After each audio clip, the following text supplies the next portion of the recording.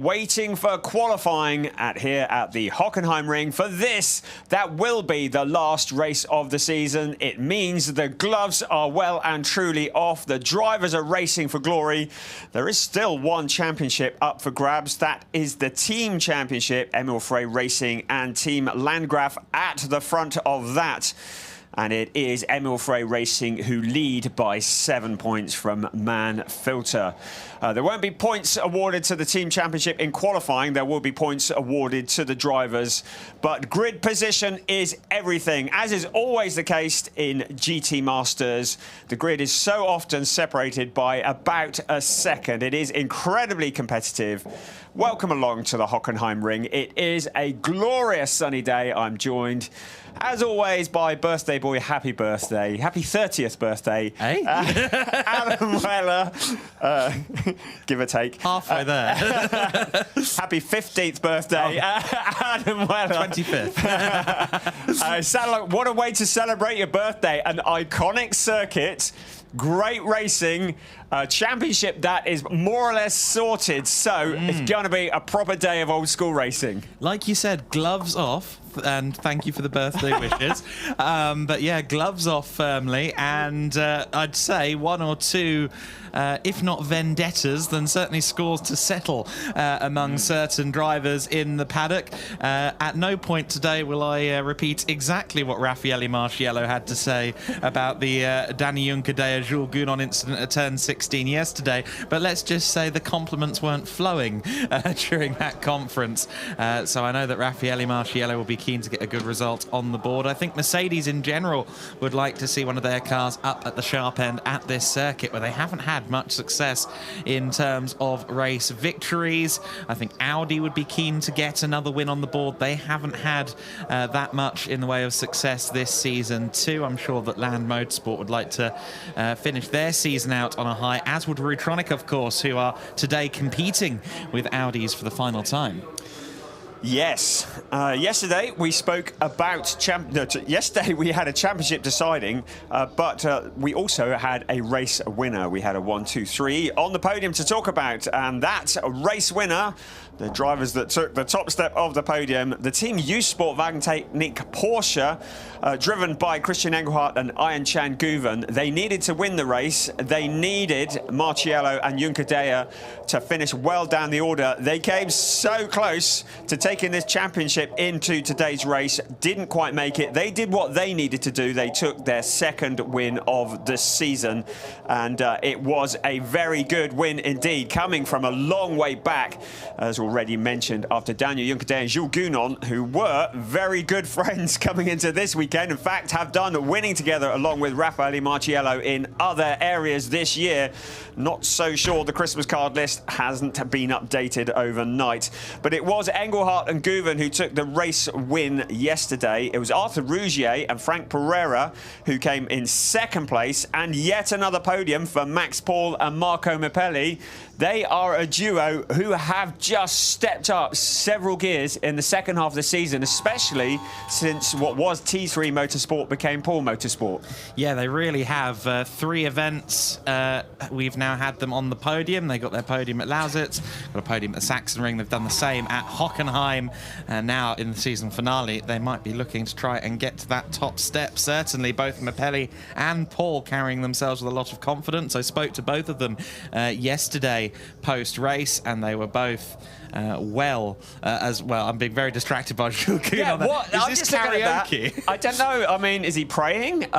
Because some would say he's imagining the circuit, but looks to me like he's conducting an orchestra. Yes. Really interesting routine, and it's very significant, the drivers getting into the zone and getting themselves there, and you just see him doing that, his routine. We've seen that before. Really fascinating. We need to ask him about that, don't we? We do, yeah. We need to get the origin story on that one, but maybe he's visualizing taking. No, I'm not going to say that. No, we'll leave Saturday's incident. Yeah, we will indeed. Thank you. Yes, indeed. But yeah, the Paul Motorsport crew delighted with their results. I think both drivers keen to renew that partnership in 2023 by the sounds of it. Obviously, lots of deals have to be done before that is a thing, given Marco Mapelli is a factory Lamborghini contracted driver. But it'd be great to see them back, and in fact their podium also resulted in a bit of a spend overnight. There was an agreement in place that they would buy a statue, a very frankly quite gaudy red statue from the hotel they're staying at, if they got a podium.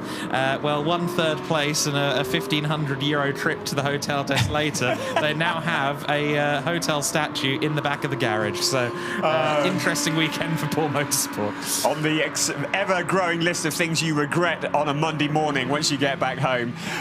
This is the final qualification session of the season. It is for race 14 of this 14-race season. It is a 20-minute session. It may as well be a 5-minute session. Going on what we've seen already this year, what we're likely to see is most of the cars coming out, putting in maybe a bit of a banker lap, and then we normally have a little bit of quiet in the middle, and in the last few minutes it tends to be all hell let loose. The weather is good this morning, as already mentioned, so the track temperature will be rising. There will be more and more rubber going down on the circuit as the session proceeds. It is only, well, 18 minutes left of it now, and drivers who leave it till late in the session always run that risk of encountering a red flag or having a track limits issue in the closing stages and losing their fastest lap and ending up at the back of the grid. It really is a gamble to go late in the session, isn't it? Yes, it is. I think it is a balance, and I understand why they do it. Given an allocation of 3 new tyre sets per weekend, I think saving that tyre life is critical. So if they can do it in a 2-3 lap run at the end of the session, then why not? But especially when we have changing conditions, I'm always of the thinking that you should just get a lap in early in case it's as good as it's going to get. A bit less of a factor in the dry, but yeah, nonetheless, I think my temperament is too nervous for motor racing. I couldn't do this whole roll of the dice and wait for the last 5 minutes thing.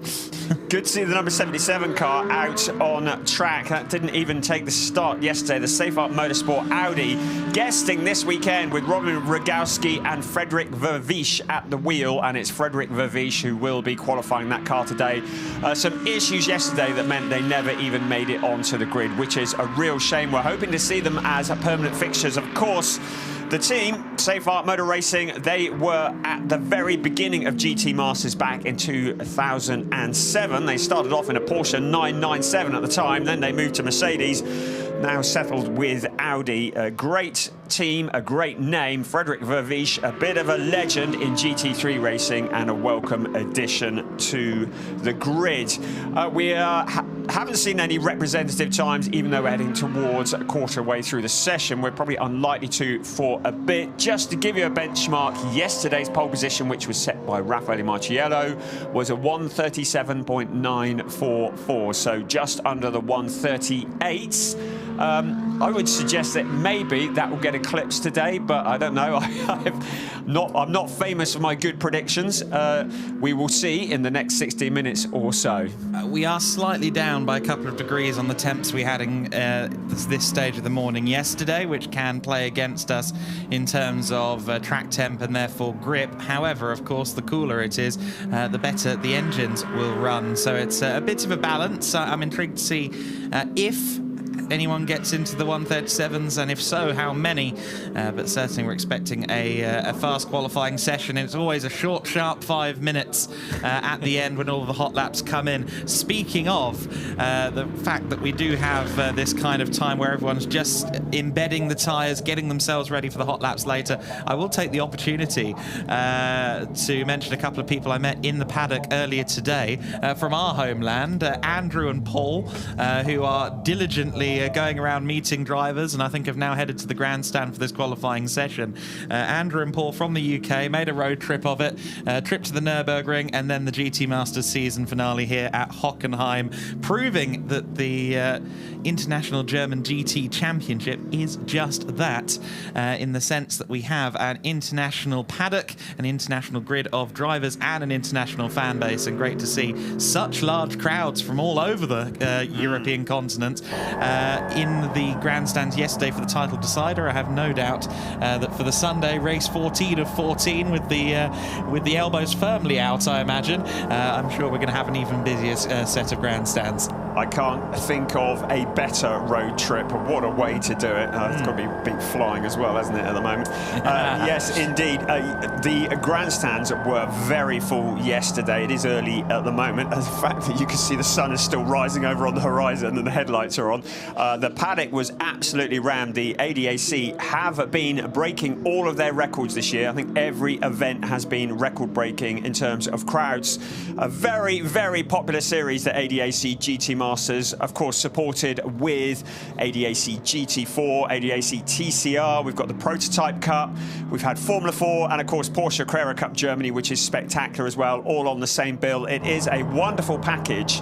It's affordable, and it's just a real spectacular day / weekend for the fans that come along. Yeah, I'm always interested to gauge the fan feeling after a weekend here in ADAC GT Masters, and as you say, it's much more affordable than a lot of other categories of similar profile in terms of getting in, and the accessibility is far beyond. There's, you know, obviously the grid walk or the pit walk, I should say, every morning here after qualifying, and you can go up to all of the drivers and have a chat, get an autograph. It's very much an open feel in this paddock, and so if you are one of our international followers, and of course most of you listening will be our international audience, don't feel like you might not get your money's worth out of a trip out to Germany for GT Masters if you're considering it, because you absolutely will. It is an unparalleled experience for the spectators. And I have to say, one of the great things that you can do in the pit lane is join the absolute legend, Patrick Simon, former driver, now German presenter and part-time driver. He is an absolute legend in his own lunchtime, and he has a commentary booth in the pit lane. You can go and watch him commentate. You can put the headphones on, look at the timing screens, and hear his voice, and it is quite an experience, and he is a real character. It's worth getting down just to meet him and to hear what he's up to. Anyway, our attentions are back to the track. Guess what? We're getting close to halfway. We do not have any times on the board. I think a sector 1 of about 4 minutes is our best time so far. We will get some times before too long. A lot of drivers out doing sighter laps, making sure the car is running, making sure all the systems are good, systems checked, installation laps, whatever you want to call it. That is the number 63, Jack Aitken, the British driver, of course. We've seen him in Formula 1, and a real legendary driver. He has been such an asset to the grid here this year in ADAC GT Masters. There is our brand new champion, Raffaele Marciello, looking chilled. Hello, how are you doing, Lello? All right. So Jack, who is alongside Albert Costa Balboa in the Emil Frey Racing Lamborghini, one of the Emil Frey Racing Lamborghinis, has been a really welcome addition to the championship this year. Really hope he's back next year. Hope this man is back next year as well. Raffaele Marciello, he came so close to a Formula 1 drive earlier on in his career. He test drove. He's part of the Ferrari Driver Academy. He was a multiple winner in Formula 3, but was not able to make that final step. But I have to say, Formula 1's loss is, without a doubt, our game. Yeah, absolutely. Of course, these days he races under the Swiss flag, but he is Italian in his roots, and he was considered to be one of Italy's great prospects, particularly for that ever romanticised thought of having an Italian Ferrari world champion. A lot of people tipped him for that at one point in his career, but Formula 1 is a harsh game, and a lot of the time, if you're not in the exact right place at the right time, you don't end up ascending the ladder. But now Raffaele Marciello is ascending the ladder within sports car racing absolutely tremendously. He's only 27 years of age. He's arguably, in some drivers' cases, they don't really hit their prime until they get to somewhere around 29, 30. I think the best years are to come for him, and the sky is firmly the limit for the very tall, now Swiss driver. And you say tall, and I'd say being about 8 foot tall doesn't work to your advantage when you need to sit in a single-seater race car, and I had heard that has often worked against him.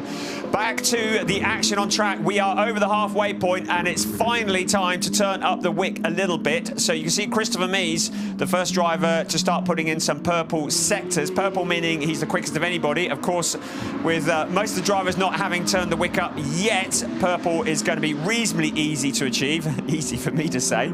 But Christopher Mies likely to be crossing the line at something near a time that we would expect. We're still following Jack Aitken at the moment, but let's see well, that is not a time that is going to put him anywhere near the front of the grid, that's for sure. Yeah. So just to remind you, 1:37.944 is yesterday's pole time. Let's see what Christopher Mies does, and he's still a long way off, so still yet to give it the full chat with 9 minutes remaining. He got tripped up at turns 14 and 15, the kink before the final two corners, by another car that was going a little bit slower. So it looks as though Christopher Mies is ready to start pushing. He just rather mistimed it with the traffic on that occasion. But I'm sure we are going to see this bar start to be lowered now as we approach the final 8 minutes of the session. No doubt we'll be well under the 140s and starting to see some competitive times in the next minute or two.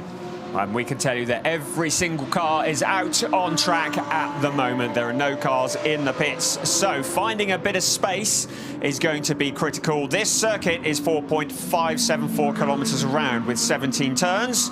As we see Frederik Vervisch using a little bit of the runoff area. 9 of those 17 turns are to the right, 8 to the left. It is a track that has a number of overtaking opportunities. One of the best ones is into turn 6, the hairpin, because they come off the Parabolica, which is a corner they take pretty well flat out. But the hairpin is such a tricky corner. Every race there is some kind of incident there that causes some kind of controversy. First driver into the 30s, a 139.895 for Frederik Vervisch.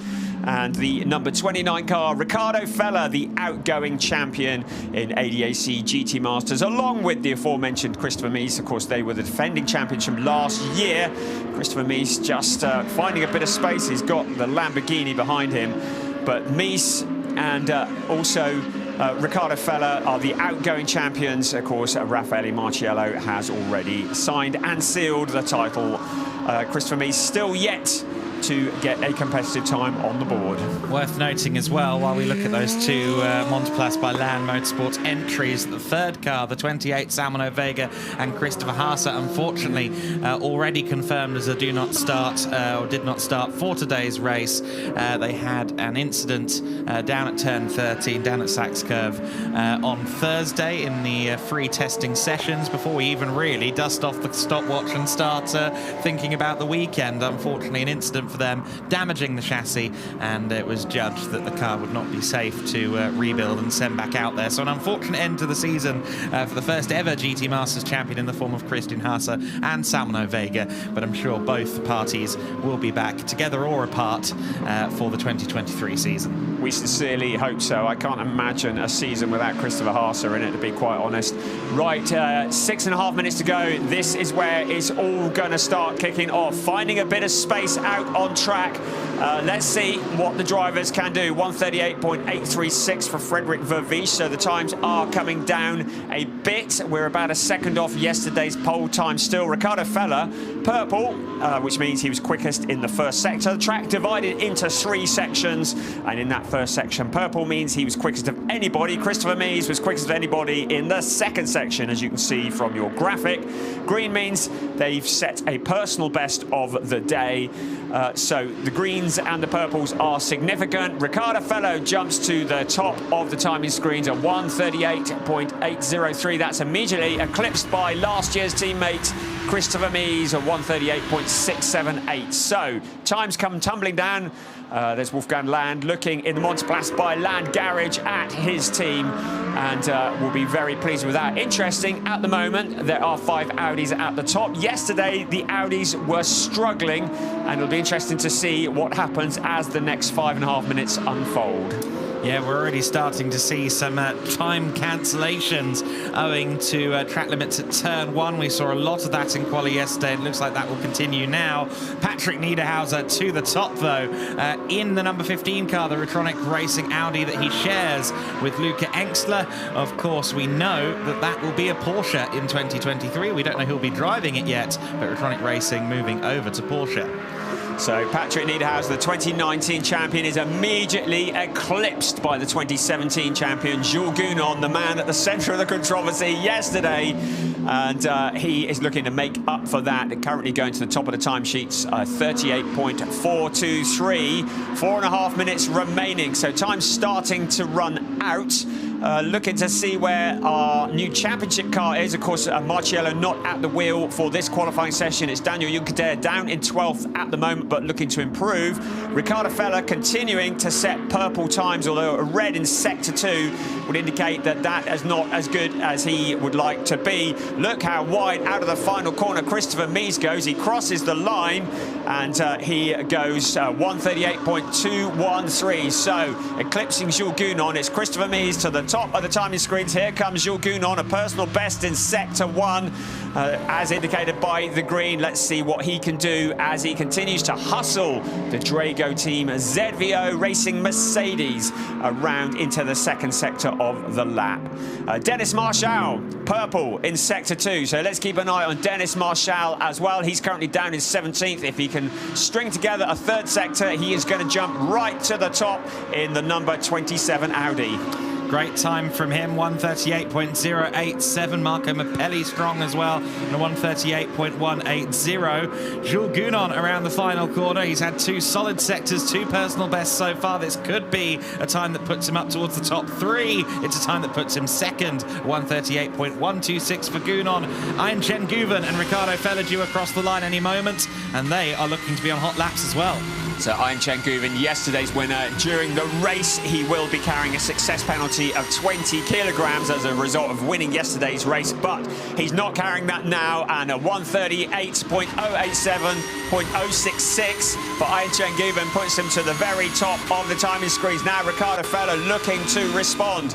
Purple in Sector 1, a solid Sector 2. Let's see what Ricardo Feller can do as he comes out of turn 17 and down onto the pit straight. Will this take him to the top of the timing screens? Looking fairly likely. Here comes Ricardo Feller, outgoing champion, is fastest, still in the 38s, but only just a 138.017. Meanwhile, Christopher Mies just moves himself up to 4th place there with a 138.118. Top 5 covered by just over a 10th right now. Top 6 within just under 2 tenths. It's very, very close out there for now. We've got 2 minutes and 12 seconds left to go in this session. Now, yesterday, it seemed as though everyone had just hit their peak 3 or 4 minutes before the end of the session. Is that going to be the case today? There's no purple sectors on our timing screens, no absolute bests out there, but there are some drivers improving upon their personal bests. So let's see if this session has any more twists in the tail at the sharp end. That car you're looking at there, the Verstappen.com sponsor car, has been reported to the stewards for blocking. It has Matthias Drudy at the wheel. The car, Collection Motorsport Audi.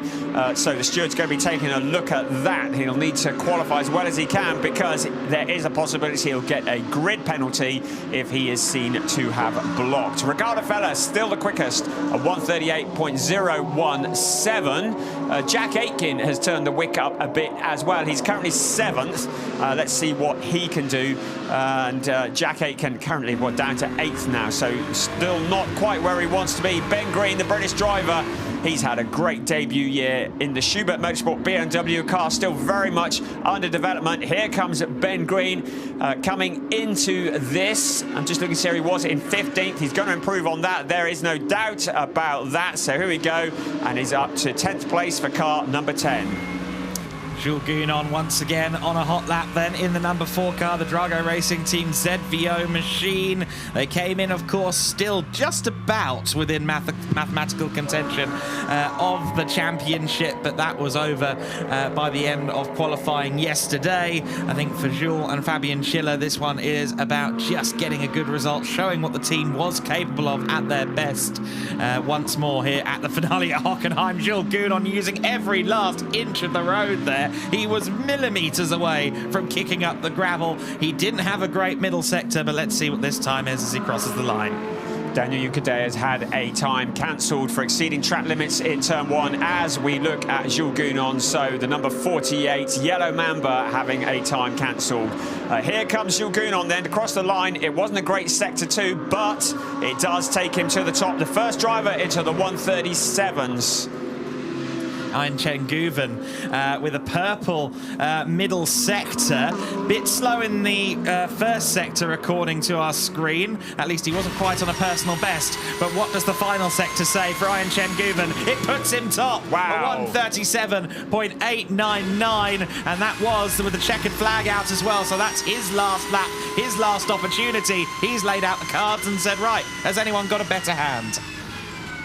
So, Ian Chen Guven to the top of the screens, the only driver into the 137.899. Just looking to see what cancellations there have been. 71 and 15 have had laps cancelled, but it is Ian Chen Guven who goes to the top of the timing screens. Those drivers that are still on a lap, as long as they cross the line before the clock struck 0, that lap will still count. Dennis Marshall with a little bit of rally cross. That is not going to improve his cause. So the number 27 car currently in P6. That middle sector wasn't ideal. I wonder if he's going to peel off into the pits. Yes, he does. So Marshall peels off into the pits and abandons that lap. Yeah, unfortunate there for him to just put a foot wrong. Jules Gounon, I think, has already backed out of this lap. Yeah. Yes, he has.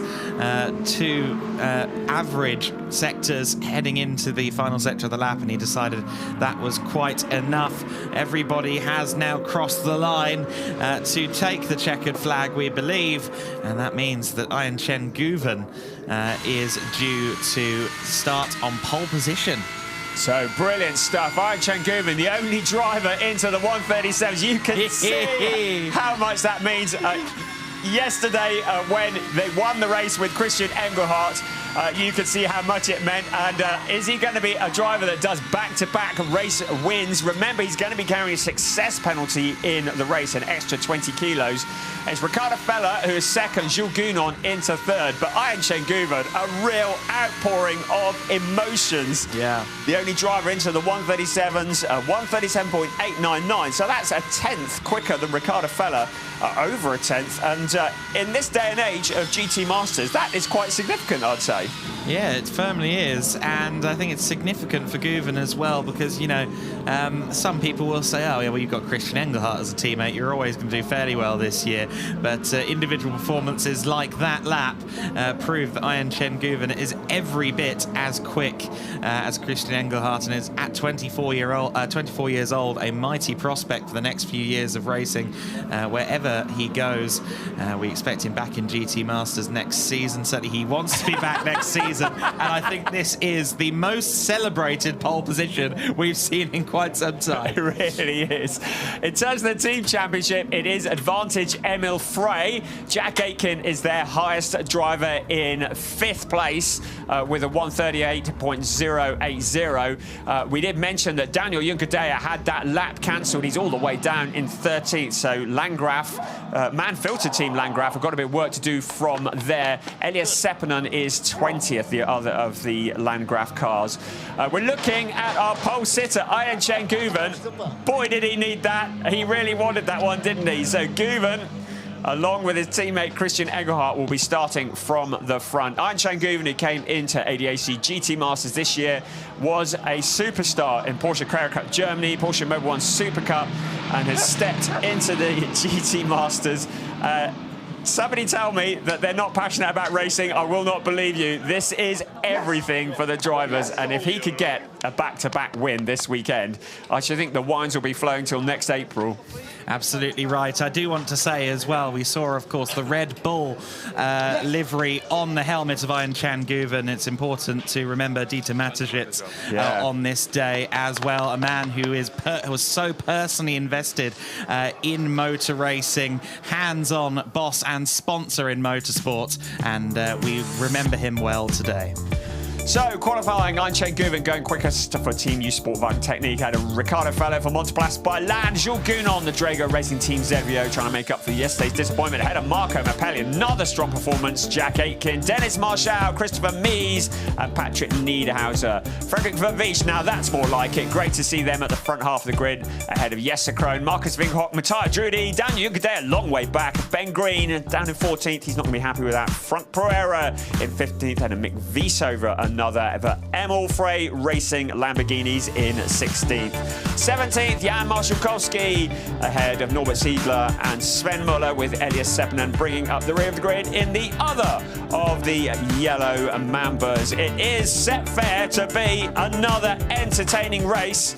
It will be the final race of the season. 1 o'clock local time, 12 o'clock UK time. We'll be on air about 15 minutes before that.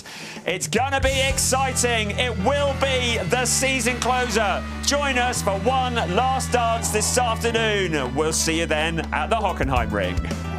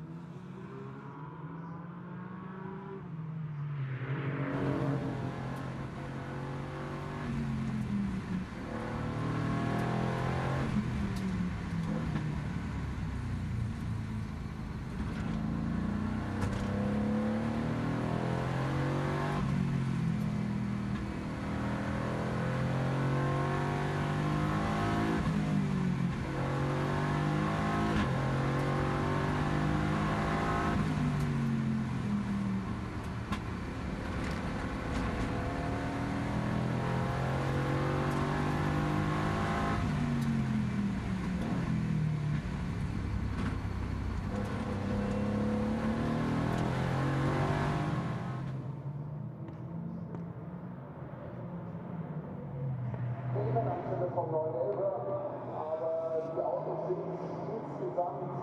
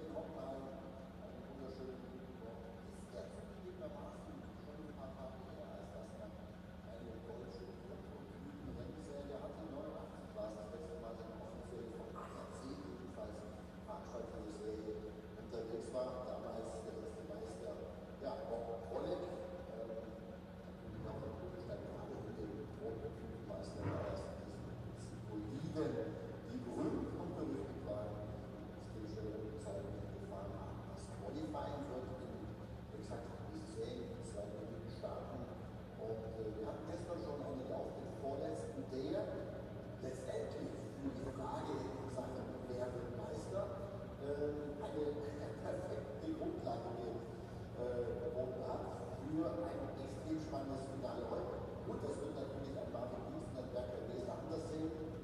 Die sind nämlich gestern sehr früh ausgestiegen, zusammen mit Sebastian von Garzen. Ist man da aneinander geraten, das hat man sich entsprechend auch so ein bisschen relativ nochmal angeschaut. Trotz alledem hat Martin Dienst und Berger Wesel nach wie vor die Tabellenführung mit 95,5 Zähler. Hinter ihnen Max Jeffries und Dona Montri. Max Jeffries, der in diesem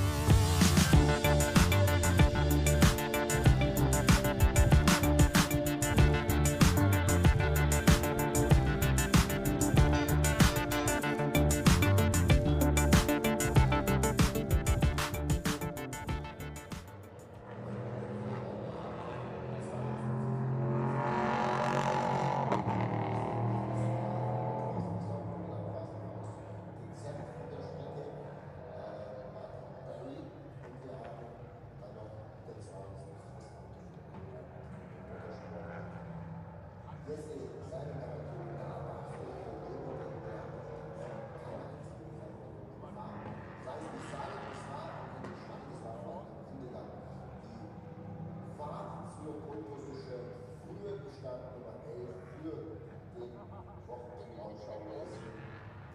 Und wir verknüpfen mit Jörg Reis, 2001.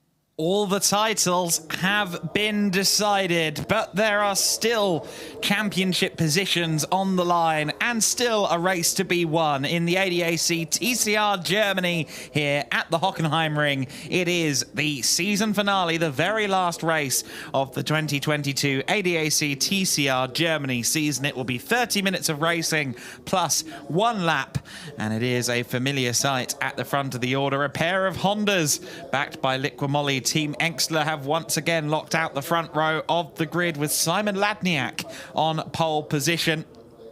The driver who secured the junior classification, the junior championship just yesterday. And he did so in style with an overall win. He lines up in the 21 car on pole position.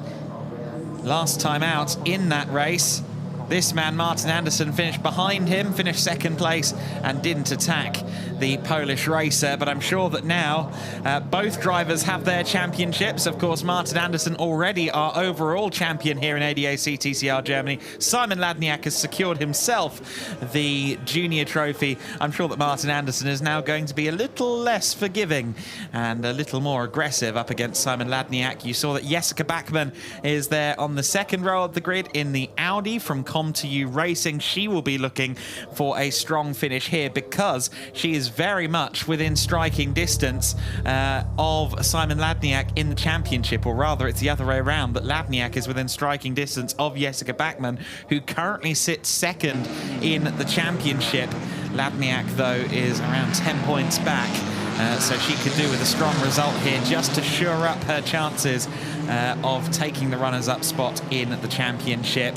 Jessica Bachmann will start from third position alongside Vincent Rademacher. We will run down the grid in full in just a few moments.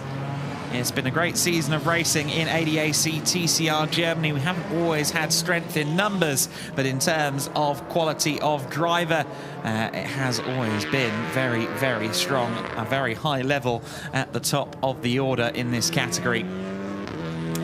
Starting grid for this one then, it is Simon Ladniak on pole position for Liqui-Moly Team Engstler Honda alongside his teammate and 2022 champion Martin Andersson. Jessica Bachmann lines up on row 2 for Com2U Racing, and she is joined by Vincent Rademacher, the highly experienced Belgian competitor for Maurer Motorsport in the Holden Astra. Robin Jarre in 5th position and Jonas Karklees alongside him. Karklees, who was pole position yesterday, third row of the grid today. He'll be looking to make up some places and maybe, just maybe, get that win he's been wanting this year. Rolliker and Kershaw on row 4. Row 5, Max Grun and Patrick Singh. And row 6 of the grid, Roland Hertner in the Liqui-Moly Team Engstler Honda alongside Michael Maurer. So then 12 cars are due to take the start for this one.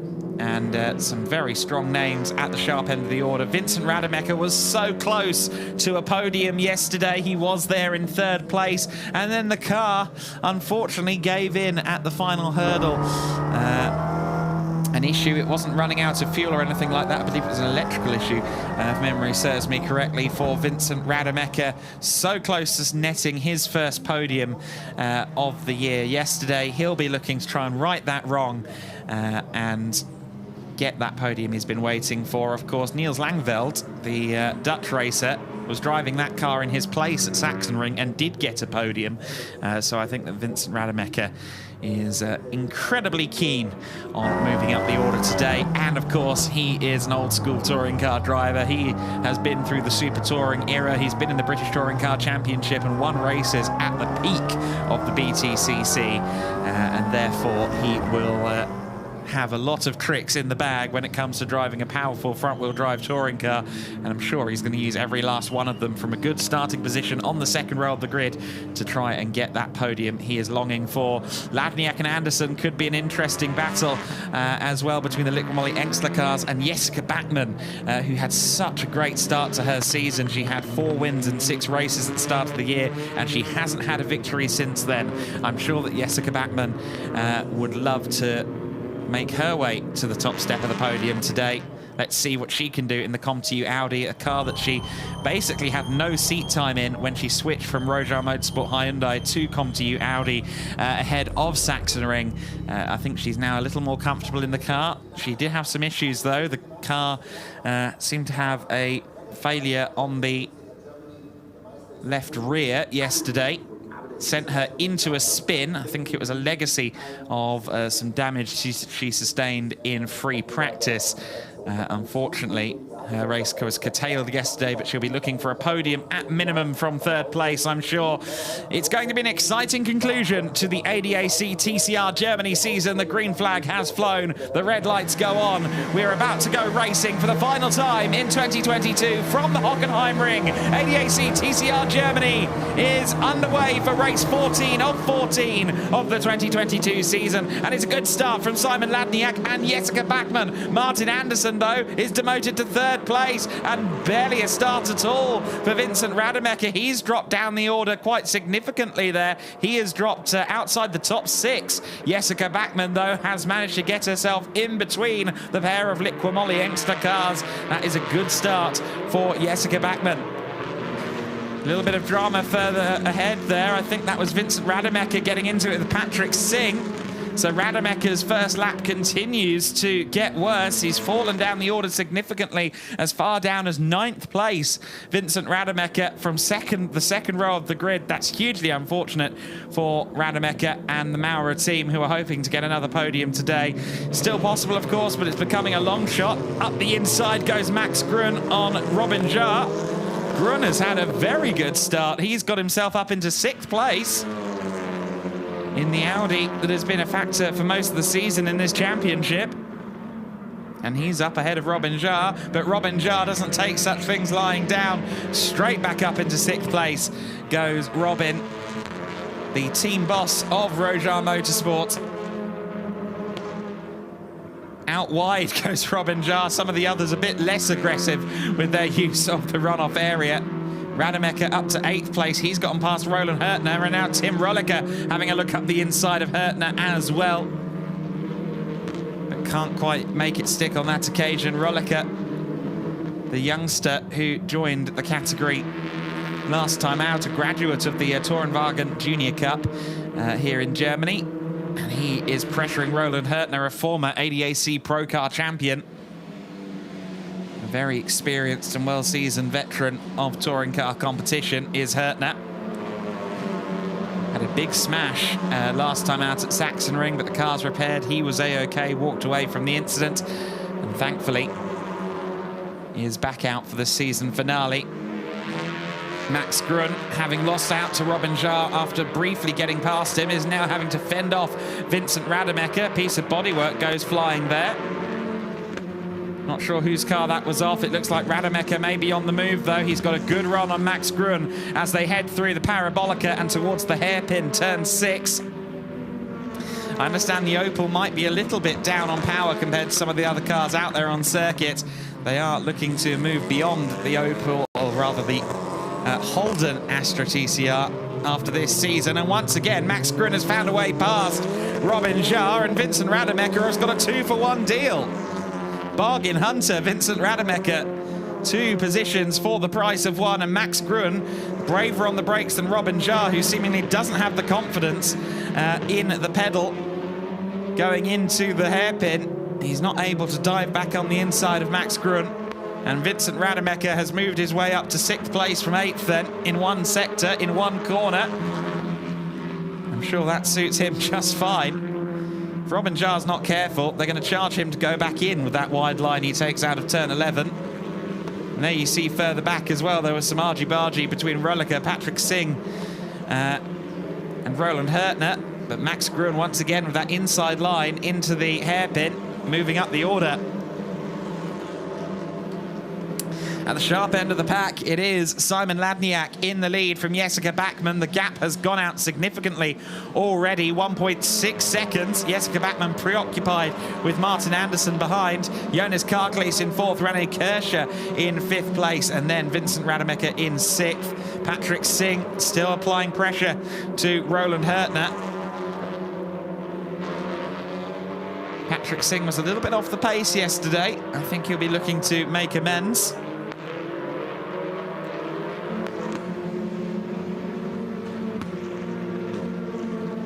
And Singh has found his way past Hurtner. Very nicely done from Patrick Singh. He's through into what is now 9th place. Sorry, make that 10th place. Roland Hurtner, though, looking to try and retaliate as they go down to the hairpin. One of the other cars locking up in the distance. Hurtner to the inside. Can't quite find a way through. Sets himself up for a nice run out of the hairpin. Patrick Singh also getting a good run, using the runoff area on the outside of the hairpin. Seems as though carte blanche is there to do so, as long as you don't make up a position off the circuit. Bit deep there into Mercedes. Overlooking the Mercedes Arena, the packed out grandstands here for the season finale weekend in ADAC GT Masters TCR Germany. The Prototype Cup, ADAC GT4 Germany and Porsche Carrera Cup Germany are all seeing their season off this weekend at Hockenheim. And the fans have come out in their droves to witness the season finale. Martin Andersson keeping a close eye on Jessica Bachmann as they head down the main straight once again. I think the gap between Ladniak and Bachmann has gone out once again. It is indeed out to 2.3 seconds. Bachmann versus Andersson was the battle at points this year. Certainly going into August, Jessica Bachmann had the upper hand in the championship on Martin Andersson. But Jessica Bachmann's August at the Nürburgring and Lausitzring round was very difficult indeed. She suffered some misfortune. Of course, made contact with Robin Jarre, her then team boss, at the Lausitzring at turn 1. A brave move from Robin Jarre did not pay off and sent Jessica Bachmann into a spin and ultimately sent her looking for a new car. And a new car she found in the ComTU Racing Audi she drives now. Hopefully we get to see a full season campaign again next year for Jessica Bachmann, perhaps once again with ComTU.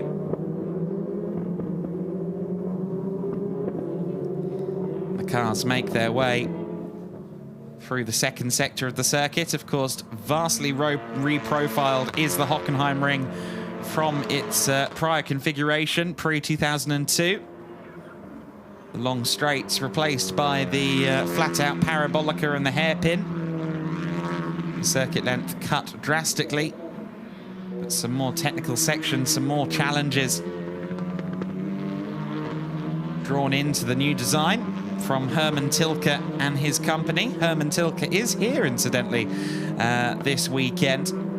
Anyone who's anyone in German motorsport seems to flock to the season finale weekend of ADAC GT Masters and its support categories. Jessica Bachmann and Martin Andersson then still running in tandem in second and third place. Andersson not really getting any closer or indeed any further away from Jessica Bachmann. A watching brief for the time being.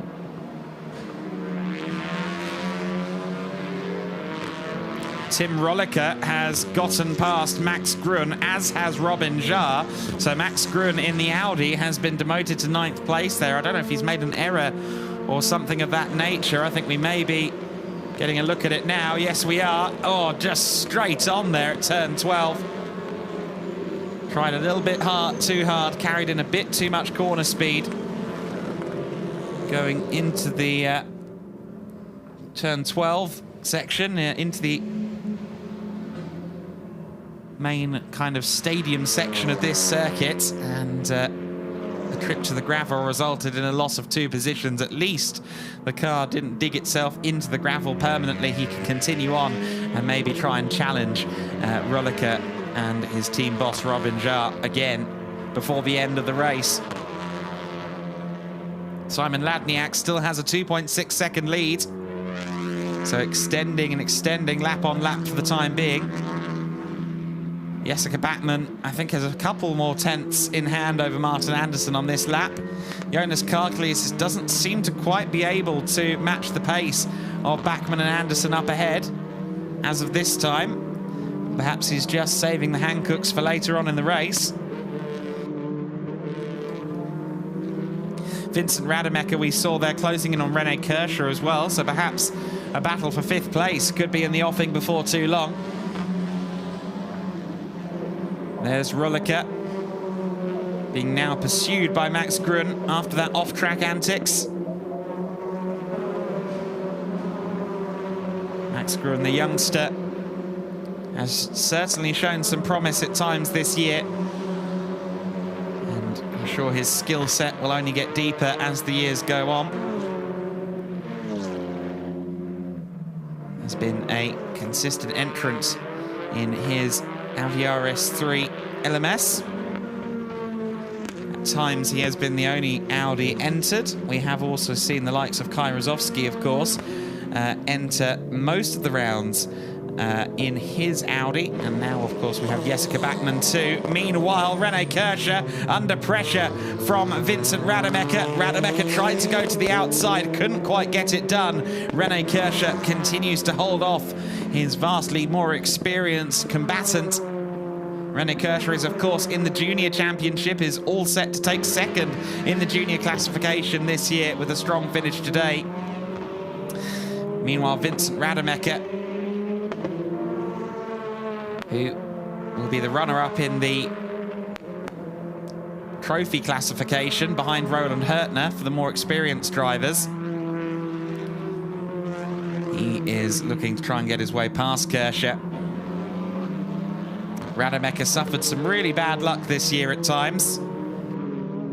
I think if he'd had a more consistent season, if he'd been able to attend the Sachsenring race, he would have likely been able to challenge Roland Hurtner for the trophy classification championship. Of course, Rademacher, as we alluded to, a race winner in the BTCC, a championship winner in the Belgian Pro Car Series.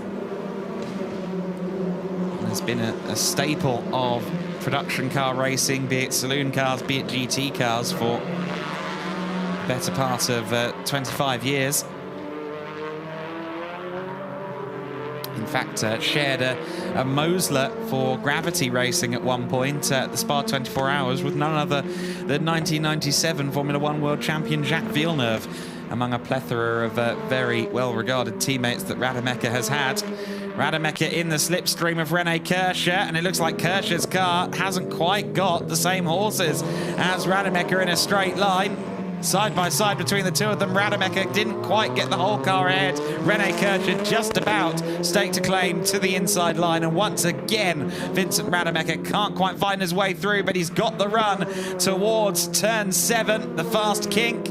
They just about give each other room. Rene Kirscher desperately trying to hold on to the inside line as they go to the Mercedes arena, and they touch. Rademacher with a boot full of throttle and lots of seesawing at the wheel just about keeps the car on the straight and narrow, but Vincent Rademacher won't be impressed with that. A bit of contact between himself and Rene Kirscher. Oh, it's on. Let's go and see what happens now in the battle for 5th place. I'm sure Rademacher, before too long, will be challenging Rene Kirscher once again, especially if Kirscher is as leery as we just saw him there through turn 12. Got the car a bit loose, and I'm sure Rademacher now means business. Oh, we're going to play that game, are we? He's thinking to himself, okay, let's wait and see what happens next. Of course, Vincent Rademacher owns the production saloon car record at the Nürburgring Nordschleife, courtesy of a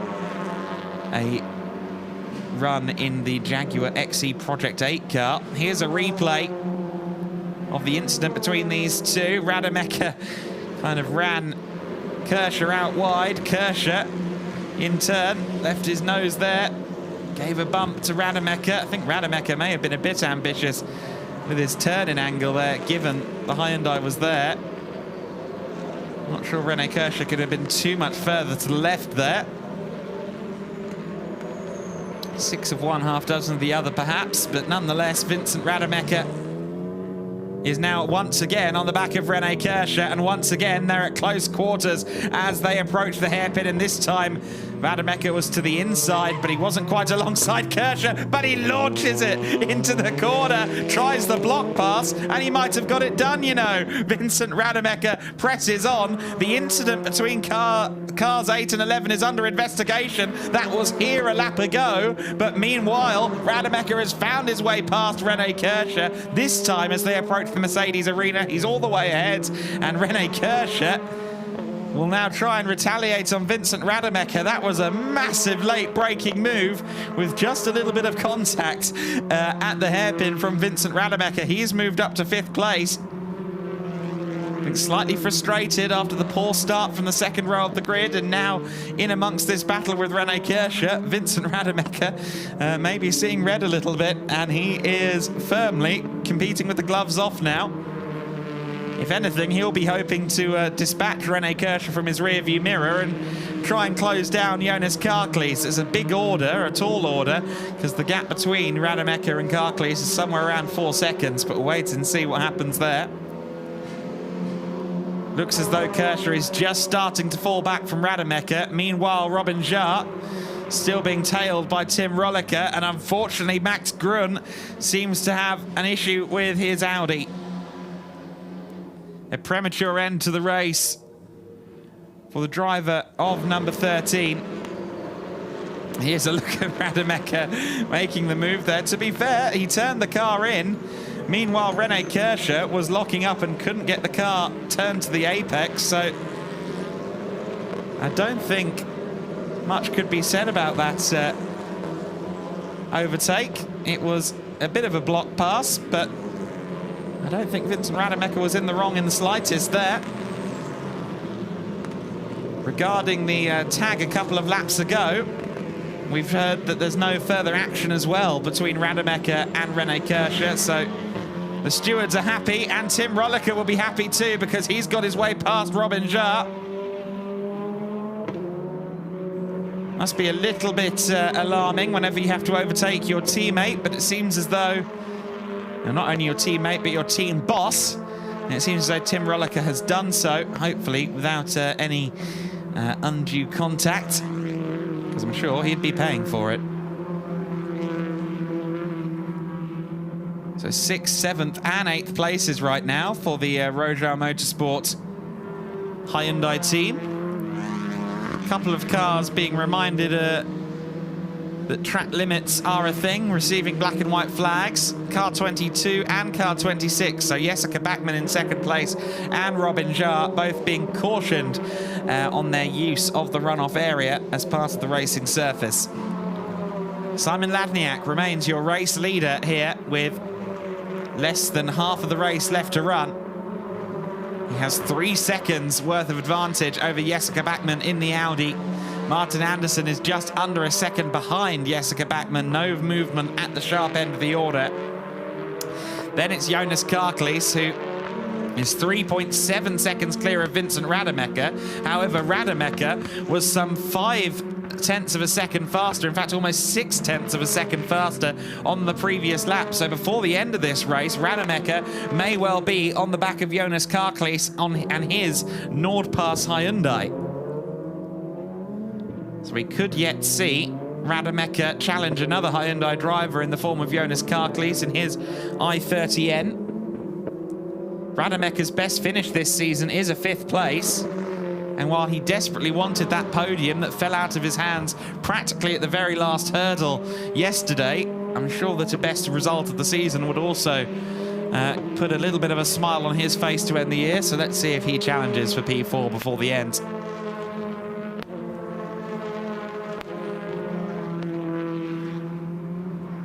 We continue to watch Rolliker and Robin Jarre pursuing one another.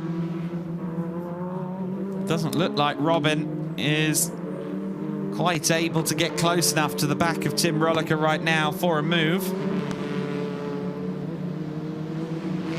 Wait and see whether or not he can find a little bit of pace. Gaps at the sharp end remain stable on this lap.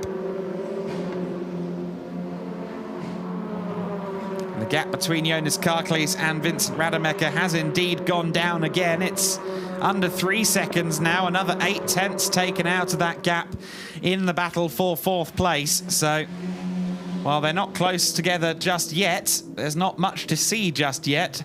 Bear in mind that battle for 4th looks to be brewing. There's Mikael Maurer towards the back of the field. Came into this season as a complete novice in motor racing, albeit a novice with the Maurer family name, a name that has taken ADAC championships in years gone by. A team that makes its return to top-level motorsport for the first time in 10 years this season. And they are keen to do more in 2023. They're moving away from the Holden Astras that they compete with this year.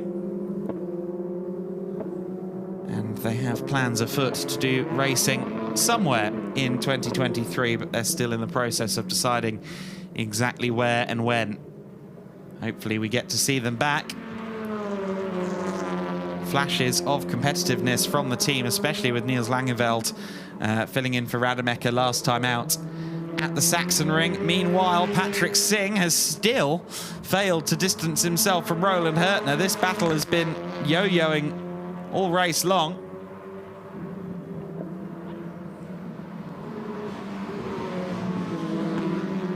Hurtner, in previous years gone by in the former flagship ADAC Touring Car Championship, the Pro Car Series. He was a teammate at one time of none other than Frank Zensler himself. Of course, Franz, who runs the team today, at one time a regular on the world stage in touring car competition.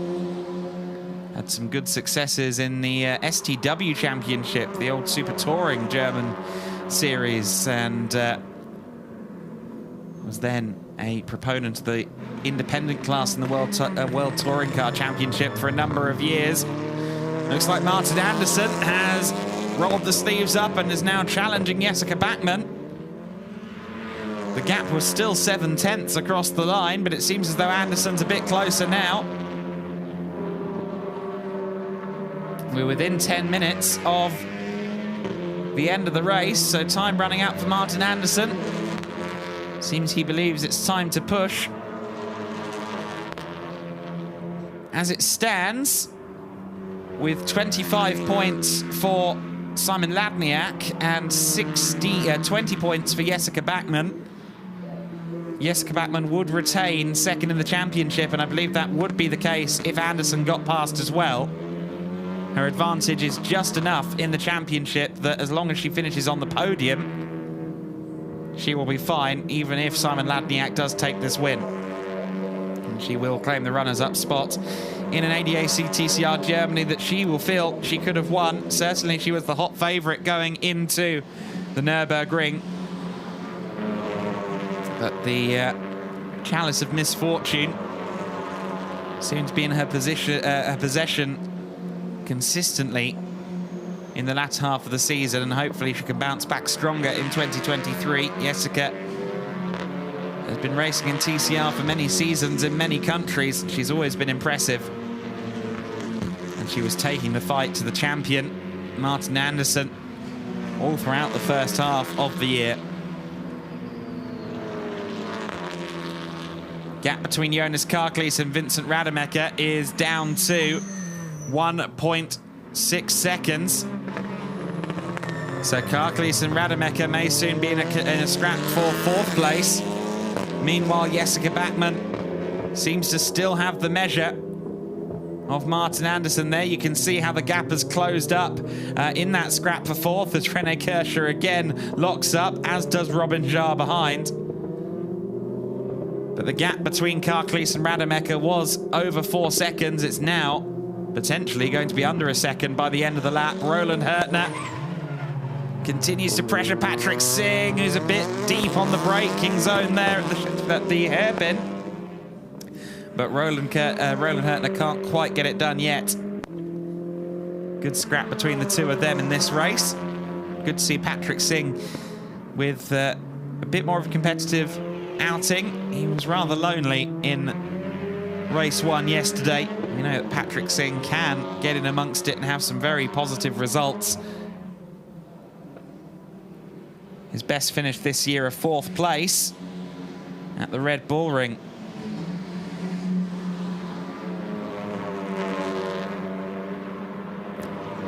Two victories so far this year for Simon Ladniak. The second of which came yesterday, of course. Could be on for win number 3 here. Especially if Bachmann and Anderson start coming to blows, as it very much looks likely they will do.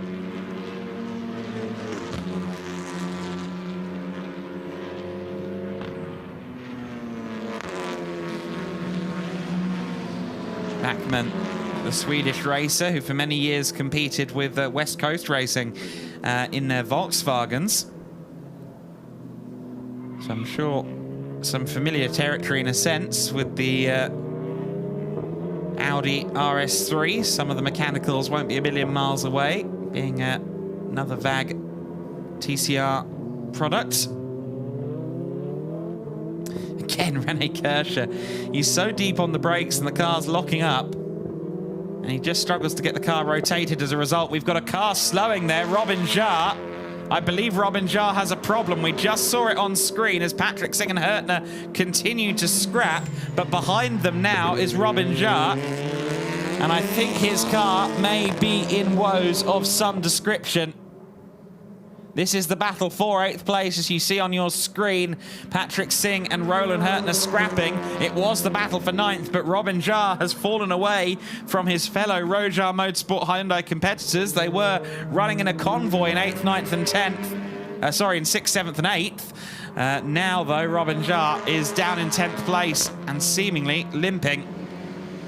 Hertner looking to the inside of Patrick Singh, but Singh covers it off nicely.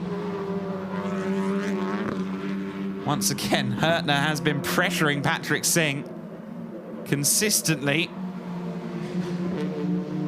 for quite a while here. And he's yet to find a way past the Race Singh team entry.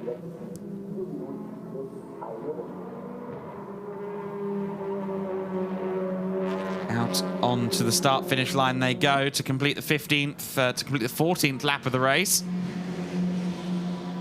They've only got 3 minutes and 38 seconds plus 1 lap of racing to go. Meanwhile, Robin Jarre off camera is still limping home, and I'm just looking out of my commentary box window here and I don't see any tyres down, so I think it's a mechanical fault. Perhaps a blown turbo or something like that, because there's no smoke, there's no obvious signs of distress, but nonetheless Robin Jarre is limping back to the pit lane. There he is now, coming back in. We were just looking at Jonas Karklees, who has indeed ended up in the clutches of Vincent Rademacher, so that battle is about to get very interesting as Robin Jarre comes into the pits. No changes in the top 3. The battle for 4th place, though, could be about to get very interesting indeed, as Vincent Rademacher is all over the back of Jonas Karklees, the Lithuanian racer, who unfortunately isn't going to get that first win of the season that he's so desperately wanted. He had the opportunity from pole position yesterday, but unfortunately the car just didn't get off the line for him, and now he's going to have to defend 4th place from Vincent Rademacher. Rademacher has had a few 5th places this year. To be exact, he's had 3 of them. I think he wants to go one better for his best result of the season. He's got 2 minutes and 15 seconds plus 1 lap to try and work his way past Jonas Karklees. That will be 3 more laps of racing for Jonas Karklees to withstand the pressure from Vincent Rademacher. I think that's going to be an exciting battle.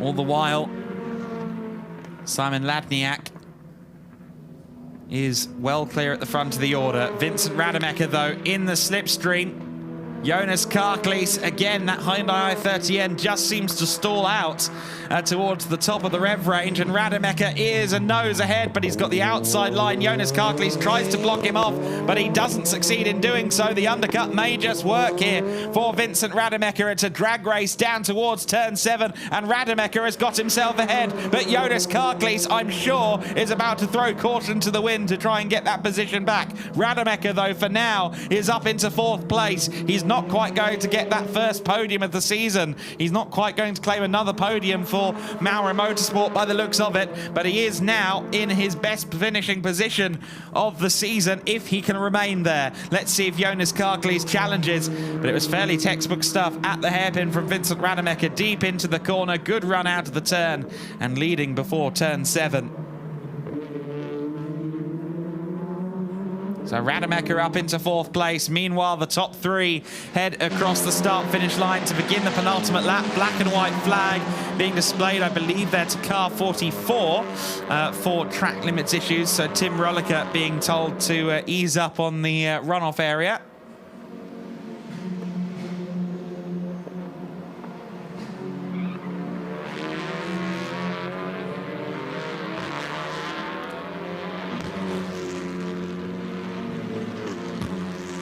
There is Martin Andersson in 3rd place. He's been close to Jessica Backman throughout this race, but don't think he's quite going to be close enough ultimately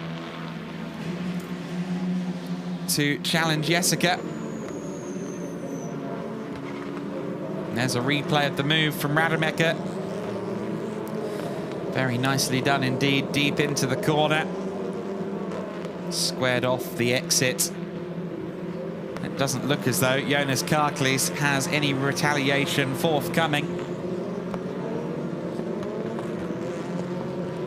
The Mikael Maurer car, the other Holden Astra TCR from the Maurer Motorsport stable, is carrying a wonderful message, thanking everyone who's helped him this year, including the mechanics, Vincent, even Niels Langeveld, and his sponsors. And certainly that team, a small effort, a family effort, has been very promising at times, with Vincent Rademacher and indeed Niels Langeveld and Mikael Maurer improving and improving as he advances beyond his novice status. Ladniak in the 21 car, coming out of the final corner now to begin the final lap of the race. And what a weekend this is lining up to be for Ladniak. Comfortably his most successful of the year. He had one single victory at the Salzburgring in June. Of course, has been consistently victorious in the junior classification. However, he's shown up to Hockenheim and he has shown everyone else the way. Still with a comfortable cushion over Jessica Backman. It has gone down to 1.7 seconds. But it seems as though the Polish racer is just a few corners away from a second win in as many races, a clean sweep of the results in ADAC TCR Germany at Hockenheim. Replay here of Roland Hurtner and Patrick Singh. And did Hurtner finally get it done? Yes, he did. That was one lap ago. Using the runoff there to make sure his exit was good.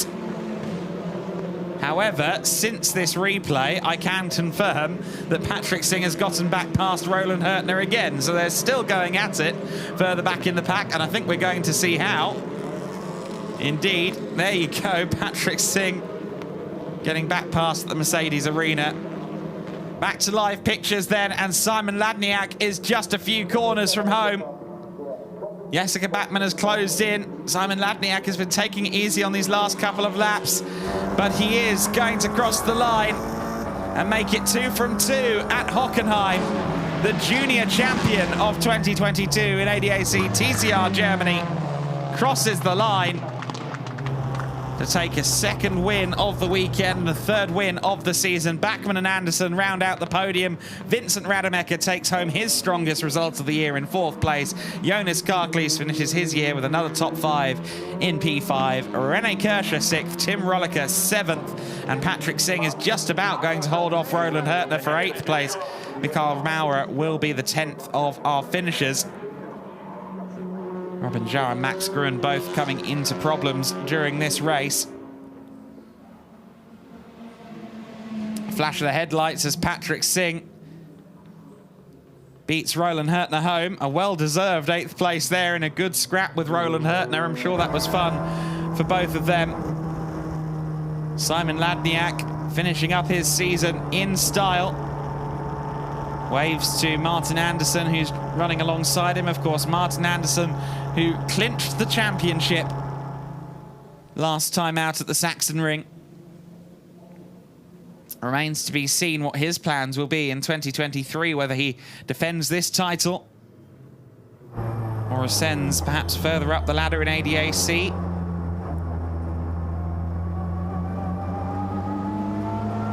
Like where he ends up is a mystery, but the Danish competitor has completed the streak. He has not finished off the podium at any point this year.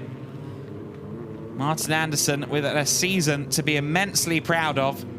Finished every race, stayed out of trouble.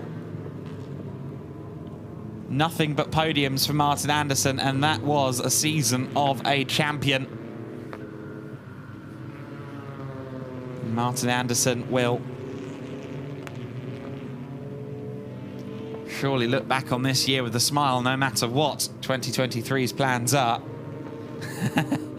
And one happy man in the form of Franz Engstler,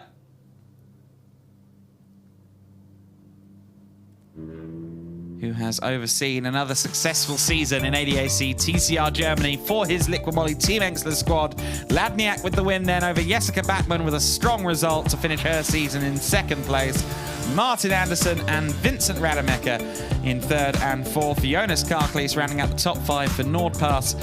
A great result for Jonas. A good year overall for him. René Kirscher for ADAC Motorsport taking 6th place. Tim Rolliker and Patrick Singh rounding out the top 8. Roland Hertner, Mikael Maurer, the last of our finishers. And as we alluded to earlier on, Robin Jarre and Max Gruen both failing to finish on that occasion. I'm sure that Jonas Karklees won't be elated today. He didn't get his win that he so sorely wanted. He got a good few podiums across the year. I'm sure he'll be back to challenge in 2023. I know he plans to continue in TCR. He's just not quite sure where yet. He's certainly strongly considering a return to ADAC TCR Germany in 2023. So then, the drivers head to Parc Fermé and to the podium for the final time this year. And Simon Ladniak, once again, will take up the middle spot under the podium. Race winner, once again, for Ladniak. Jessica Bachmann will join the pair of Liqui Honda Civics in just a few moments, and they'll head up to the podium to celebrate their results. And in all 3 cases, even though some had drama, in all 3 cases, they will celebrate a successful season. Congratulations pour in then for Simon Ladniak from the Engstler team. And personnel from elsewhere on the grid also taking the time to congratulate Simon Ladniak on yet another win. And the Engstler team, such a well-oiled machine.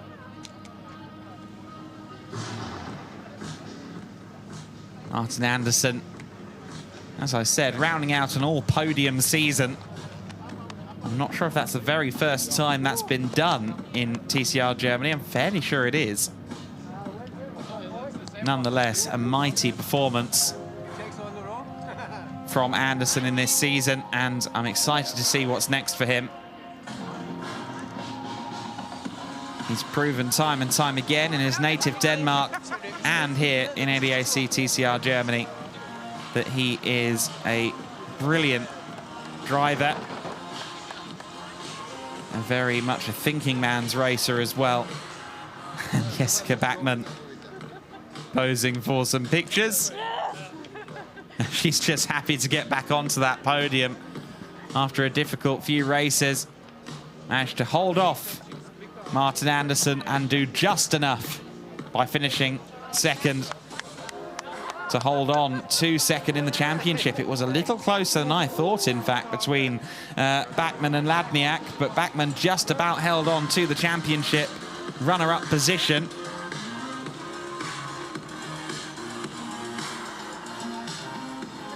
And she will possibly be looking to go one better in 2023 in ADAC TCR Germany. Of course, a packed afternoon of racing still to come here at the Hockenheimring. I'm sure a good many of you will be tuning in for the GT Masters race that comes up next here on the programme at the circuit. Still championships to be decided and races to be had before we go on a winter break. The ADAC, as always, work hard to make the experience on the circuit and on the track, and indeed in the paddock, better and better with more and more teams in 2023. We very much look forward to coming back after the winter break. Martin Anderson taking the third step on the podium. The Danish driver once again on the podium and rounding out what has essentially been a perfect season. Jessica Bachmann just about holds on to the championship runners-up spot after a difficult Saturday. And Simon Ladniak has taken the final win of the ADAC TCR Germany season.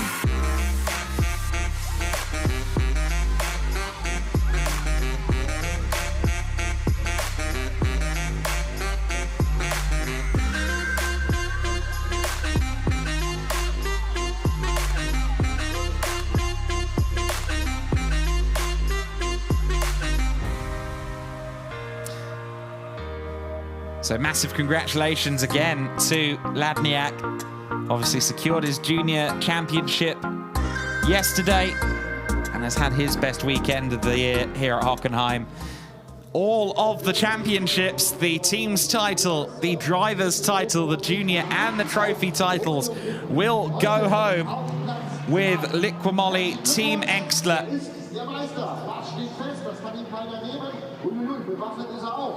So they will have to build a new wing of the trophy cabinet, more than likely. Oh, and the party poppers for Martin Anderson. Excellent stuff. A little bit of pizzazz.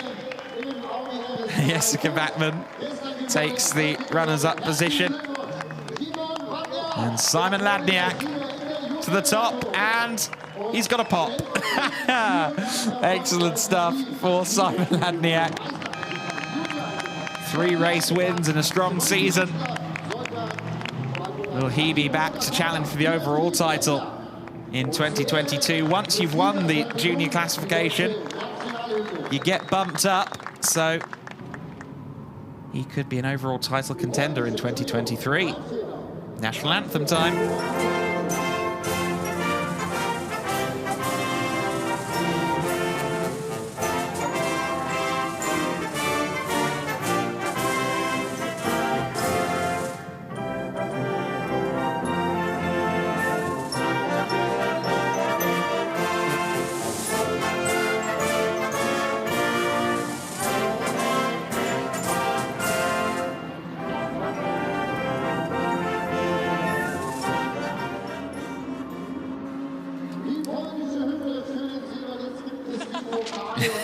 And there you go.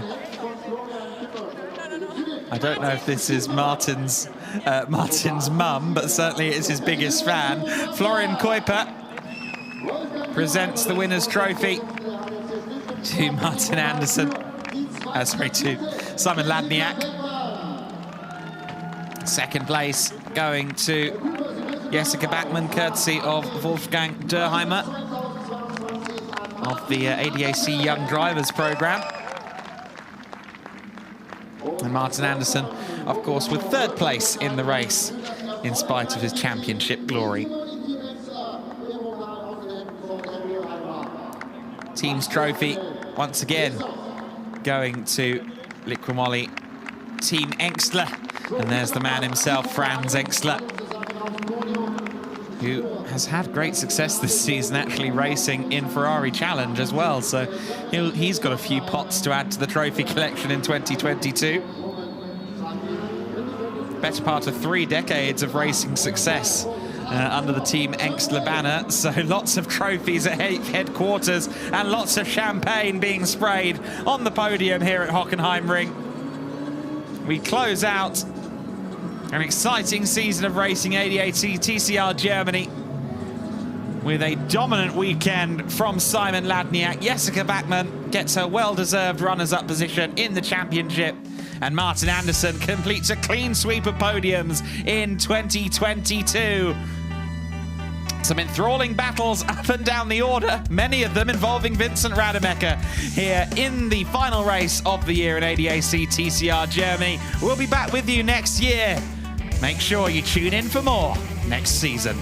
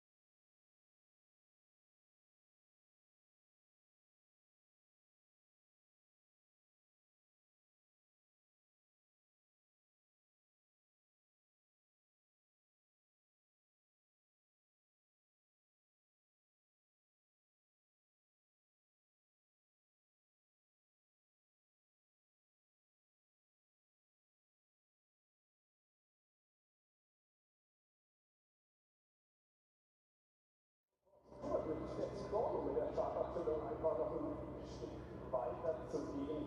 Gemeinsam mit den Plätzen schieben. Wir sollten mit der starke Knoten vielleicht nochmal zum Finale zeigen, was eigentlich checken können. Ich meine, wir haben es vielleicht geschafft, laufen in Führung die Punkt auszufallen, Boxenstopp versaut. Ich drücke die Daumen für das Finale, dass das für eine gute Partie wird.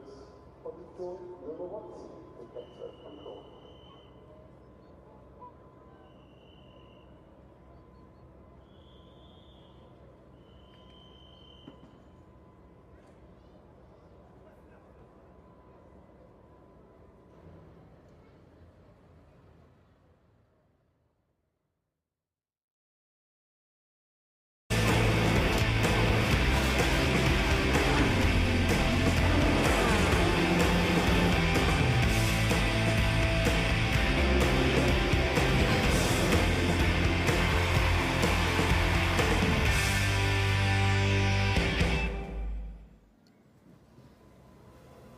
Thirteen races down, one more race to go.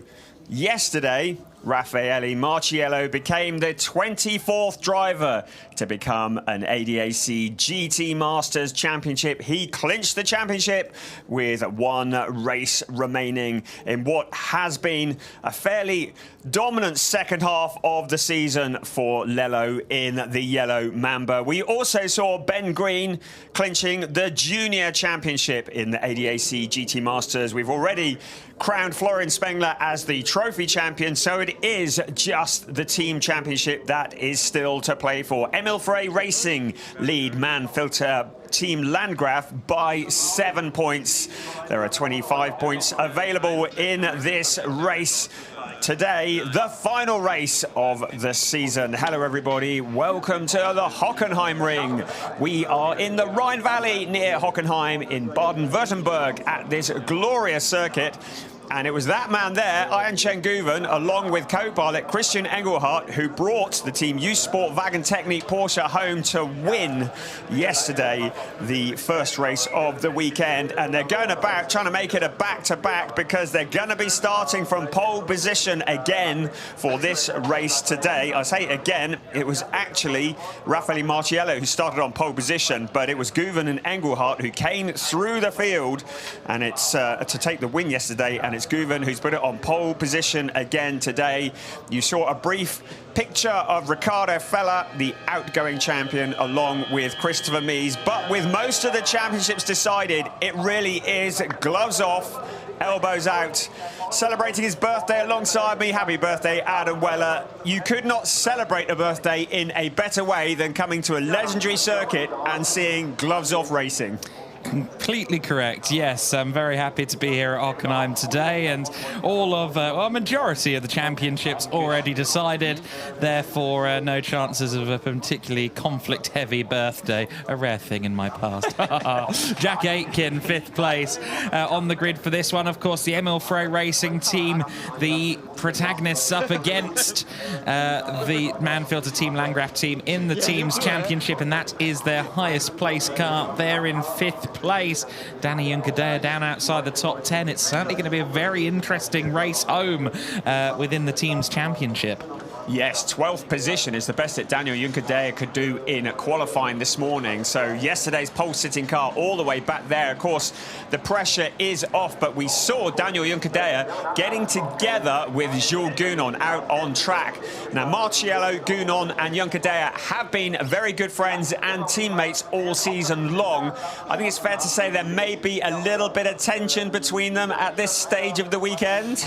Yes, no, I think the relationship has evolved over the past 24 hours, let's say, after the incident at turn 16 between Gounon and Juncadella yesterday. Gounon making a dive up the inside at turn 16, pushing Juncadella onto the ever-slippery drag strip start line that's at turn 16 and 17.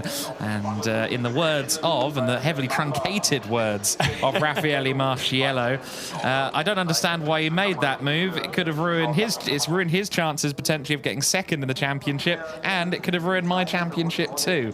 And he said more than that, but we'll leave that for the cutting room table. Yeah, if the bleep machine had been in operation, it would have been a silent movie.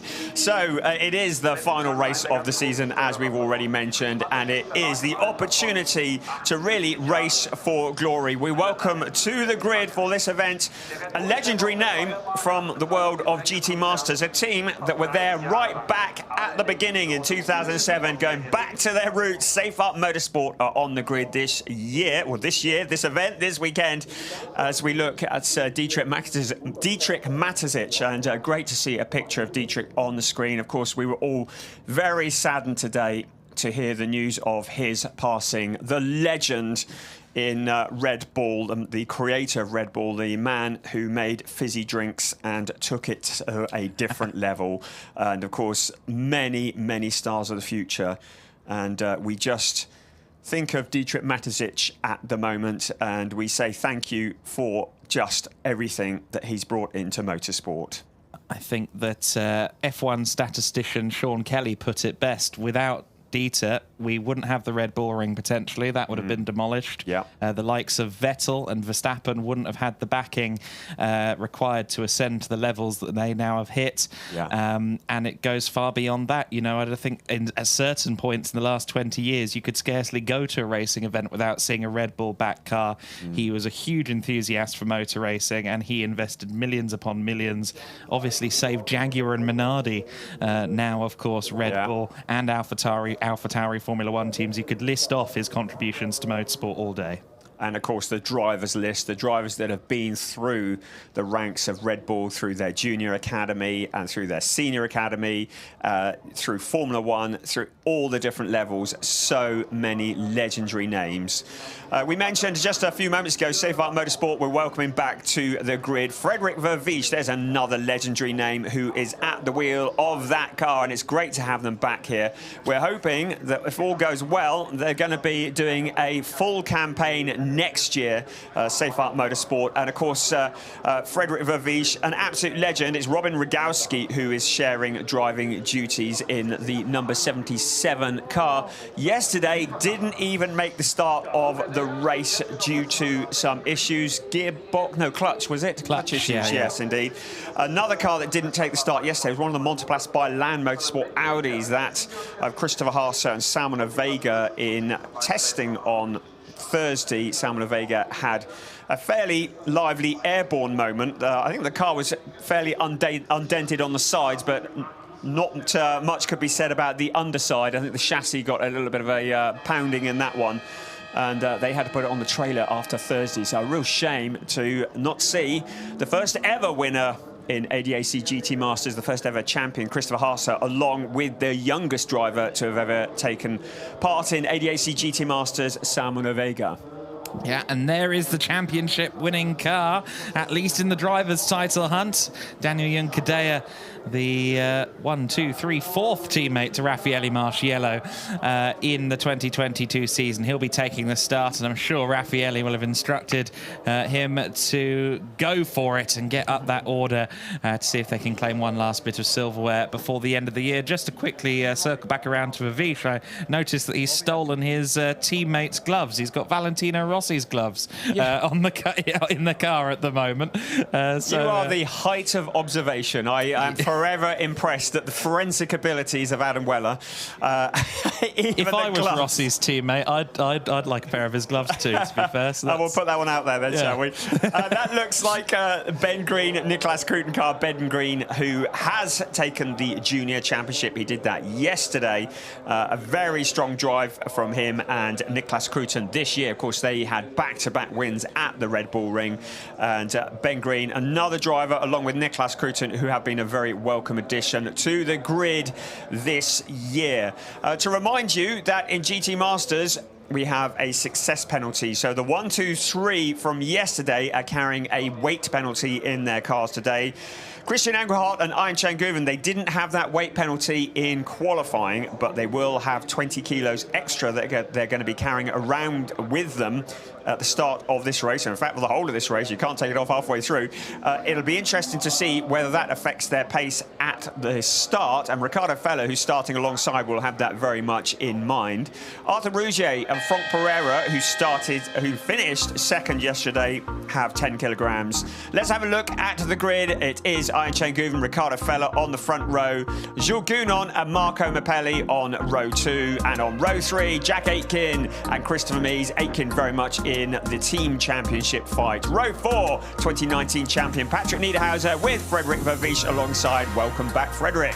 Yes, Sir Krohn, not a great day yesterday, alongside the legend Marcus Winkelhock on row 5. And on row 6, Dennis Marshall and Daniel Juncadella alongside the new champion in that car. Ben Green and Franck Pereira occupy row 7.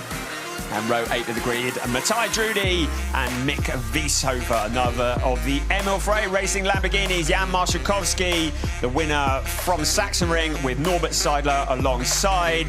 And then Sven Muller and Elias Sappinen bringing up the rear of the grid. Elias Sappinen and Frank Bird in the other of the yellow Mambas. Just before we went to the grid, I was telling you about the weight penalties.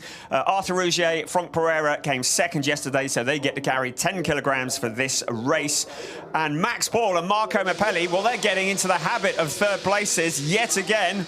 They're going to be carrying 5 kilograms. I'm sure they're quite happy about that because they got another podium yesterday, and that was the winner, the newest winner in ADAC GT Masters, Jan Marszałkowski. What a fantastic race that was at Sachsenring last month, along with his teammate Marvin Dietz. The two of them have been a potent combination. Great to have Norbert Seidler on the grid with Simon Riker for East Talent Racing. They have become part of the staple diet of ADAC GT Masters. Yes. Oh. So many regulars up and down the paddock, of course, and it's becoming an ever more regular sight to see this car up at the sharp end as Bernd Schneider gives the drivers "Start your engines" command. A record-breaking competitor, XF1 driver, and of course an AMG stalwart throughout GT and touring car racing over the years. Heavily involved with Team Landgraf. I saw him yesterday. He just cut me a wry smile and said 2 championships in 2 weeks. They won the AM class in GT Open last week in Barcelona as well. That car's on display here in the paddock, so Landgraf with a lot to celebrate. Let's see if they can get that team's title. Absolutely.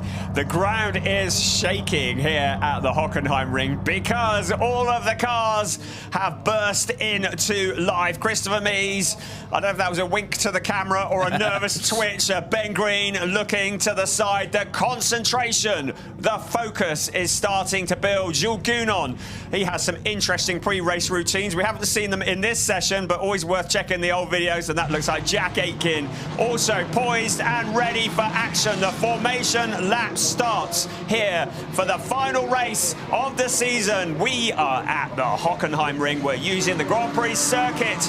It is a circuit that is 4.574 kilometers around, 2.842 miles, 17 turns, 9 to the right and 8 to the left. It's a circuit that was redesigned by Herman Tilke in 2002. It was significantly shortened, and Herman is here this weekend watching the racing.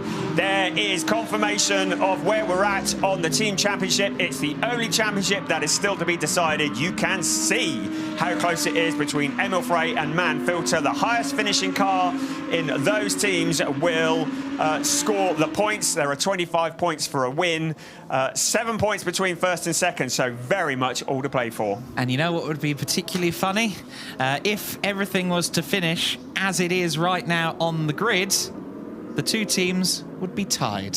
Oh, don't do that. So do that. Let's hope the order jumbles up a little bit just for the sake of the decision makers and those who have to do countbacks and all of that stuff. And those of us who have to talk about it as well. Indeed. If it did go to a tie, incidentally, I believe Emil Frey Racing would claim the championship on more victories across the year. So as of now, they are in a position to do enough but of course, they do have to be ever aware of the fact that Danny Juncadeo and Raffaele Marciello are almost guaranteed to work their way up the order. Such is their talent and, in some cases, their aggression. So Jack Aitken and Albert Costa Balboa probably have the not too small task of climbing themselves up into the podium positions. They have 60 minutes plus 1 lap of racing between now and then. A lot of work to do. Air temperature, 17.7 degrees centigrade, track 22.1. Conditions are perfect for a bit of racing. We're not anticipating any rain this weekend, so we're looking all set fair for this, the final race of the season. The cars now starting to grid up as they head up towards turns 15 and 16 in just a few moments. For the very last time this season, the cars now bunching up. The safety car in just a few moments will disappear off into the pit lane, and it will be up to Ayhancan Guven and Ricardo Feller to lead the cars across the line. Remember, Guven is carrying that success penalty as well. This, race 14, the final race of the season. Are we ready for one last dance in 2022? This is the ADAC GT Masters, and we are racing. It's Ayhancan Guven who gets that jump, and also Jules Gounon on the inside of Ricardo Feller. Into turn 1 they come. Be careful not to run wide, but Jules Gounon, a great start from him. The car's jostling for positions behind. Ricardo Feller dropping back into 3rd place. Max Paul in there as well. Christopher Mies getting involved. Can see Jack Aitken there, but now Jules Gounon through and past Ayhancan Guven for the lead. So Jules Gounon starting off as he means to go on. The Drago Racing Team, ZVO Mercedes jumping into the lead. Maybe that success penalty paying a price. There are 2 Schubert Motorsport BMWs going side by side with Marcus Winkelhock. A little bit of contact, a puff of blue smoke. Now into the hairpin, the scene of so many controversies, and there is one there. It's Patrick Niederhauser who's turned around. Ben Green is involved as well. All sorts of problems. It is a corner that caused controversy. Lap 1, that's exactly what we've got. Ben Green into the side of Patrick Niederhauser with the assist from none other than Jesse Krohn. The 2 Schubert BMWs made contact with each other, sending Ben Green into Niederhauser, who withdraws out of the race. Oh, what a sad way to end the season. Of course, that is under investigation by our race stewards. It's Jules Gounon who got the jump at the start. Ricardo Feller now past Ayhancan Guven. I think that success penalty is starting to bite a little in the Team U Sport Wagon Technique Porsche. Marcus Winkelhock, Hussein, has dropped down the order as well. Yes, just saw him slowing coming out of T12. Meanwhile, Jesse Krohn now under pressure from Dennis Marshall. He indirectly, or perhaps directly, I don't know what the decision's going to be there, caused the spin for Niederhauser in the other Retronic car. He's now got Dennis Marshall in the sister machine all over the back of him. Has Winkelhock come into the pits? I suspect he has, because he was slow. A big shame for Car Collection Motorsports in the last race, and it's a puncture for Winkelhock on the left rear. So, lap 1 completed. It's Jules Gounon, Ricardo Feller, and yet another non-finish for Marcus Winkelhock. That is very sad. He might get out again. It's Floris Spengler who will be sharing the driving duties with him, but of course they have lost an awful lot of time. Jules Gounon, Ricardo Feller breaking clear of Ayhancan Guven. Marco Mappelli in 4th place, and then Jack Aitken looking solid for Emil Frey Racing. So still advantage Emil Frey at the moment. Keep an eye on Christopher Mies, outgoing champion, in 6th place, and Frederick Vervisch in the 7th place. Of course, his first race of the weekend as a result of that non-start yesterday. And now Frederick Vervisch looking at the Christopher Mies car. This is a replay, and that's Ben Green shedding bodywork, and it looks like the front wing of the car has disappeared, and surely they're not going to be able to carry on with that. We have a safety car out, and I expect that'll be for debris out on the track. So safety car is out. The car's going to be brought back to a slow pace, but a very dramatic opening few moments of this, the final race of the season. Yeah, the entire headlight spilling out of Ben Green's M4 there after the quite heavy contact, clearly, based on the condition of that car's left side with Patrick Niederhauser. Perhaps no surprise then that Niederhauser felt the car was too damaged to continue. Of course, we spoke about Marcus Winkelhock potentially being out of the race. Unfortunately, the car isn't back out onto the circuit, so he's going a lap down. I was about to suggest that perhaps the safety car would mean that Winkelhock could get himself back into contention, but I think they've taken the car straight back into the garage. Such a shame so early on. Let's have another look at the start. You can see that Guven came out of turn 17 with just a nose in front, and then they came across the line side by side. But it was Jules Gounon who got the great start. Look at him nail the accelerator. He was ready for that, wasn't he? But that Porsche, as we've said already, was carrying a success penalty, an additional 20 kilos, which will have had a quite significant effect of the performance and not quite the grunt. And you can see Jules Gounon just sailing past into turn 2 around the outside and did it without any contact at all. This is a view from Daniel Juncadella. He's still showing in 12th place, so very much caught up in the traffic, not going forwards, not going backwards. And there was Marcus Winkelhock in front of him as well. This is the view of Meinchen Guven, a little bit depressing as the green and white Mercedes comes past. Notification, safety car will be in on this lap, and you could see, well, that's how you get a puncture, get it together like that. And Juncadella, I don't know if he got involved or not, he got very close to it if he didn't get involved. Looking again at that hairpin incident up at turn 7. I think Juncadella just avoided any contact. Looking down at that, you could see 3 cars into one. It all unfolded in front of him, and great avoiding action in the yellow Mamba. Safety car will be in on this lap, as already mentioned. Just looking at replays of that incident that has seen Patrick Niederhauser, Ben Green and Marcus Winkelhock. Well, certainly Winkelhock and Niederhauser out of the race, potentially Ben Green as well, although he is still running, minus a section of the car. Yes, indeed. And as the replays continue to showcase the incident and its many different angles, I can tell you that they're coming out onto the main straight now to begin again. It was a brilliant move to take the lead for Jules Gounon around the outside at turn 2, set him up mightily for a run through 3 and 4 and out into the Parabolica in the lead. He now has control of the race from the front. And once Jules Gounon gets to the head of the order, you're always a brave man to bet against him. You really are. We're only 5 minutes into the race and we've already got a restart that's taking place. Now a challenge, Jack Aitken on Marco Mappelli, who is sharing that car with Max Paul in 4th place. So Jack Aitken and the number 63 is Lamborghini versus Lamborghini.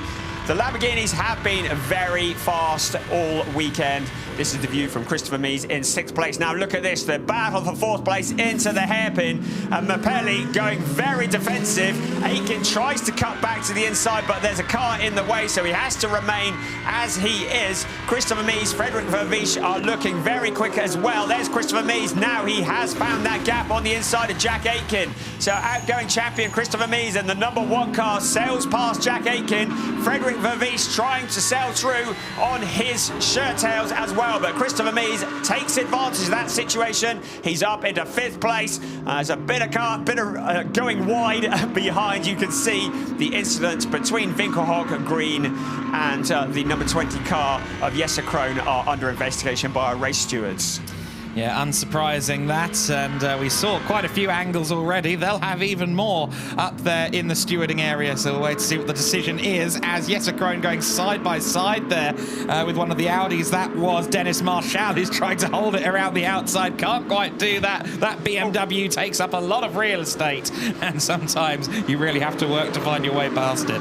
Track limits have always been an issue here at the Hockenheimring. They were an issue yesterday, they were an issue in qualifying this morning, particularly in turn 1, turn 11, 2 areas where the stewards have been penalising drivers for running wide. The safety car has allowed them to settle down into single file, And it looks like Jan Marszałkowski's in trouble as well. Into the pit lane he comes, the number 8 car. So our newest winner in ADAC GT Masters in the Drago Racing Team ZVO Mercedes is into the pit lane. That is an unscheduled stop, so clearly problems there.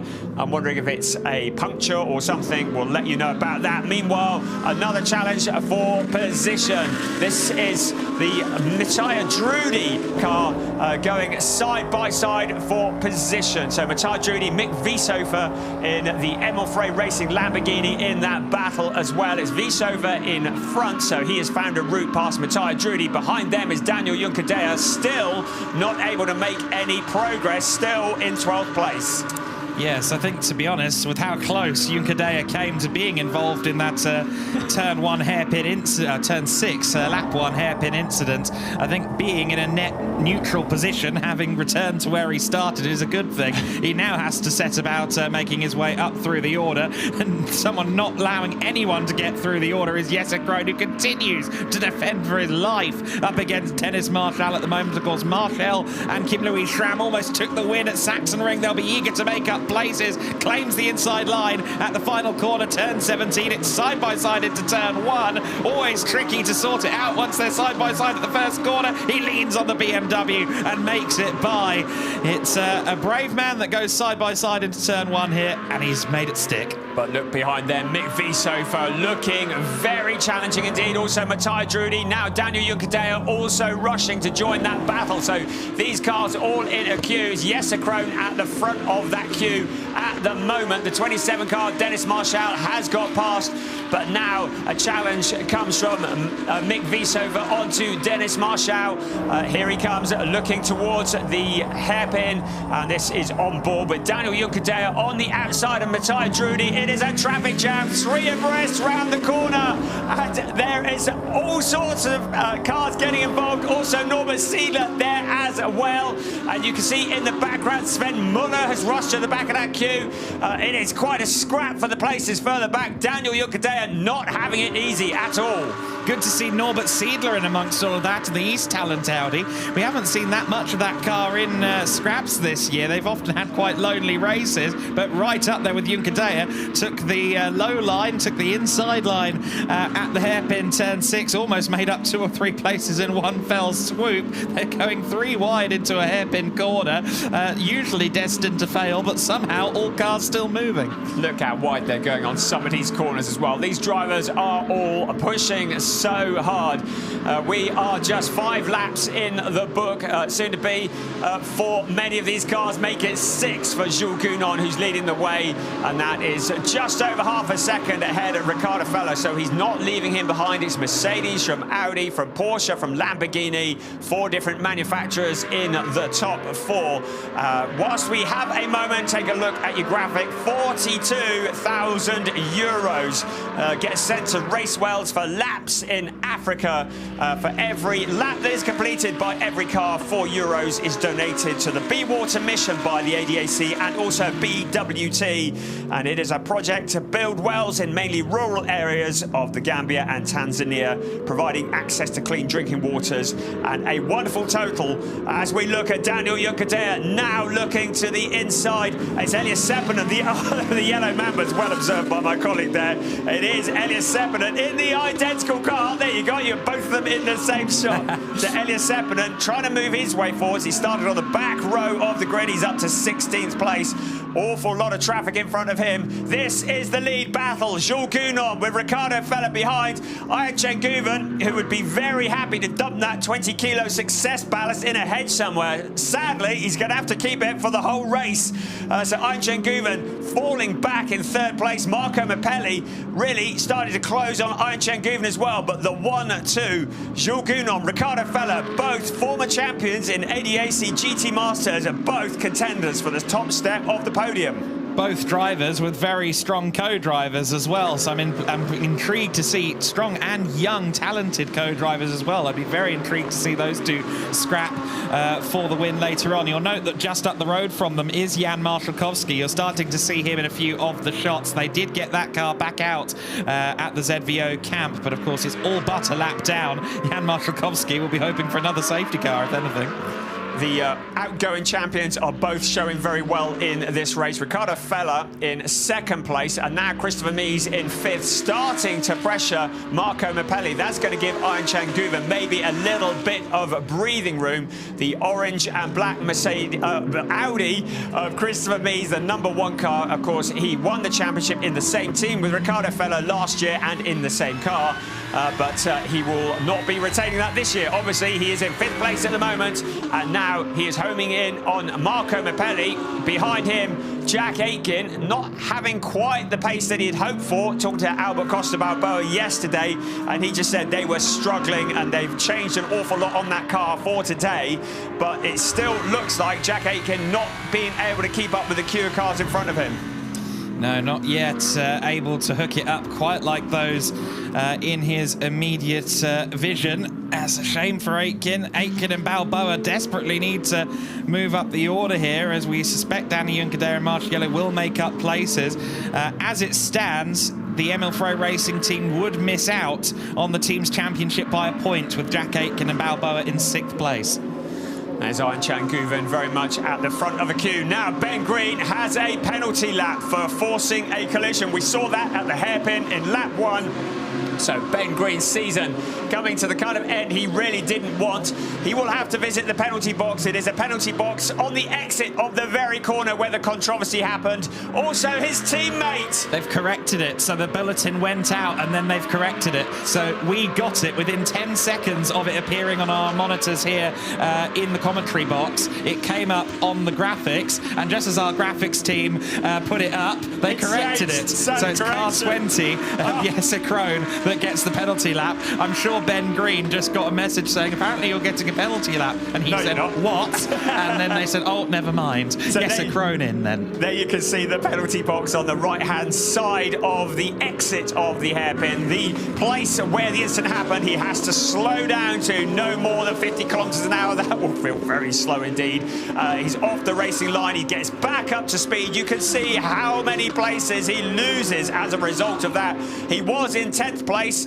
Now he's down in 17th, I think that is, by my reckoning. Ben Green is with him as well. So Ben Green, despite the front left corner of the car missing, is carrying on. And in front of him is fellow Schubert Motorsport pilot.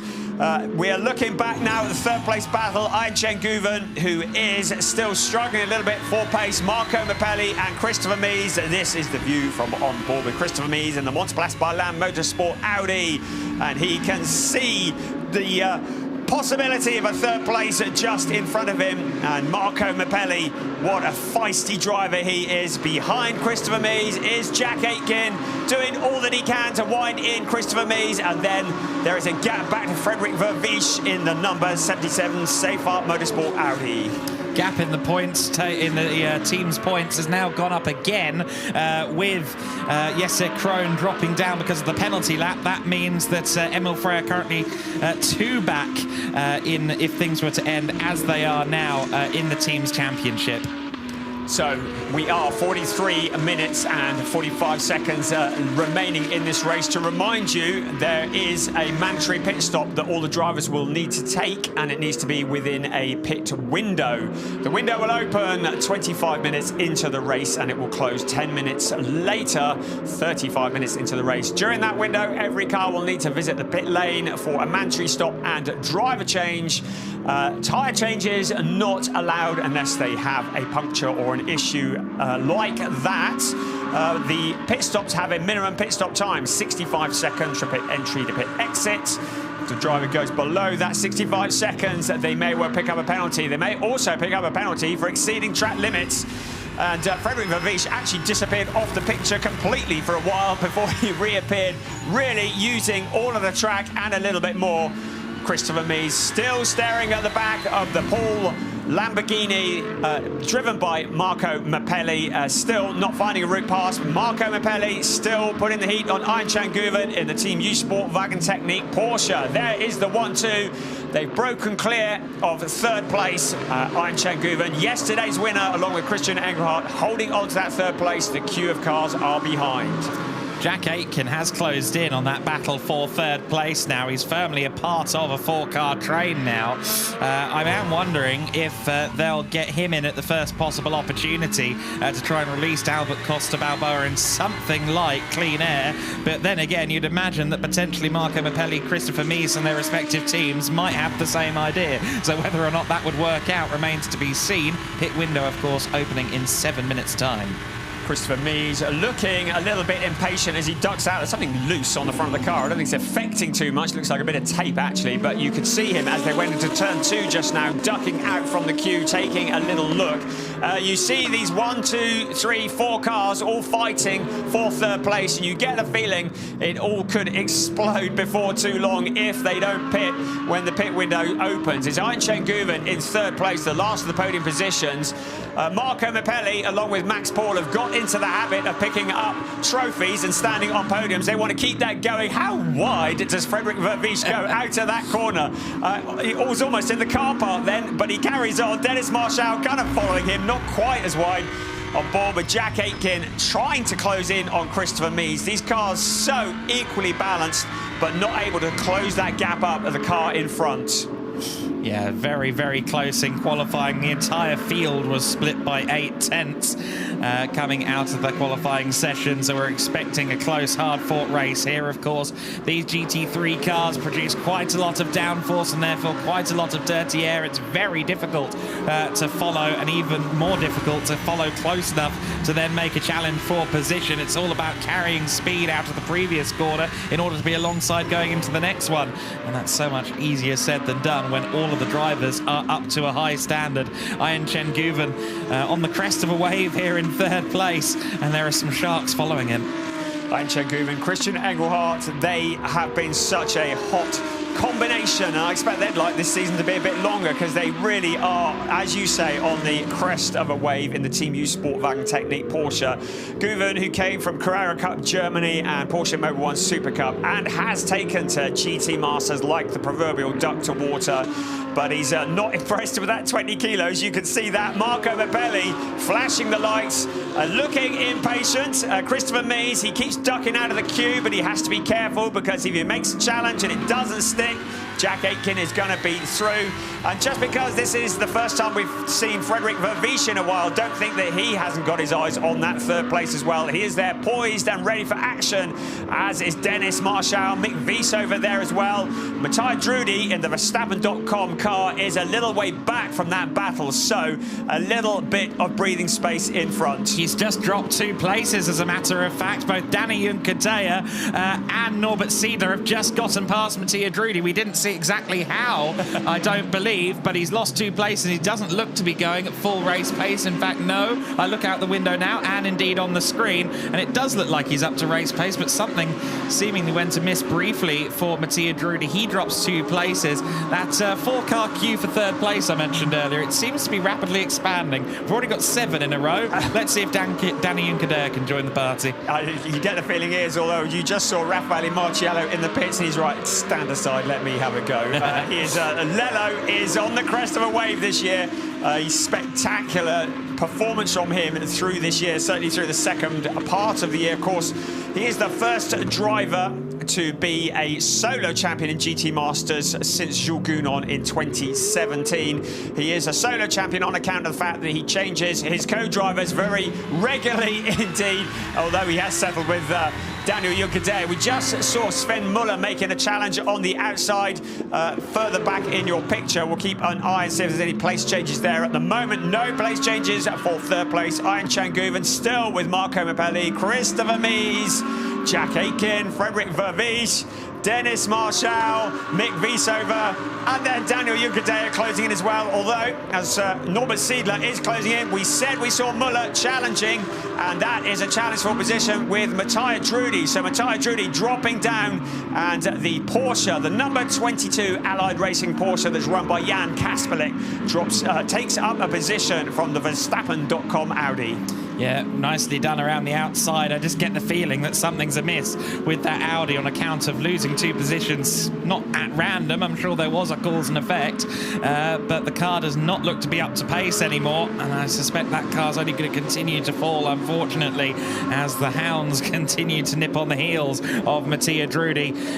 Sven Muller up to P12 in the 22 car, as you say. Of course, that'll go to Joel Sturm later on. Spoke to him yesterday, and he is hugely keen to get a good result on the board ahead of 2023. He wants to be back in GT Masters next year. He'd like to close out this season on a high. Yeah, Joel Sturm, who started the season in such strong fashion, has been involved in a few controversies over the last few races and would dearly love that a strong finish to the season. Yes, a Krone now turning the heat up on Franck Pereira. To remind you, Pereira is carrying a 10-kilogram success penalty. The mighty BMW, the M4 in its debut year in the ADAC GT Masters, sailing past the Lamborghini, taking the position away. It looks like Elias Seppänen also is going to find a chance, but he doesn't quite have it. Out of the hairpin they come, so Seppänen dropping back behind Pereira, but Jesse Krohn finding a way through. Here is our lead duo. The gap has stabilized at about 1.2 seconds, and they have both of them broken free of Ian Changuven. About 5.1 seconds between second and third. On board with 6th place Jack Aitken, Jack Aitken. So Christopher Mies is behind Jack Aitken. So Aitken has found a route past Christopher Mies. So that was the view back from Jack Aitken, and Christopher Mies are now behind him.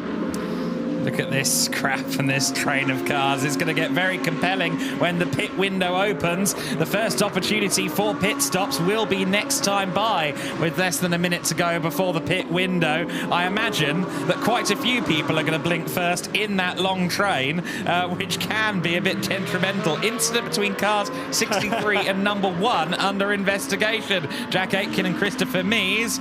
I'm sure they're having discussions with their crews about what just happened there. And now the stewards too. Yes, indeed. So we said that Jack Aitken had got past Christopher Mies. Seemingly, we hadn't seen it happen, but it has happened. And clearly, there's been an issue. Now we can see what it was. It was under braking into the hairpin. Oh, the hairpin, the place of controversy.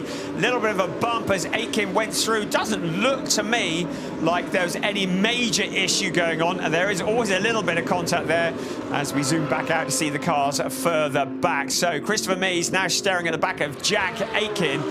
We'll let you know if the stewards are going to do anything about that. The pit window will open now. You have the graphic on your screen with the grey P. The P will turn dark when the drivers have entered the pit. So when it's light grey, it means they haven't pitted yet. You'll see from your graphic also that there is no further action. Good that the stewards are looking at these things. Good that they're not being ridiculously over the top. Sven Stopper, the race director, certainly bringing in the changes and some very sensible stewarding. And that's Vervish, the Frederick Vervish, who has Dennis and Marshall now challenging him. It's Audi versus Audi. Marshall squeezes past and takes 7th place away. Mick Wiesover is behind as well. So Frederick Vervish, having returned to GT Masters here, along the pit straight they come. And I wonder if Mick Wiesover is going to have a little look into turn 1. I think he's maybe just a little bit too far back. But Dennis Marshall picks up that 6th place. Right, the first of the stoppers is Christopher Mies into the pits, handing over to Tim Zimmerman. And is that yet? Is Daniel Juncadella, certainly one of the yellow Mambas, or is it the other one? Yes, it is Daniel Juncadella handing it over to Raffaele Marciello. Be really helpful if they weren't identical. So that is the view as Christopher Mies climbs out of the car. Tim Zimmerman is in. Christopher Mies is done for 2022, and he can go and put his feet up, as indeed has Daniel Juncadella, now handing over to Raffaele Marciello for the last time this year in the Manfilter Team Landgraf. Marciello out just for glory and to get those points for Manfilter Team Landgraf. There you see Tim Zimmerman readying up. Another look here at Jack Aitken getting past with a little bit of a kiss through turn 6 at the hairpin. Aitken moving up a spot. Of course, he'll hand over to Albert Costa Balboa in due course. That's 1 position gain, and they need to do a bit more of that whole overtaking lark in order to try and get Emil Frey Racing that team's championship. Yeah, and it's all to play for because there is still well over 30 minutes of this race remaining, nearly 33. There is Raffaele Marciello, who's now back out on track. Our leader is still Zhu Gunon, and he hasn't pitted yet. Neither has Ricardo Fellow or Ayhancan Guven. That's the 1, 2, 3. Marco Mappelli, Jack Aitken, Dennis Marshall, who we saw get past Frederik Vervies, and Mick Wieshofer. Norbert Siedler, Sven Muller making out the top 10, but of course they all need to stop. Now, Arthur Rougier, you see the red P next to his name. It means that he has gone below the 65-second minimum pit stop time. He will be investigated, and if the steward does agree that he's gone below 65 seconds from pit entry to pit exit, he may well be visiting the penalty box. So we'll keep an eye on Arthur Rougier. This will not help Emil Frey in their cause to win the team championship. Worth noting as well, for those of you unfamiliar, in the team's championship here in ADAC GT Masters, only the top car from the team scores. Therefore, it doesn't matter as of now what happens for the 14 and the 19 Emil Frey Lamborghinis, because the 63 car of Aitken and Balboa is further up the standings. Only the top finishing car will count towards the team's championship. And here is some side-by-side action. The car that was in the hands of Mick Wieshofer, still in the hands of Mick Wieshofer, of course, because it hasn't pitted yet, with Frederik Vervies. They were head-to-head, and Wieshofer getting past Vervies in the safe-off Audi. Great to have them back in the championship, but Vervies with his hands full. He's getting reminded of just how competitive GT Masters can be. Now, you see that next to Joel Sturm's name, 0.0 it is saying as he handed over to Sven Muller. To me, well, it must be down to a decimal point, because 0.0 is perfection, I would have thought. But Joel Sturm also with the red P. The stewards will be investigating that. Look at the slide, Marco Mappelli. And was that Mappelli? Because Ayhancan Guven is now behind the Lamborghini. And no, yes, so Mappelli had got past Ayhancan Guven. So that happened earlier on, and caught me out there. Whoa. Lamborghini in front. Guven coming back on the grass. And what incredible. He kept that pointing in the right direction. But Marco Mappelli finding a route past Ayhancan Guven. Guven, I tell you what, you've got to have some whatnots that are pretty large to keep your toe on it while you're on the grass. A bit of grass cousin going on. It was a drag race up towards turns 7 and 8. Guven, a bit of drifting as well, but he has lost that position to Marco Mappelli. He's keen, isn't he? I envy no man more than a TV director in the midst of a GT Masters pit stop window. There's action all over the place. This is on board with Marciello there. Just had some debris flicked up in front of him. So Raffaele Marciello, of course, already confirmed as our 2022 champion. He with a little bit of debris being flicked up in the windscreen. Hopefully no harm, no foul there. 71 and 91 cars under investigation. Of course, that is Mappelli and Guven. I'm very interested to see what's judged there. Car number 22 confirmed for a penalty lap. That is Joel Sturm, and it was listed on the timing screen as a 104.9. So that's so painful. 64.9, 64.9 something. It was less than that even, since we had 0-0 on the graphic. Yeah. So a mere hundredths of a second potentially costing Sturm and Sven Muller there. Of course, the drivers really want to play it as close to the mark as possible. They have a race logic unit on their dashboard, which allows them to control the speed in the pit lane. They want to hit the line as the clock strikes 0, and clearly Joel Sturm was just a little bit too quick. We're still waiting for news on Arthur Rougier, and a penalty lap has been awarded to car 71 for forcing another car off the track. So Marco Mappelli, after that great move alongside Ayhancan Guven, well, Guven wouldn't say it was a great move, would he? But Marco Mappelli is also going to have to visit the penalty box, and this will drop him back down the order.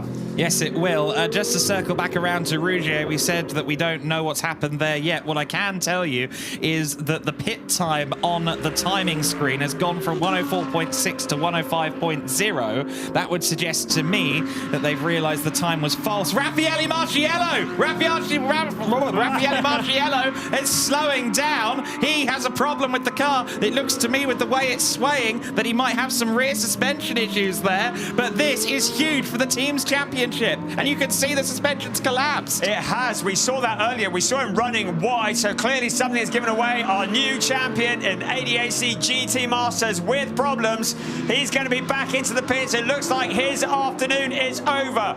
Raffaele Marciello into the pit lane. Disastrous. And this is advantage Emil Frey Racing. They came into this race 7 points ahead in the team's championship. So Ines Elias Sepinen and Frankie Bird could do something spectacular. This is going to go to Emil Frey Racing. Yeah, sorry, confirmation of what I was saying there for Arthur Rougier with his time being corrected. They said, no, actually, that's on the stopwatch. Apologies. Raffaele Marciello will be, in a sense, rather relieved that this didn't happen yesterday. Yeah. Otherwise, he'd still be in the championship hunt. But for Team Landgraf, this is incredibly unfortunate. I know that the team was still angling heavily towards getting that silverware. And, oh, that turn 1 there. We're riding on board with him. And that does look very scary indeed. He did well to hold on to the car there, and it clearly only got worse from then onwards. And Raffaele Marciello, an early casualty here in the season finale. Oh, oh no, Marco Mappelli is in early, gloves are off, and it doesn't look like...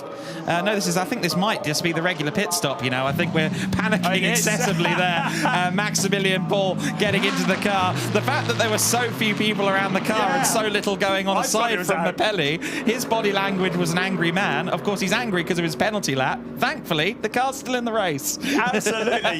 Normally, they're rushing around the car to the last minute, and it was just sat there. But Marco Mappelli, I thought they'd had a moment because of that penalty lap visit, but clearly not so. Max Paul, who has really found some form this year alongside Marco Mappelli in the Paul Motorsport Lamborghini, comes out in front of Tim Zimmerman. Zimmerman in 11th place, in 10th place at the moment. We're just waiting for it all to shake out. We've still got a minute of the pit stop window open.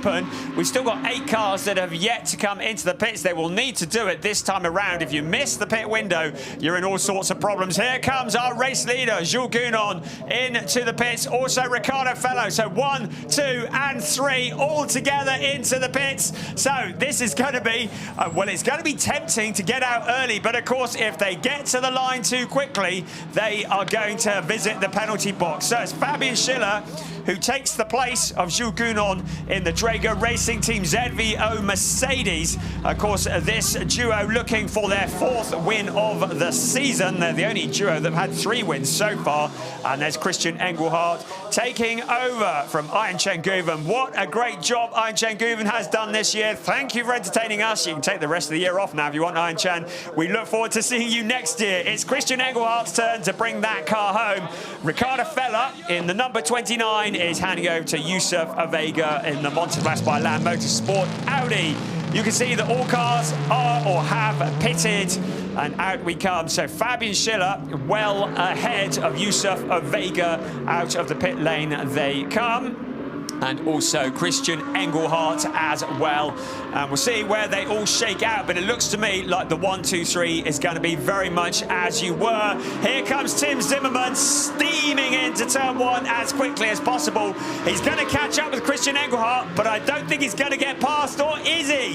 Into turn 2, he has a little look to the outside. Christian Engelhardt is going to make that Porsche as wide as possible. He tries to squeeze Tim Zimmerman, and just Tim Zimmerman gets past. So Tim Zimmerman taking that place away. But now Christian Engelhardt coming back in the Porsche side by side, heading towards the controversial hairpin. That is turn 6 under braking. Christian Engelhardt has the inside line. Now will Tim Zimmerman try and duck back to the inside on the exit of the corner? He would like to do that, but there's going to be a Lamborghini in the way as well. So advantage Christian Engelhardt at the moment. Tim Zimmerman flashing the lights up towards turn 7, flat out, heavy braking into turn 8. Looks to me as though Engelhardt has that position. He does for now, yes, but as you've alluded to several times, 20 kilos of ballast, that is going to wreak havoc with the Porsche. The Porsche is comfortably the lightest car in this series as well, owing to the BOP. It's got less power, but it's a lot lighter. The consequence of that though, of course, is that 20 kilos is a higher percentage of weight in the car. Therefore, it has a bigger effect on the Porsche's strength, which normally is its nimbleness. So it is very tricky when the Porter ends up with that full ballast, and we're seeing evidence of it because once again it seems as though the train is forming behind the head coach, as it were, Christian Engelhardt.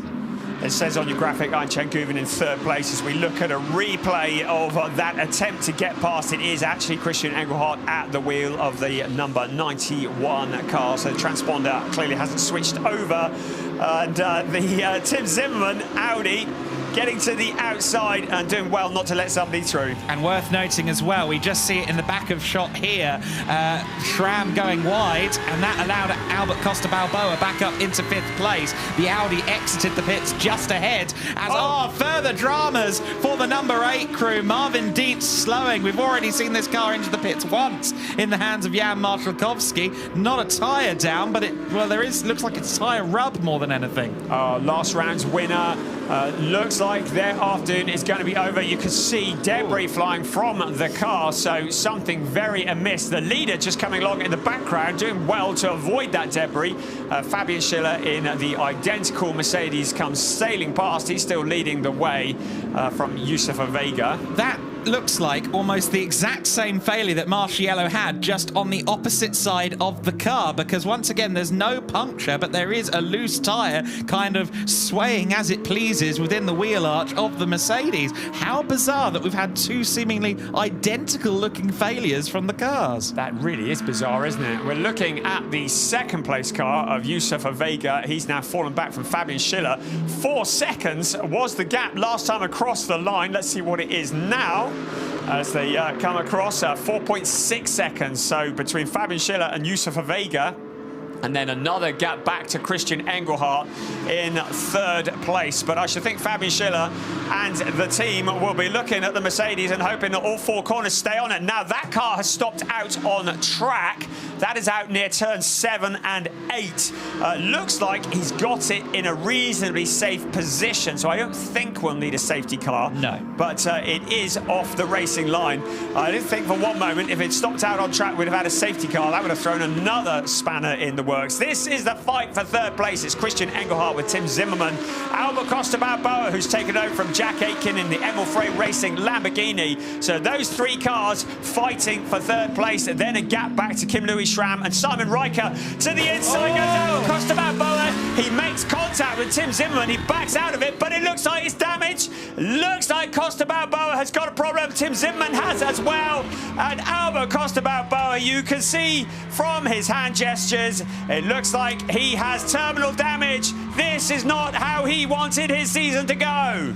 I don't know what he was expecting there. Engelhardt and Zimmermann both went wide into the corner. They were inevitably going to have a straight run out of the turn. He tried to lunge alongside both of them, but it felt like an inevitability that that door was going to close. Getting a replay of it now, you see both of the cars ahead of him going deep, and then he does have a reason to be annoyed. I think it is a 50-50 more than anything, but I think he really needed to just take evasive action on that occasion. Nonetheless, 2 cars with damage. Zimmermann damaged as well, but still running at seemingly race speed. Costa Balboa, though, with that contact, huge damage to the car. Car seemingly out of the race. Championship in the team's title seemingly over. Wow, so Albert Costa Balboa, what did you expect there? That from Jack Aitken, that's his high drama. Every time you look at it, it looks even harder, doesn't it? It's under investigation.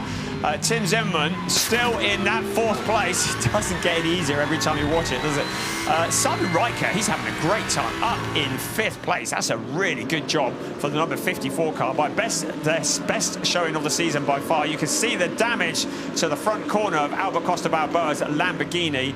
And, well, there'll be discussions probably into the night about whose fault that was. Safety car is out. And that'll be for debris out on the circuit. So with a little under 19 minutes of this race remaining, the safety car is out. The field is going to be bunched up. Suddenly, it's game on again. Yes, it is. It's such a difficult one, that incident. I feel sorry for the stewards on this occasion because it was both something that you could see coming and something that doesn't seem fair on many of the parties. So it's very tricky to call. I'm sure Sven Stopper and crew will be working very hard, and they're far more qualified than I. But the fact of the matter is that Albert Costa Balboa is out of the race. He's upset with that one, and it's now falling on Costa Lapalainen in the 14 car to try and salvage potentially the team's championship. He is in 8th place as the leading Emil Frey Lamborghini now. In 11th place is Frankie Bird in the 84 Team Landgraf car. And so at the moment, the pendulum's swaying firmly in favour of Team Landgraf when it comes to that team's title. Well, Emil Frey coming into this event leading by 7 points, so it is going to be very, very tight, isn't it? We'll keep an eye on that. There is Tim Zimmerman, who looks very frustrated by that. Let's have another look at this. Tim Zimmerman was trying to make a move on Christian Engelhardt, who had gone deep into the hairpin, and then Albert Costa Balboa on the inside. There's 3 cars through that corner. Well, it's hard enough getting through single file, not to mention 3 abreast, and here is that contact. It was quite an impact. I'm surprised Tim Zimmerman doesn't appear to be showing too much pace loss as a result of damage, but we'll see how that one unfolds as well. With 17 minutes of this race remaining, our race staff doing a great job clearing the track. And there is Tim Zimmerman carrying on at the moment. Doesn't look as though he's got problems. There is Albert Costa Balboa. He has got a problem because his season is now over, along with Jack Aitken. This is not what he had in mind when he got out of bed this morning. Absolutely not. Let's see, who does this benefit then? I think that potentially, as safety car is going to be in this lap, it certainly doesn't particularly benefit Christian Engelhardt, still with that ballast that's been causing them problems all race. I'd say potentially Nicky Katzberg could be one to watch in that team tube at BMW. It's looked quick today. It's back up into the top 10 after that penalty lap during Jesse Krohn's stint. I wouldn't mind betting that BMW could make up a few positions more before race end. We shall see how your prediction comes. So we're riding on board with Fabian Schiller, trying to keep some heat into the tyres. In a few moments, the safety car is going to duck off into the pit lane any second now, in fact, and it will be Fabian Schiller who will take control of this race. Yusufa Vega just behind him, chomping at the bit. Yusufa Vega, a great addition to the ranks of GT Masters this year. Fabian Schiller as well in front of him. The 2 drivers out of the turn 17, out onto the pit straight. Christian Engelhardt there as well, but with that heavy Porsche, Tim Zimmerman carrying the damage. Simon Riker there. Max Paul not out of this yet. Consta Lapalainen looking to pick up points for Emil Frey Racing, still in a strong position. So Emil Frey still in a good position to win the team championship. Into turn 2 we come. The rest of the cars filing through, and still battles going on. That is Frankie Bird alongside the 33 of Thierry Vermeulen, and that is Joel Sturm once again out on the grass. So Joel Sturm, he's going to drop to the back of the pack, but Frankie Bird alongside Thierry Vermeulen, and damage. It looks like damage to Frankie Bird. Another of the Landgraf Mercedes out of the race. This will be championship over for them. It will be. The team's championship pendulum sways again. This time, once again, for the second time in this race, it sways heavily in favour of Emil Frey Racing. The Mercedes is being retired to the side of the track by the looks of it, unless Frankie Bird wants to do the slowest lap of the Hockenheimring recorded in recent history. Tim Zimmerman gets tagged, meanwhile, by Simon Riker. He's in a spin in the mid-pack. So many cars coming at him. Thankfully, he drifted out onto the runoff area. It's all kicking off here at the Hockenheimring. Nicky Katzberg getting involved there as well. Tim Zimmerman dropping to the back. Ben Green has handed the car over to Nicholas Cruton, who hasn't given up either. So he's stuck in there in the Schubert Motorsport BMW. Tim Zimmerman trying to come back through the pack. It's not Christopher Mees, it is Tim Zimmerman, despite what it says on the graphic. It definitely feels like the last day of school, doesn't it? It does. cars. They're hurling projectiles around the room. The teachers put on a movie, but no one's watching. It's very exciting stuff here in the season finale. We've got 14 minutes left to go. So many of these cars are walking wounded at this stage. A replay here between Zimmerman and Riker, and just getting tagged. Zimmerman was slower around the corner than Riker anticipated. I imagine probably because of the damage sustained to that number one car already. And well, he will count his lucky stars that he managed to slide his way off the circuit. Max Paul did very well not to get involved in that. You saw him come through. He's looking potentially at another third place if he can get past Christian Engelhardt. He's getting good at those, isn't he? Here we go again. That is that incident. The number one car, which is already wounded, clearly didn't have the pace. You can see how wide Nicky Kasberg went out of the corner to avoid the incident as well. Tim Zimmerman does not look impressed. You can see in his eyes that spin, looking at the replay, and it's just, okay, point it in the right direction. If it still moves, keep it going. The incident is under investigation. You'd expect nothing less. And that is the response from the team that you would expect, isn't it? Yes, it is. Just to confirm, the 84 car has gone behind the wall at the hairpin. So that car has withdrawn. They're not trying to get back to the pit. Non-score for Manfield to Landgraf. And Tim Zimmerman still out wide onto the dirt. There is a penalty lap that has been awarded to car number 19 for causing a collision. So the car 19 with Arthur Rougier at the wheel will have to visit the penalty box. But it's drama up and down the pack. The number one car really has been in the wars with Tim Zimmerman at the wheel, Joel Stern behind. Robin Rogowski, who took over from Frederick Vervisch, is behind them. So we just settle down. 12 minutes of the season remaining in the ADAC GT Masters. There's still Fabian Schiller leading the way, but all hell is breaking out behind. Yusuf Vega in second place. A drive-through penalty for car 54. Well, we saw that one coming, didn't we? Simon Riker is going to get a drive-through penalty. Such a shame, because it was by far their strongest showing of the season. They did get a third place earlier in the year, but yes, certainly one of the best races they've had to this point. I'm amazed that Joel Sturm's car is still running. After Friday, when it was wet here at the Hockenheimring, there had effectively been a ditch formed on the exit of turn 4. That's exactly what Joel Sturm went through. So many cars went through the grass in the wet and basically cut it down to the dirt itself. And I thought for sure that car would be terminally damaged, but no, he's there in 13th and he's still fighting. You saw the top six coming through your screen at the moment, reasonably paced out, but Nicky Kasberg does look to be closing in on Konsta Lapalainen. It is 0.6 of a second between them at the moment. We'll keep an eye on that. Fabian Schiller leading the way from Yusufa Vega, Christian Engelhardt, Max Paul, despite all the drama, in fourth place ahead of Konsta Lapalainen and Nicky Kasberg. Then it's Kim Louis Schramm, Arthur Rougier, who has that visit to the penalty box, and Simon Riker, who has that drive-through penalty that will need to be served. And it will be any second now. Here we go. This will feel like an eternity, because the 54 car is going to drop to the back of the pack. Such a shame. A very strong showing here. They've been in something of a bit of a down patch after their third place earlier on in the season. We're looking to bounce back. They bounced, but it wasn't back. The 54 car keeping to the speed limit through the pits. That is 50 kilometers an hour. That'll feel very slow indeed. And rejoins the race at the very back of the runners. And into the penalty lap goes Arthur Rougier in the 19 car.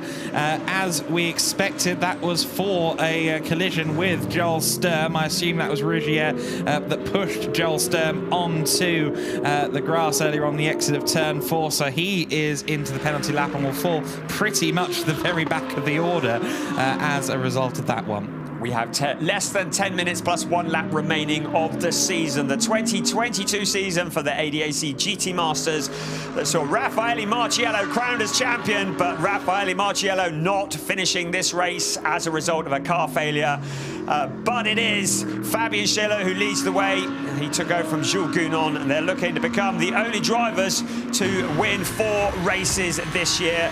It's Yusuf Vega in second place, and runner-up in the championship, Christian Engelhardt, along with Ein Guven in third place. Max Paul still there in fourth. Konsta Lapalainen and Nicky Kasberg, those 6 running pretty well together on the track. And then there's a gap back to this fight here. It's Kim Louis Schramm and Thierry Vermeulen.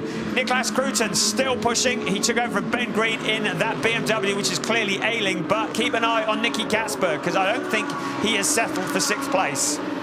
Much like the Sachsenring last month, we're back to our position where so many cars have been in the wars and eventually retired that everyone who finishes is going to score a championship point now. That is just how dramatic this race has been. And I tell you what, when we saw body parts shedding from the number 10 BMW, now driven by Niklas Kruten at the start of the race, I didn't expect to say that it'd be running in 9th, but that's exactly the position that Kruten is defending from another wounded car. Look at it. It's like watching banger racing. It is. 2 cars with bits hanging off them, racing each other. Both of them are wounded. I also think that Joel Sturm will have a plan to get past both of them, because clearly they're not going to be up to pace. Niklas Kruten making the BMW as wide as possible. Tim Zimmerman, I have not seen him this feisty in a very long time in the Monsterclass by Land Audi.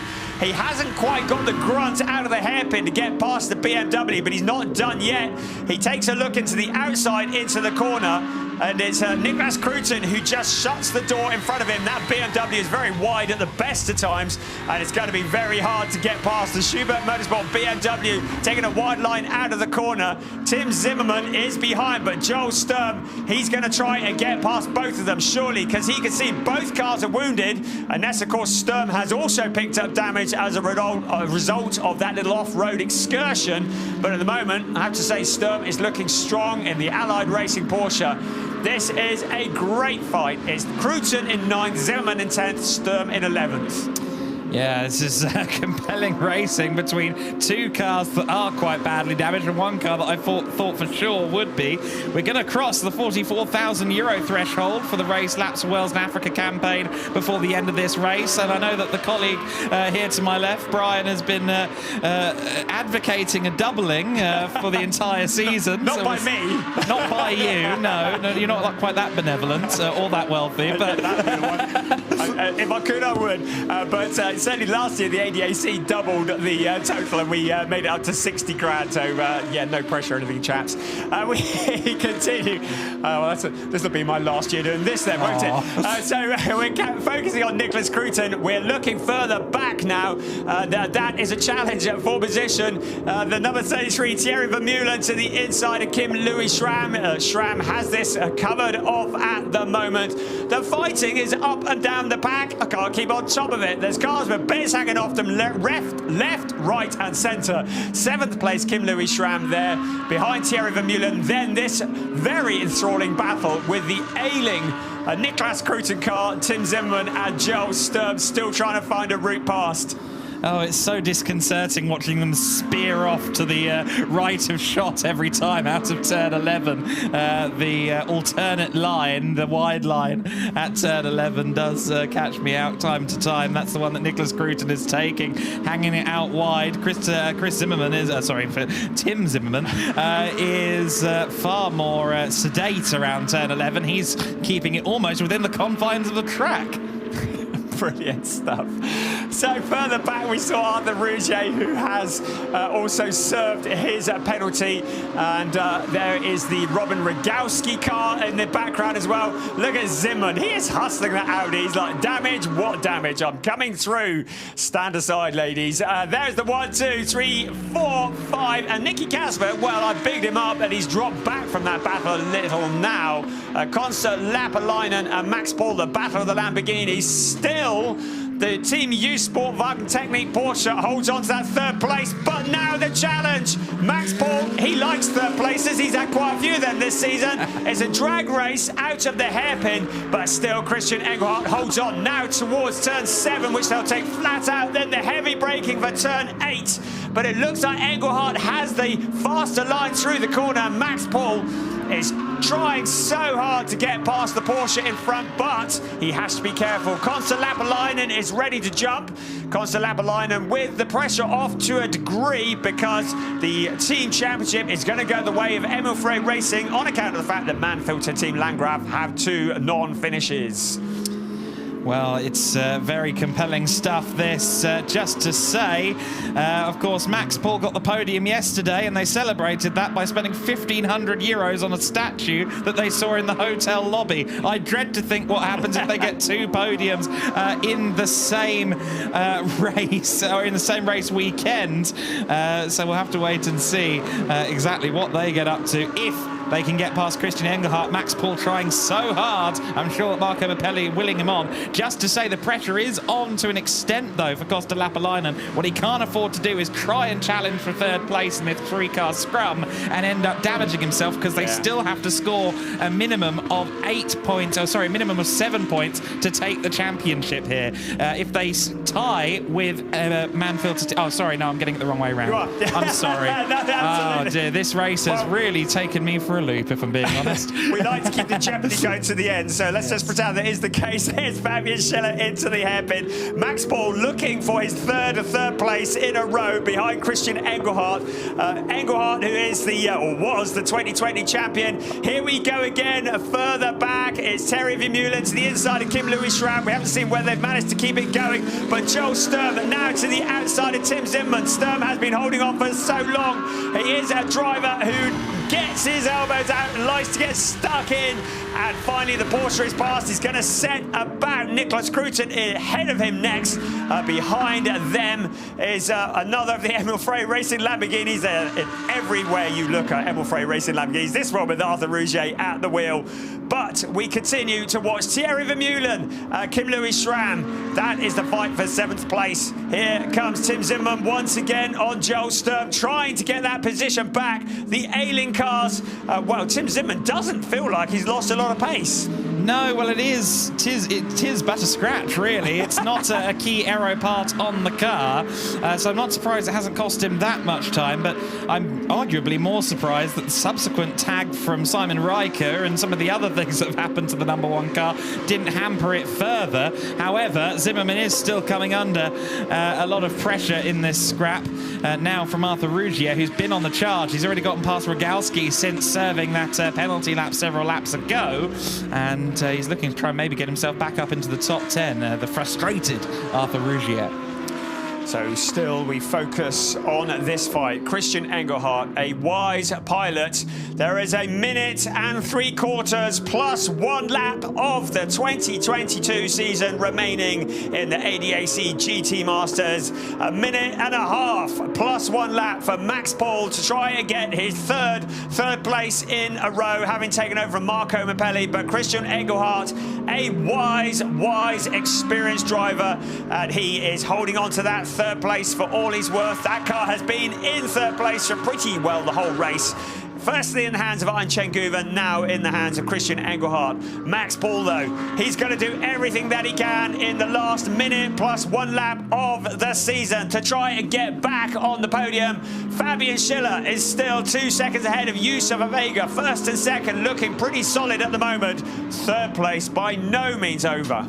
No, absolutely not. Max Paul has been getting more and more feisty, more and more confident in his driving, I'd say, as the year has gone on. As we've alluded to before, it did seem that our light went off, perhaps in terms of the car setup and things like that, after T3 Motorsport was somewhat rebranded into Paul Motorsport halfway through the year. Marco Mappelli and Max Paul have had some fabulous results. Last 3 events, they've scored a 3rd place in all of them. And let's see if they can get a 4th in 6 races. That would be a real achievement. Well, the time is now running out, though. We are a 1/4 of a minute plus 1 lap remaining of this race. At the moment, our race lead is heading up towards the hairpin. Fabian Schiller, who's taken over from Jules Gounon. We look up towards the hairpin. In the background, Yusuf Vega, who took over from Ricardo Feller. And then this fight for 3rd place. Now, Max Paul knows the time is running out. It looks like a clean move at the moment, but Christian Engelhardt has the faster line out of the hairpin. But Max Paul, as close as ever, picking up a slipstream. Around turn 7 they go. Keep the foot buried on the floor. Now under braking. Is he going to take a little dive to the inside? Max Paul to the inside, trying to steal that third place away. Christian Engelhardt coming back and in. But it's Max Paul who jumps up into third position. Now Christian Engelhardt going to try and pick up a slipstream to get past, but Konsta Lappalainen is lurking in the background, ready to jump. It looks like Max Paul has got that move done. The car that is carrying the success penalty, well, both cars are carrying a success penalty, in fact, but it's just that Engelhardt has got a bigger success penalty, a 20-kilo success penalty to be precise. And the car that has 5 kilos of success penalty has just got past. You can see the celebrations in the Paul Motorsport garage. Now he's just got to hold on for what remains of this race, and that is very, very little, because we are into the final lap of the season. Gosh, that's gone by quickly, hasn't it? Not just this race, but this season. It is Fabian Schiller, along with Jules Gounon, in the pound seat to be on the top step of the podium at the moment. He's still got this scrap going on further back behind Nicholas Cruton for 9th, 10th, 11th and 12th place. Look at how wide they're now going through turn 1. It's about 4 times the width of the actual circuit, the racing line, seemingly, at this stage. So the final lap of the season now. Into the hairpin goes our race leader. We're still focusing. Joel Sturm, Arthur Rougier fighting over 10th place. The battles are still raging up and down the pack. In the background, the ailing Tim Zimmerman car. But Joel Sturm, who has been something of a star in GT Masters this year, now fighting off the attentions of the number 19 Arthur Rougier car. He goes wide into the hairpin and shuts the door. And now the Emil Frey Racing Lamborghini of Arthur Rougier dropping back just a tad in the background. Tim Zimmerman, he's not done yet, in 12th place. Joel Sturm holding on to that 10th position, holding on to the lead though, into the final lap of the race, the final lap of the weekend, the final lap of the season. Fabian Schiller, who took over from Jules Gounon. A great start to the race for the Drago Racing Team ZVO Mercedes. Out of turn 17, the final race of the season is going the way of Fabian Schiller and Jules Gounon. Yusufa Vega, Ricardo Feller second, and it's another third place for Max Paul and Marco Mibelli. Christian Engelhardt, Ein Guven doing well to come home in 4th place ahead of Konsta Lappalainen and Mick Wiesover. Nicky Gansberg, great recovery from him, along with Jesse Krohn, rounding out the top 6. And just crossing the line now, just holding on to 9th place is Nicholas Cruton. Joel Sturm was lurking ever closer. Rougier ahead of Tim Zimmerman, but couldn't quite break into the top 10. He finishes in 11th place. There is our champion in the form of Raffaele Marciello. He's got a good friendship with Marco Mapelli. They were chatting a lot yesterday in the press conference as well, in their native Italian. The now Swiss flagged Raffaele Marciello, though, is our 2022 champion. As we knew coming into this race, there are going to be festivities aplenty to celebrate his achievement. And I'm sure there'll be festivities aplenty down at Drago Team ZVO. Yes, the number 8 car ended up pulled over to one side, but one final race victory, one final collection of trophies for Schiller and Gounon will be welcome at the end of season 2 for Drago ZVO. And it shows how consistency rather than race wins championship, because that car that has just won the race, it is his 4th win of the year for Jules Gounon and Fabian Schiller. The driver who's won the championship, Raffaele Marciello, has only won 1 race. There is the confirmation of the result. After 36 laps, it's Schiller and Gounon from Vega and Feller. Max Paul, Marco Mapelli rounding out the top 3. Christian Engelhardt, Ein Guven 4th ahead of Konsta Lappalainen and Mick Wiesover in the number 14 car. Then Jesse Krohn, Nicky Kasberg. There are the rest of the results scrolling through your screen. Non-finishers from the Manfilter Team Landgraf Mercedes. Also Balboa and Aitken non-finishers, and a very unusual double non-finish for Manfilter Team Landgraf. Marvin Dietz, Jan Marszakowski not making it to the end, and neither did Florian Spengler, Marcus Winkelhock and Patrick Niederhausen, Luca Engsler also non-finishers. And that race win is bigger than we've given it credit for, because this team, Gunon and Schiller, outscored Engelhardt and Guven by 12 points. The advantage Guven and Engelhardt had between second and third of the championship coming into this one was 10. So by 2 points, Gunon and Schiller will be our championship runners-up. Wow, yes, so the fighting is not just for the title, runner-up, very important as well, and it has been such a strong performance all year long from Drago Racing Team ZVO. Had it not been for some non-finishes, one at the Sachsenring, another one at Zandvoort, and some low scores. And there's car 14, and it's looking like some donuts that are about to take place. Here we go, the winners' donuts. Fabulous. Don't drive into Christian Engelhardt, for goodness sake. Get a penalty after the flag, that'll be fun. Was this post-Saturday points? Yes. Ah, okay. I've got that wrong. Sorry, I'm going to have to apologise there for that. My maths has been appalling in this one, mostly because I apparently can't read. Look at this. It's a really slippery surface on the outside of turns 16 and 17. It's used as a drag strip. It's been used as a donut strip at the moment. Some wonderful donuts from the number 91 Team U Sport Wagen Technique Porsche. The crowd, and it is a massive crowd here today. They have been thoroughly entertained as Christian Engelhardt does a few donuts to finish off the season. They don't need those tyres anymore. They're going to drop them in the skip anyway, aren't they? Imagine if often you see the fans walking away with those. Whichever fan gets those tyres might not be able to roll it away because it's away, exactly. Some nice drifting then and some celebrations at the end of the season. Just to reaffirm, I was completely wrong about what I said a few moments ago. It is Engelhardt and Guven that will be the runners-up, just about. It was a lot closer, but I misread a sheet here in the commentary box. It is still going to be Christian Engelhardt and Owen-Chen Guven that claim the runners-up spot, and I'm sure they'll be keen to go one better in 2023. I personally would love to see that pairing remain in the season to come. Jules Gunon was the last driver to be a solo winner of the ADAC GT Masters title. Raffaele Marciello is now the latest solo driver to do that, and he takes the title away from Christopher Mies and Ricardo Feller. Fabian Schiller alongside Jules Gunon, they have been such a solid combination all year. It feels like Fabian Schiller has really stepped up a gear this year. There is Max Paul and Marco Merpelli for Paul Motorsport. Who knows what kind of monstrosity is going to get bought and end up in their garage after this. There is confirmation. It's Emil Frey Racing who win the team classification. Manfilter Team Landgraf, well, they worked hard, but two non-finishers, and they very nearly surrendered second place to Monteplas by Land Motorsport, but in the end, Emil Frey, a fairly convincing win in the team championship.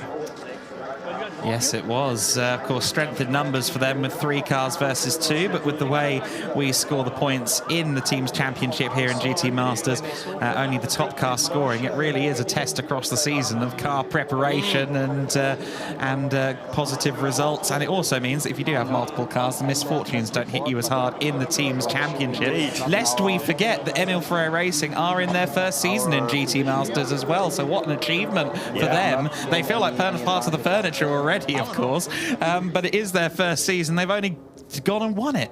Absolutely brilliant, and that is a very convincing job indeed from Emil Frey Racing. There is the Manfilter team, that car has been put there because it is Raffaele Marciello who has won the championship.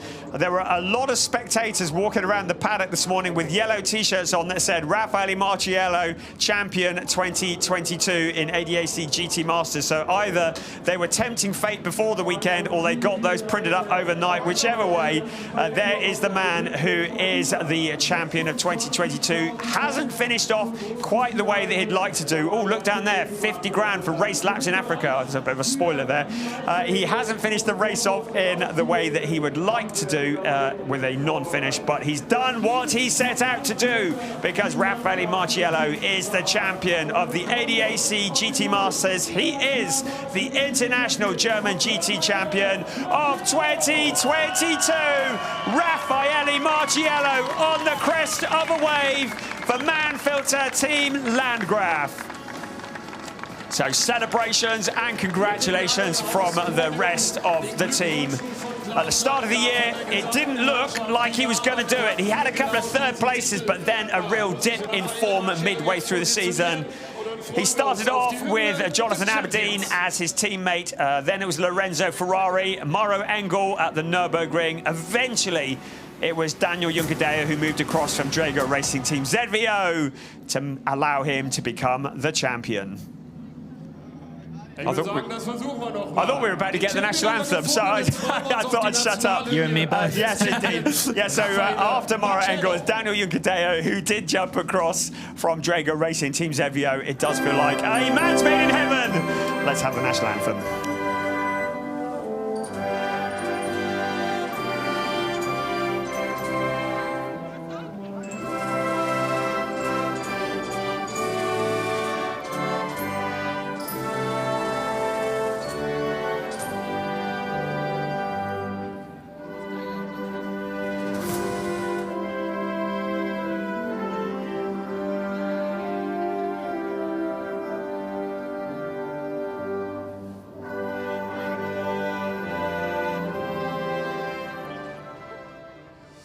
Und Sie dürfen gerne noch mal klatschen für den neuen We do believe that was a Swiss national anthem because it was neither German nor Italian.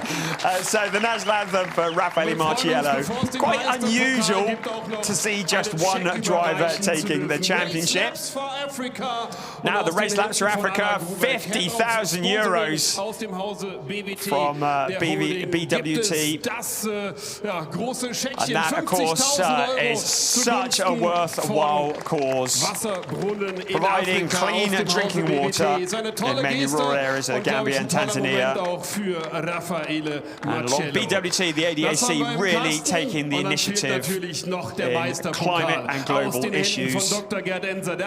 Gerd Ensner is going to be presenting the championship trophy to Raffaele Marciello, our new champion for 2022, raises the trophy high. He set out to do exactly what he needed at the beginning of the year, adding it to his GT World Challenge Europe title. Zu einer anständigen Meisterehrung gehört auch eine anständige Champagnerdusche. Mannfelder Team Landgraf, it's time for champagne! The celebrations start. The Manfilter Team Landgraf crew run for cover. Raffaele Marciello, what a successful year it has been for the driver who is a registered Swiss for 2022. Daniel Juncadella there as well, joining in with the celebrations. A very important part of the journey that Raffaele Marciello has been on. And the celebrations will no doubt continue into the night. There'll be some sore heads and some sticky backs. Onto the roof of the car goes Raffaele Marciello.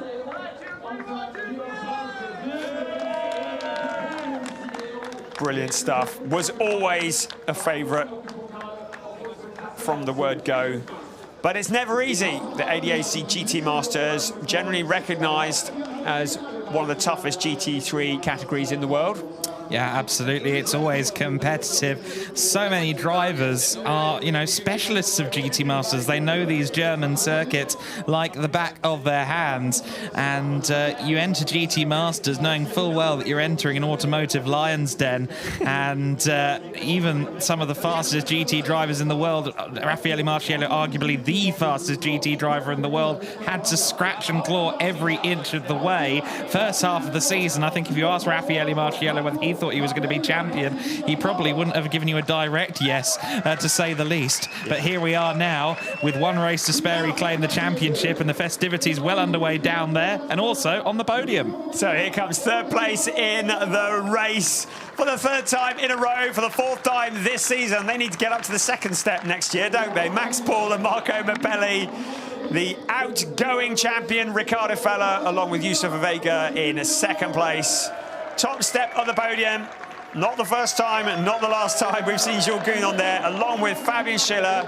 A great driver combination, taking the win in the 14th and final race of this 2022 season. Representative for Drago Racing Team ZVO and its national anthem once again.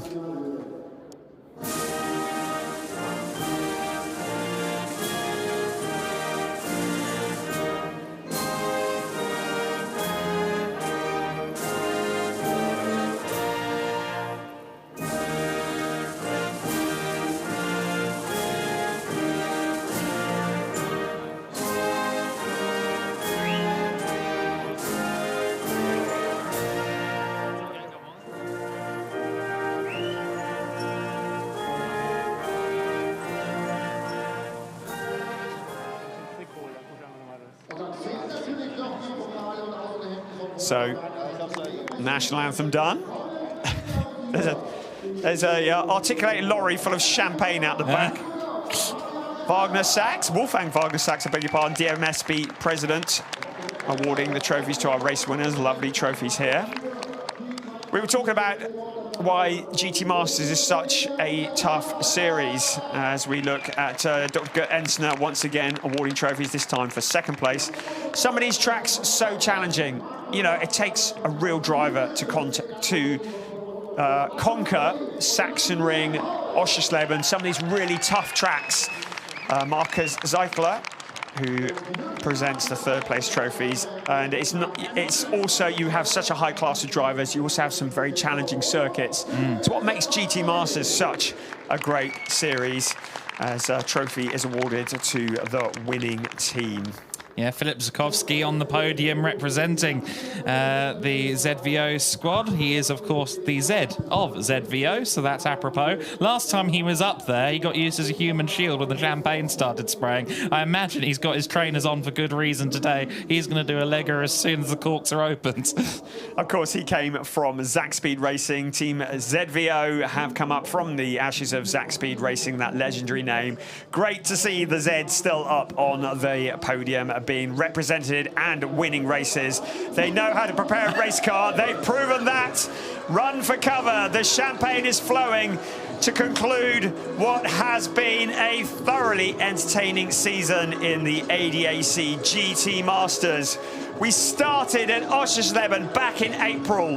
Then we went to Austria for the Red Bull Ring, and that was a challenge. It was a back-to-back win for Schubert Motorsport there. Then to the Netherlands, to Zandvoort. Then it was Germany all the way, Nürburgring, Lausitzring, Sachsenring, and it all came to a finish here at Hockenheim. And it was that car there in the hands of Raffaele Marciello, who became the champion, the international German GT champion of 2022. We'll see you in 2023. See you then. Bye-bye.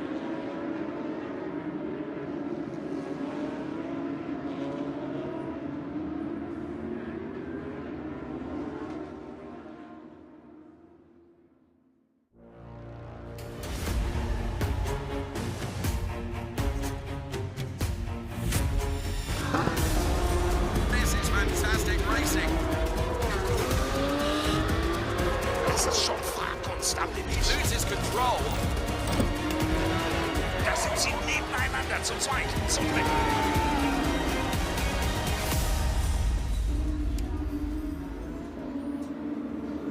15 races down, one more race to go.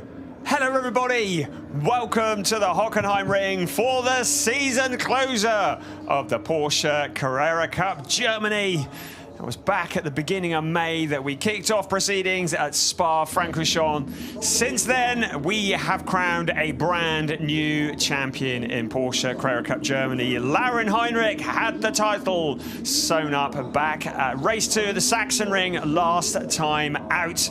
Team Championship has also been decided. It's gone the way of SSR Huber Racing, another championship for Christoph Huber, an absolute legend in the world of Porsche Carrera Cup racing. But there are still 2 championships that are wide open, and I mean very wide open.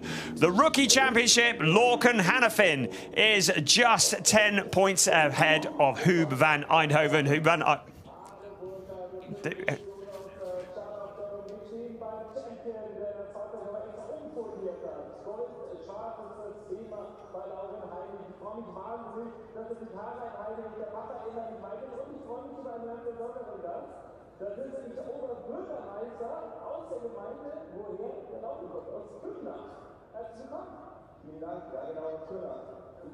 Was haben wir immer auf den Deckel bekommen, der Burger? Ich werde aber gesagt haben, der Burger kommt aus Würzburg. Würzburg, das genau. Förderitz bei Würzburg, aber wir sind eine eigene Gemeinde und Förderitz ist sehr, sehr viel wert, dass wir als Förderer genannt werden. Herr Burger, das hat ja auch jeder immer ordentlich Stimme bekommen. Ich finde das toll. Also wir haben uns angelegt, wir sagen in der Firma. Aber jetzt haben wir auch was vor. Achtung, ich habe mir gar nichts vorbereitet. Axel, gibt mir das halt ganz kurz. Der Laurin ist ja sowas wie der Sohn der Schattenbrüder, oder? Ja, natürlich, und ich bin Amerikaner und ich freue mich drauf. Und ich bin stolz, dass er, obwohl er die Welt jetzt heute mal voll dazu. In welcher Straße genau wohnt ihr? Eigentlich nicht. Nee, das muss man ändern. Nee, das kann man so nicht lassen, oder? Das können wir so nicht lassen. Wir haben einen ganz tollen Vorschlag. Wir nennen das ab sofort die Laurin Heinrich Allee. Können wir das einrichten? Können wir das so machen? Wir würden hier sofort mitgeben, Schild. Aber da bin ich sehr. Ich glaube, das wollen wir alle nicht, wenn der Name wird eigentlich erst dagegen, wenn man 8 Jahre tot ist. Also wir bringen es ans Haus und freuen uns und wollen natürlich, dass der Laurin noch sehr, sehr lange lebt. Das ist wichtig, das kommt natürlich alles. Aber wenn das irgendwann mal so weit ist, wenn so in 430 Jahren, dann machen wir das so mit. Versprochen, das kann ich gut versprechen, weil da bin ich auch. Oder bin ich ein bisschen zu viel gefallen, das ist nicht gerade aber ja, also, Laurin Heinrich Allee von den Wikipedia-Antrag in der Bauernhof. Das machen ja Sie. Ja, das ist ja bei der zweiter Söhne der Stadt, Laurin Heinrich. Klasse. Also, das Schild ist, oder die Schilder, die hier sind, Rede Wohlfahrt oder die. Was für eine tolle Zahl, was für eine tolle Saison. Danke euch beiden. Vielen Dank.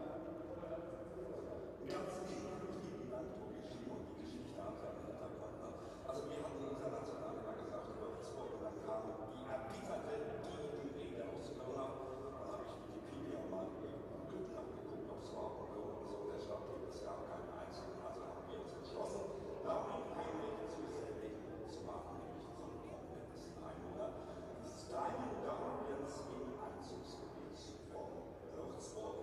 Und das ist so eine kleine humorvolle Einstieg in unsere Berichterstattung bei uns. Dieses Finale des Porsche Carrera Cup Deutschland.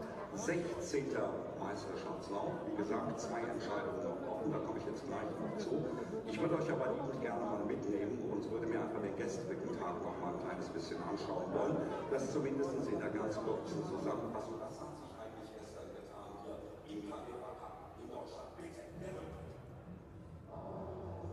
Ja, da standen wir ganz genau an gleicher Stelle, standen wir rund um den Kenny schnellsten und Rarität Vorbe, der ja auch heute in der Startnächte wieder ganz vorne steht. Haben dann die 510 PS-Startmotoren angeschlossen, haben uns auf die halbstündige Reise begeben mit einem externen Start von Rarität Vorbe. Und das hier war unser Fokus von uns und von Eindhoven. Da ging es ja um die Rookie-Meisterschaft.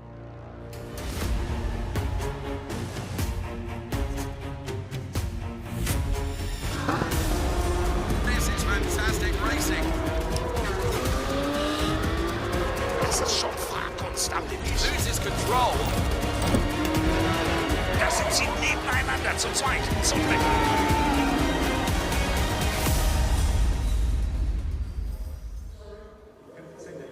15 races down, just one more race remaining. This is the season closer for the 2022 season of the Porsche Carrera Cup Germany.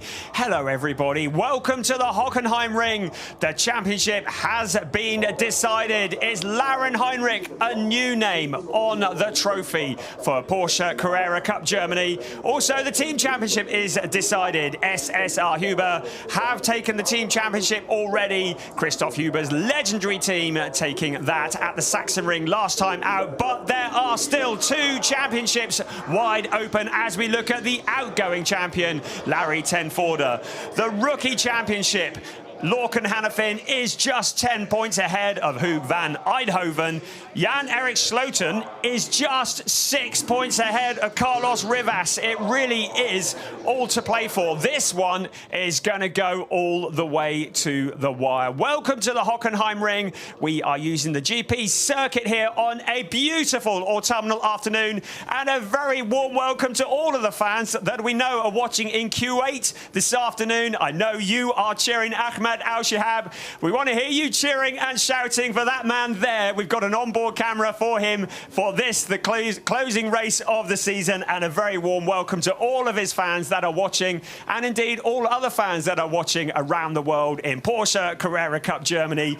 It has been one of the most competitive and exciting and compelling seasons in Porsche Carrera Cup Germany history. As we look at the view from the front of the Ahmed Al-Shihab car, the ADAC Motorsport by Nigrin Porsche, starting 28th on the grid. It is a season that started back at Spa-Francorchamps in May, the beginning of May. That feels like a long time ago, doesn't it? Then we went to the Red Bull Ring in Austria, and then it was to Imola in Italy, Zandvoort in the Netherlands, and then it was Germany all the rest of the way. The legendary Nürburgring in August, the Lausitzring, remember that, in the rain and in the fog, the Sachsenring the last time out where Heinrich secured the title, and here we are at Hockenheim for the season closer. That man there, Bastian Boos for Allied Racing, has been stealing the headlines. He's had 2 wins in Porsche Mobile 1 Super Cup this year, and he's taken his first win. That was at Imola in Porsche Carrera Cup Germany. He finished in 2nd place yesterday. That is our new champion, Heinrich for SSR Huber Racing.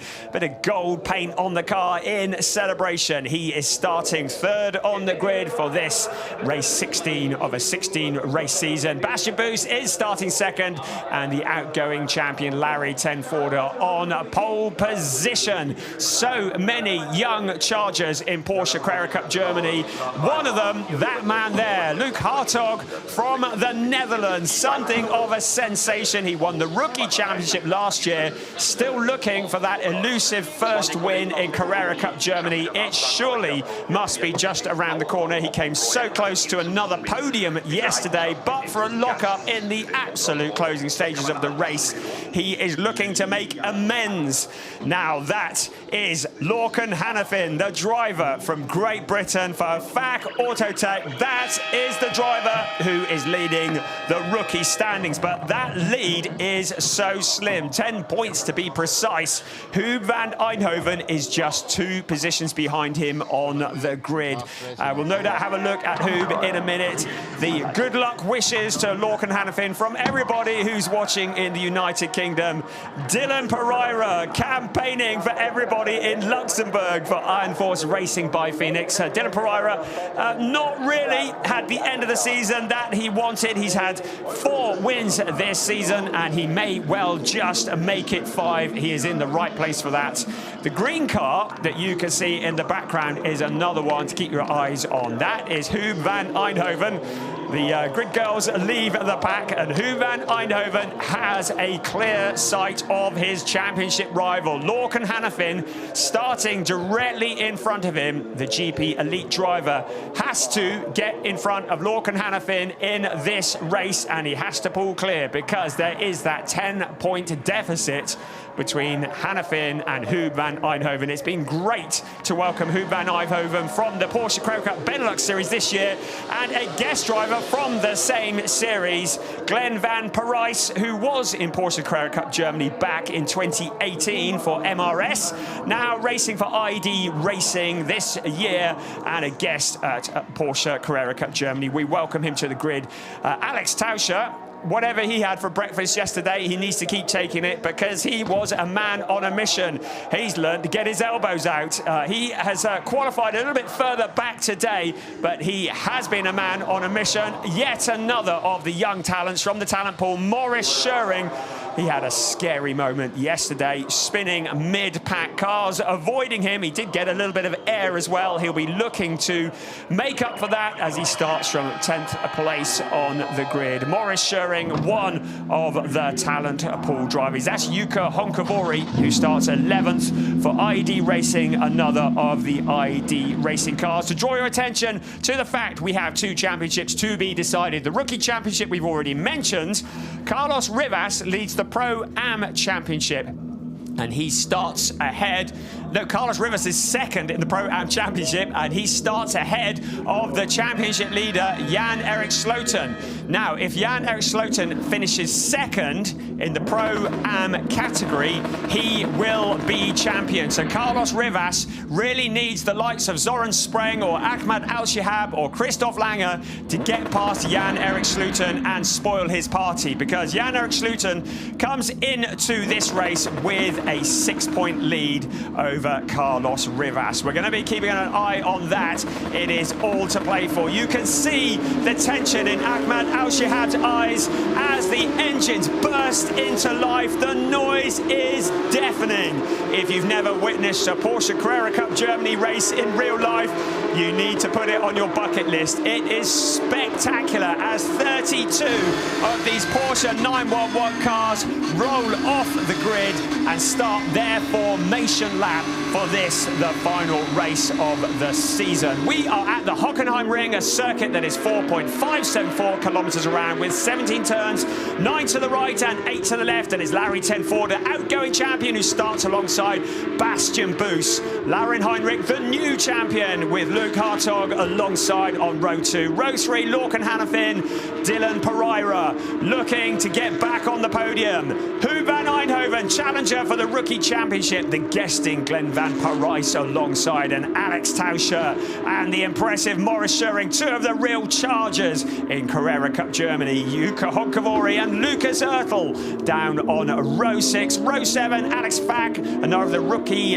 drivers, and Rudy van Buren alongside Ariel Levy and Jesse van Kijk make up row 8 of the grid, and on row 9 is Richard Wagner and Lucas Groneveld. Row 10 of the pack, which will appear now, Jan Zeifert and Dan van Kijk for GP Elite. And on row 11, Ghislain Cordier and the leading Pro-Am driver, Carlos Rivas. He needs to break clear and hope for the worst for his rival, Harold Prochik and Sebastian Framert on row 12 of the grid. Row 13, the leader in the Pro-Am category, Jan-Erik Sloten and Zoran Spreng. Row 14, Jonas Greif and Ahmad Al-Shihab starting alongside each other. And then on row 15 of the grid, Christoph Lange and Georgi Donchev, the driver that had that spectacular rollover at Nürburgring earlier this year. The guesting Kai Pfister, and welcome back Holger Harmsen, returning after injury, bringing up the rear of the grid, looking to make progress from there. The wildlife are watching. We have a massive crowd of spectators here at the Hockenheimring, and they are going to be entertained for Porsche Carrera Cup Germany. It is a timed race. It will be 30 minutes plus 1 lap of racing. Talking to drivers this morning, almost all of them are saying, last race of the season, the gloves are off, the elbows are out, I'm going for it. That sounds to me like drama. Keep an eye on turn 6, the hairpin. It's a really tight turn. It's the best overtaking opportunity on the circuit, but we see so many controversies at the hairpin. Today may not be any different as the drivers looking to finish the season off in style. There is the outgoing champion, Larry Tenford, the most successful driver in Porsche Carrera Cup Germany history. The most successful Pro-Am driver in Porsche Carrera Cup Germany history is Carlos Rivas. Both of them are in this race. Now, the engine notes rise in a moment. We will see the red lights come on, and when they go off, it will be time to go racing. We are just waiting for the back of the pack to form up, and we will get clearance to the back. We've got that. The 5 red lights are ready to go off. Are you ready for one last dance? This is Porsche Carrera Cup Germany, and it was a scruffy start. It looked like there may have been a jump start further back, but it's Larry Tenford who steps off pole position. Bastian Buus in a second. Hockenheimring slotting into 3rd place. That's Luke Hartog going very wide in turn 1 onto the grass. It looks like he's made a collision with Huub van Eindhoven. He carries on in the right direction, but he's lost a lot of places. Here come the rest of the pack. Lorcan Hannafin up in the 4th place, looking for his 2nd overall podium of the season. A little bit of drama further back. We'll keep an eye on timing screens in case of penalties, but look how busy it is. Riding on board with Ahmad Al-Shahab along the Parabolica. Flat out they come. This is the notorious hairpin. Heavy braking. Larry Tenford sweeps across to slam the door in front of Bastian Buus. Hockenheimring in that solid 3rd place, and then a gaggle of cars. Did they all make it around? That is a miracle in itself. Lorcan Hannafin had got past Dylan Pereira, but it looks like Pereira is coming back. Hannafin in 4th place, Pereira to the inside. Hannafin cannot afford to have a non-finish. His main championship rival is just behind. There are cars going off further back, but it looks like everybody is still pointing in the right direction. And we continue. 28.5 minutes plus 1 lap of racing ahead of us. Porsche Carrera Cup Germany, the 45 car, they're visiting Glenn Van Parijs in the battles. But it's Larry Tenford, the 2021, the multiple champion in Carrera Cup Germany. Now Jan-Erik Schloten is exactly where he needs to be. He's behind his championship rival, Carlos Rivas. If things stay as they are, it will be Jan-Erik Schloten who becomes champion. So we said there might have been a jump start. Car 26 was Jesse Van Kuyk in the Team GP Elite Porsche. That is under investigation. So we'll keep an eye on that, but there may well be a penalty incoming. Now a challenge. Hockenheimring is starting to get impatient in that 3rd place. Car 4 is also under investigation. That's Luke Hartog for an unsafe rejoin. We saw him go wide in turn 1 and come back onto the track after a little bit of grass track racing. So he may well be under review by the stewards as well. Now look at Hockenheimring lining up Bastian Buus. He looks to the outside into the hairpin. This is such a tricky corner to master. Bastian Buus just squeezes Hockenheimring out wide and carries on his way. Jan-Erik Schloten doesn't want to finish behind Carlos Rivas. He wants to finish in front of him. Look at the amount of pressure he's putting on. Also in there is Zoran Spreng in the number 5 car.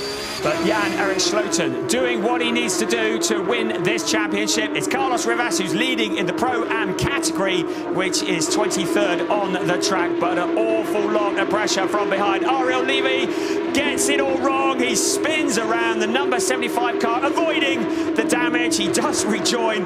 Gives us all a little bit of moment. Calm down, please, sir. Now Ariel Levy rejoins a little bit further back in the number 75 car. He's going to have a lot of work to do from there. He was running in 20th position, but has now dropped to the back of the order. This is the 2nd place. Hockenheimring now putting the pressure on Bastian Buus. You can see that Alex Tauscher is also under investigation for a jump start.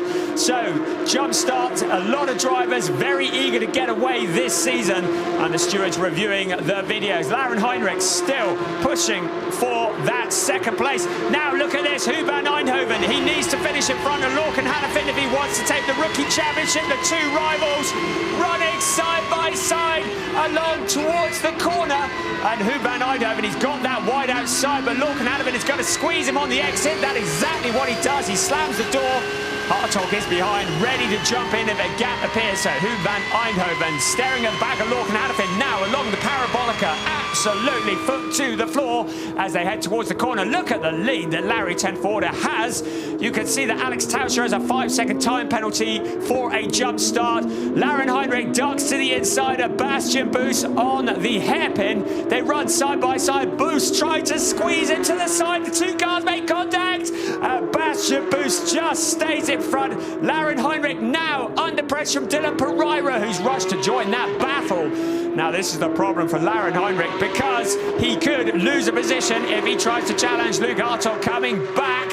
Morris Schöring fighting, and he is in front of Morris Schöring. In fact, Morris Schöring is challenging Luke Hartog. So you can see them running 3 abreast behind, with Glenn van Parijs in there and Alex Tauscher, who's carrying that 5-second time penalty. Another car under investigation, Lucas Grunewald this time. So a number of drivers falling foul of the stewards being under investigation. This is the fight. Dylan Pereira has got past Lauren Heinrich, so we said that might happen. If Bastian Buus and Lauren Heinrich were challenging each other, it opens the door for Dylan Pereira to make the most of any gaps. All of this is Christmas to Larry Ten Voorde, because he is pulling away at the front. Look at this. Huub van Eindhoven is in front of Lorcan Hannafin.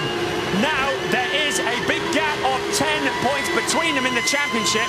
So if things stay as they are, by my calculations, Hannafin would still be champion. But he really needs to stay in front of Huub van Eindhoven so that he can control what the number 29 car is doing. He does not want Huub van Eindhoven getting too far ahead, getting out of reach. At the moment, Hannafin is still under control. In the background is Luke Hartog. After that difficult start, he will want to move forward. He's still looking for that elusive first win, and it is yet to come. Into the hairpin we come once again, and it is quite the challenge, but Huub van Eindhoven is given the squeeze. Lorcan Hannafin drops back. Now Luke Hartog getting involved, running side by side. Hannafin has fallen foul to Glenn van Parijs, exactly what he didn't need. Luke Hartog is in front now. Meanwhile, Pereira and Lauren Heinrich also running side by side up front. We don't know where to look. Luke Hartog in front of this. Then it's Huub van Eindhoven. Lorcan Hannafin trying to come back round the outside, hanging it all out. Luke Hartog at the front of that queue. Morris Schöring in there, as well as Alex Tauscher. That is the view from Huub van Eindhoven. Fantastic racing, the guesting Glenn van Parijs. He knows his way around this circuit. He's running on the inside of Alex Tauscher at the moment, looking back at Morris Schöring. The action is unfolding. This is what they said was going to happen, but Huub van Eindhoven has broken clear. Lorcan Hannafin has clawed a bit back, but Luke Hartog has got past both of them. So Luke Hartog moving further up the road and into 5th place, and that is Glenn van Parijs getting out onto the dirt. He keeps it pointing in the right direction. A 5-second time penalty for cars 26 and 28. That'll be Jesse van Kijk and Lucas Grunewald. That is again for the jump start. Luke Hartog has been given a black and white flag, which is just a warning at this stage for an unsafe rejoin of the track. But he is now back up into 5th place. So we take a deep breath. We evaluate the situation. It is Larry Ten Voorde who is leading the way from Bastian Buus, Dylan Pereira, and Lauren Heinrich. Luke Hartog, Huub van Eindhoven leading the rookie race ahead of Lorcan Hannafin. But Hannafin trying to come back with Morris Schöring. Glenn van Parijs drifting around the hairpin in the Pro-Am category. Carlos Rivas leading the way ahead of Jan-Erik Schloten. Zoran Spreng in 4th and Ahmad Al-Shihab in 5th in the Pro category. Car 31, a 5-second time penalty. So that is Sebastian Freeman. It looked like there were quite a few cars that did jump start. There is Rudy Van Buren. He's a development driver for the Red Bull Formula 1 team. Our thoughts very much with them today as we look back at the cars behind Huub van Eindhoven. And so many challenges up and down the pack. Rudy Van Buren currently in 13th place. And there is Ariel Levy after that early spin. He is down in 28th. He's got a lot of work to do there. Harold Procik, ex-TCR Germany champion, is ahead of Ahmad Al-Shihab. Procik in 25th, Al-Shihab in 26th. But just to remind you, it is the Pro-Am race within this. And Al-Shihab is 4th place in category in the 26th place overall. So we keep an eye on the 84 car and Harold Procik in the number 20, the car with the clown on the side. Ahmad Al-Shihab does have Ariel Levy, the first ever Israeli driver in Carrera Cup Germany, who is coming back hard at Ahmad Al-Shihab. So quite a fight further back down the pack. Still, Carlos Rivas is leading Jan-Erik Schloten, but this will not be enough. He needs to get a car between himself and Jan-Erik Sloten. Now, Zoran Spreng is a Black Falcon driver. Is there going to be any teamwork going on? If Spreng could get past Jan-Erik Sloten, that would be a gift for Carlos Rivas. As we look back at Ariel Levy, from Ahmed Al-Shihab to the inside he goes, and Ariel Levy takes that position away. Ahmed Al-Shihab, he needs to choose his battles. He's in the Pro-Am race. Ariel Levy is not. He is in the rookie race. So Ahmed Al-Shihab, but he is fighting back, isn't he? We're 1/3 into the race. Great driving from car 84. He holds on to that position. Harold Brochik just ahead of him. Great stuff from Ahmed Al-Shihab as he goes door to door with the young Ariel Levy. So our race continues. Car 99, Bastian Boos in second place. Third, Dylan Pereira. Fourth is Lauren Heinrich. Lorcan Hannafin and Human Eivhoven are going at it again. They get together. Hannafin spins. Hannafin drops down the order. So the two rivals in the rookie championship, the stewards are going to take a look at that. Human Eindhoven getting together with his championship rival. Lorcan Hannafin dropping down the order. If things finish as they are, Human Eindhoven will be the rookie champion, but there may be something the stewards want to say about that. You saw Eindhoven getting up onto two wheels. Lorcan Hannafin out onto that very slippery surface on the outside of turn 16 is a part of the circuit that is used as a drag strip for some of the year. There is no traction. You can't even stand still on it without falling over. And the incident, as you can see from the graphic, is under investigation. We'll keep an eye on that. This will be critical for the rookie championship, because if things finish as they are, by my calculations, I think Huban Eindhoven will be the champion. Maurice Schering getting very up close and personal there as well. Lorcan Hannafin is all the way down in 22nd position, a long way back, and 7th in category. So 7th in category would not score him enough points, just 9 points in the rookie standings. Dylan Pereira, Lauren Heinrich, Bastian Boos. This is the fight for second place. To remind you, Larry Tenforder is leading. He's just some 3.8 seconds up the road, looking to finish his year in style, his outgoing championship year in style in Porsche Carrera Cup Germany. And Lauren Heinrich pressuring Dylan Pereira. They have battled all season long, as indeed is Bastian Boos. You see Dylan Pereira going wide out of turn 17, the back end stepping out. This is the controversial moment, though. You could see Huban Eindhoven getting up onto the curb now. Did Lorcan Hannafin squeeze him, or was Huban Eindhoven being over-optimistic, trying to take that position away? He ended up on the curbs, and there was the big bang for Lorcan Hannafin. Bang, there it is. And the number 9 car goes spinning around, and Hannafin not really showing much emotion with his eyes. I'm pleased we can't lip read, that's for sure.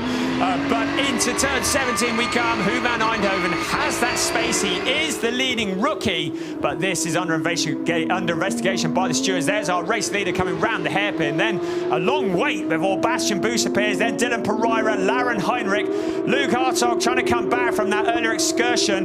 Glenn Van Parijs, a big shout out to him. Great job up into 6th place. A guesting driver who really has returned to the series with much gusto. And Maurice Schering behind him. Lucas Ertel, then Huban Eindhoven, our leading rookie in 9th, and Alex Fack, who is 2nd in the rookie championship. He's looking to improve after a very traumatic day yesterday. Now looking at a replay further back, that's the 27 and the 28 getting together. That is Dan Van Kuyk and Lucas Groneveld. A little bit of contact. It looks like everybody's continued on their way with no drama. This is Glenn Van Parijs in the number 45 car. What a great job he is doing, holding on to that 6th place. Maurice Schering in 7th. Lucas Ertel in 8th, and Huban Eindhoven in 9th. So Ertel has got past Huban Eindhoven. It won't affect Eindhoven in terms of the rookie race, but it will. There could be issues still if a penalty is awarded to Hu van Eindhoven, depending on what the stewards say. Keeping an eye on the Pro-Am race as well. Carlos Rivas has Lorcan Hannafin behind him. Well, he did have. Hannafin's now got past past Carlos Rivas, so up into 21st place for Hannafin. Carlos Rivas still the leading Pro-Am driver. Jan-Erik Sloten still second, and Zoran Spreng just behind them. Now, what can Carlos Rivas do to engineer it so that his teammate, Zoran Spreng, can get past Jan-Erik Sloten and take away that championship lead? Because the points are so close. To remind you, if the race finished now, Jan-Erik Sloten would be a champion. Carlos Rivas, the most successful driver in Carrera Cup Pro-Am history, and indeed the champion from last year, would no longer be the champion. Jan-Erik Sloten, who came here on a mission to win this championship. As we look further back at Ariel Levy trying to come through and challenging Zoran Spreng. And that's exactly what Carlos Rivas doesn't want, because he wants to see Zoran Spreng past Jan-Erik Sloten, and it doesn't look like that is going to happen at the moment, does it? Ariel Levy is through and taking positions away after that earlier moment. Zoran Spreng now down into 25th place. Harold Prochik behind them, and then Ahmad Al-Shihab shadowing their every moves in 27th at the moment, but showing great form here at the Hockenheimring. This is race 16 of the season, the final race of the season. The final race of Porsche Carrera Cup 2022, and it's Larry Tenforder leading the way, 4.5 seconds from Bastian Boos, Dylan Pereira. Lauren Heinrich still in 4th place, the new champion, but the battles continue to rage up and down the pack. The 27 and the 28 cars are going side by side once again. Groeneveld going very wide into the runoff area, and Dan Van Kuyk holding on to that position at the moment as Groeneveld tries to come back. This is further back in the pack, but every position counts, and once again Van Kuyk giving the squeeze. He's in 17th place, Groeneveld in 18th, trying to come back at the 27 car, having been passed. It's a drag race as they run along towards the notorious hairpin under braking. And then we will see what's going to happen here. It is heavy braking. It's still Groeneveld who holds on to that position. Lorcan Hannafin behind them now, trying to come back after that earlier incident. Still under investigation. No news on that, but this is very significant in the Rookie Championship. Jan Seifert in there as well in the 98 car getting involved, and Sebastian Framer in the car 31. Lorcan Hannafin needs to dispatch them as quickly as possible. They too, rookie drivers. Lorcan Hannafin will be frustrated as he tries to get back up towards the Hu van Eindhoven car that he got together with, but Hu van Eindhoven in 9th place overall and the leading rookie driver. Sebastian Framer, rookie. Jan Seifert, rookie. Lorcan Hannafin, rookie. They are running together. Carlos Rivas now with that battle in front of him. His aim. Oh, that's Luke Hartog who's in trouble. It looks like he's had a puncture and he has spun off now. Well, I'm not sure. It's out between turns 11 and 12. And if he can't move, this may well bring out a safety car. So Luke Hartog, who had been running in 5th position, has spun out. That's Rudy Van Buren also making a move, and that's Gisela Cordil that he finds a route past. Alex Tauscher in there as well. Rudy Van Buren had a fairly quiet weekend by his standards, but Luke Hartog, well, he's okay. Just checking to see what the damage is. I'm guessing that must be well off the racing line. Not the way that Luke Hartog wanted his season to end. That elusive first win is still yet to come. He's had podiums, and you can see he goes spinning. It looks like the tyre has just given out. The number 4 Black Falcon car goes spinning. Carlos Rivas sees his fellow Black Falcon car to the left. And then we look back at that pesky Jan-Erik Sloten, who leads the Pro-Am Championship and will be the champion if things stay as they are. Our race leader, Larry Tenforder, still leading the way, 4.6 seconds ahead of Bastian Boos. That's a big lead from Larry Tenforder. He's already got his plans for next year signed and sealed, but he's keeping his cards close to his chest. There are no spoilers from him. We'll keep an eye to see what he is planning for next year. Bastian Buus in second place. We're expecting to see him back in Carrera Cup Germany. Dylan Pereira in third, and the new champion, Larin Heinrich. Still no news on the rookies. There is Hub van Eindhoven leading the way if things finish as they are, but no news on any penalties that might be incoming. Lorcan Hannafin will finish 3 points adrift if things finish as they are now. So the race continues. We're settling back down just a little bit, and we ride on board. There's Hub van Eindhoven in the GP Elite car, the number 29 car in 8th place overall, the leading rookie. And behind him is Alex Fack, also in the rookie standings. Rudy Van Buren in 10th place, rounding out the top 10. So we keep an eye on the timing screens. There's Richard Wagner having a little excursion. He keeps the power on through the gravel trap. Go on, keep it going. Does not want to come to a stop there. That would bring out a safety car. He is able to rejoin. So Richard Wagner now down towards the back of the pack. It's Larry Tenforder leading the way at the moment.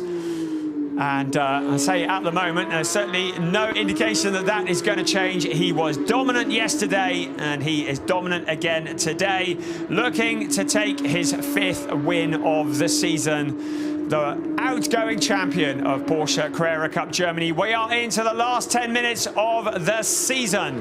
For Porsche Carrera Cup Germany is Larry Tenforder leading the way from Bastian Buus, Dylan Pereira, the new champion, Larin Heinrich in the gold and black livery. And then we wait a bit for the guesting, Glenn van Parijs, Maurice Scheuring, Lucas Oerthel, and then Hub van Eindhoven and Alex Fack running together 8th and 9th.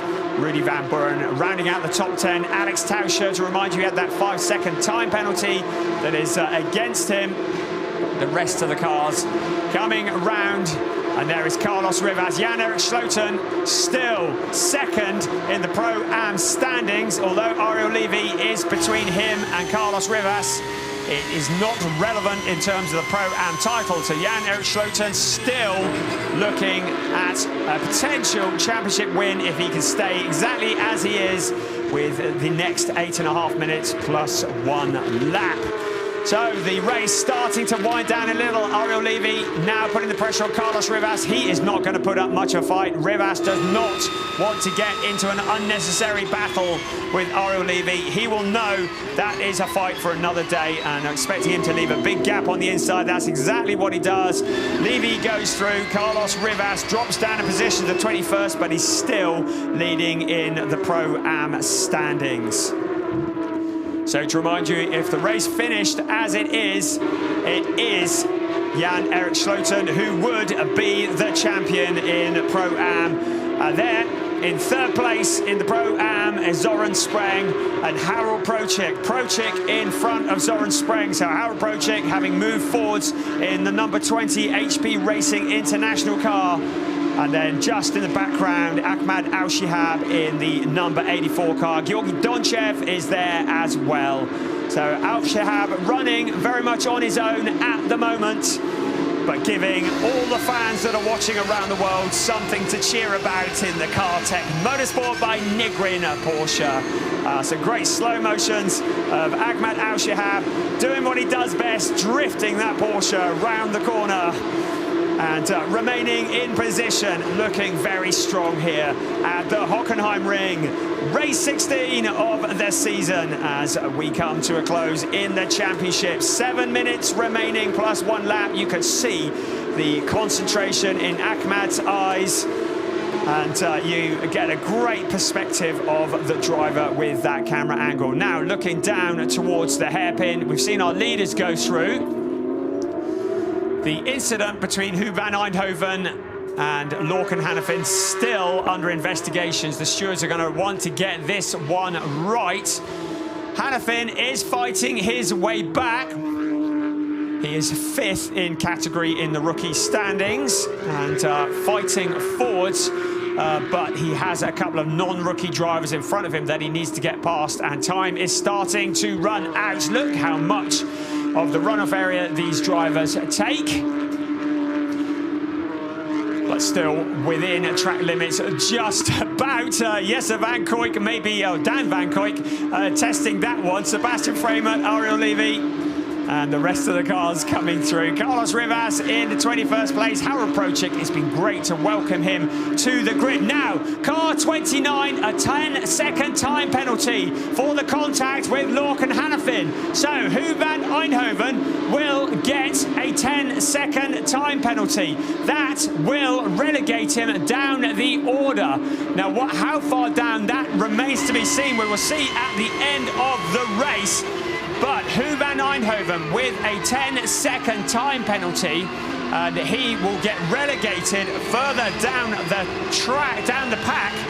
We will see where that shakes out. That is going to be a whole load of places, and I think that might well be advantage Lorcan Hannafin. We'll check the timing screens in a bit and see how that shakes out. So bad news for all the fans of Huub van Eindhoven, the GP Elite driver, being awarded a 10-second time penalty that will be added on when the race is done. Currently, he's 17 points away from the race lead. There is drama for Jukka Honkavori, locking up big time into the hairpin. That allows Lucas Groeneveld through. Groeneveld, who's really been in the battles here during this race, and there's Lorcan Hannafin behind as well. So Lorcan Hannafin is 28 seconds away from the lead. Huub van Eindhoven is 17 seconds away from the lead. So it would put Huub van Eindhoven in front of Lorcan Hannafin, but only just.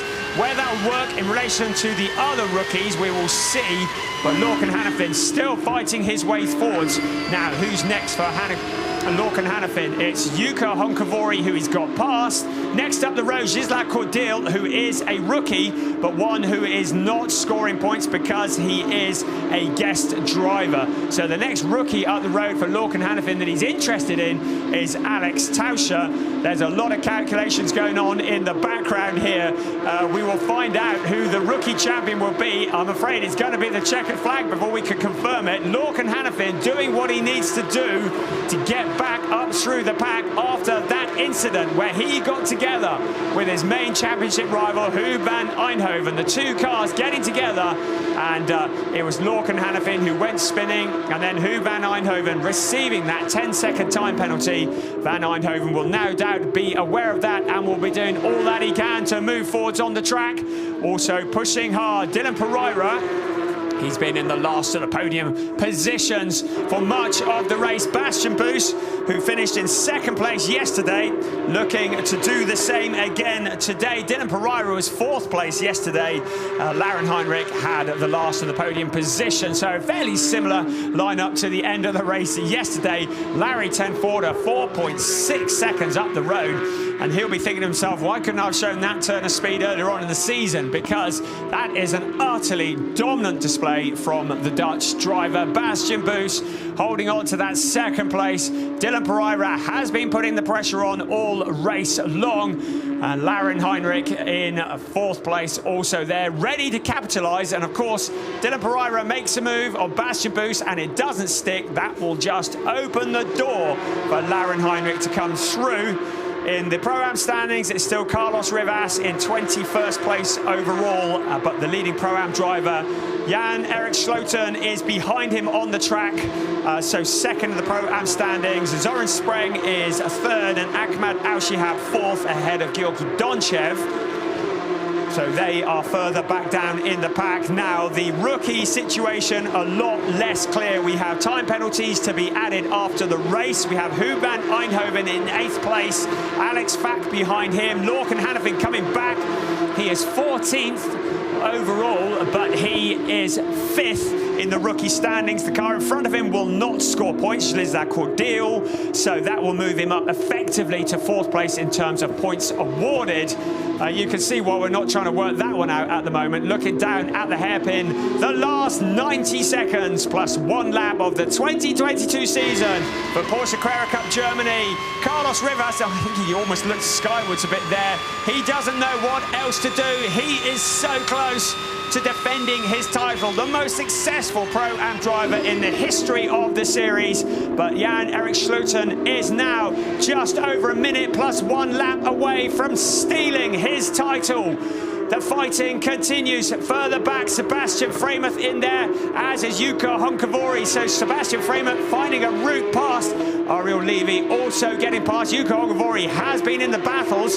I wondered if the car was ailing, but I don't think so, as he retakes that position. But Sebastian Frameth up into 17th place. Less than a minute of timed racing remaining, and then it'll be the plus 1 lap, the season closer of Porsche Carrera Cup Germany 2022. Looking back at Richard Wagner in the 27th place, and that's from the perspective of Ahmad Al-Shihab.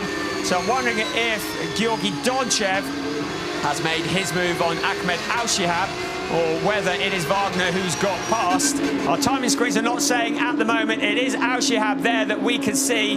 Just ahead of him is Georgi Donchev. So Donchev has got past Ahmed Al-Shihab, and that is up into 25th place. The clock is about to strike 0, and very shortly Larry Tenforder will be starting his last lap of the season in Porsche Carrera Cup Germany. Fighting over the scraps, there's a lock-up from Carlos Rivas coming into the corner. The champion of 2021, the defending champion, Carlos Rivas. All sorts of pressure as Jan Seifert in front of him. Carlos Rivas still at the moment, but look at this, Søren Spreng challenging Jan-Erik Schluten. If he can get past, Carlos Rivas will be champion. So Carlos Rivas's fate in Pro-Am Series is in the hands of Søren Spreng. Søren Spreng is past. Jan-Erik Schluten trying to come past.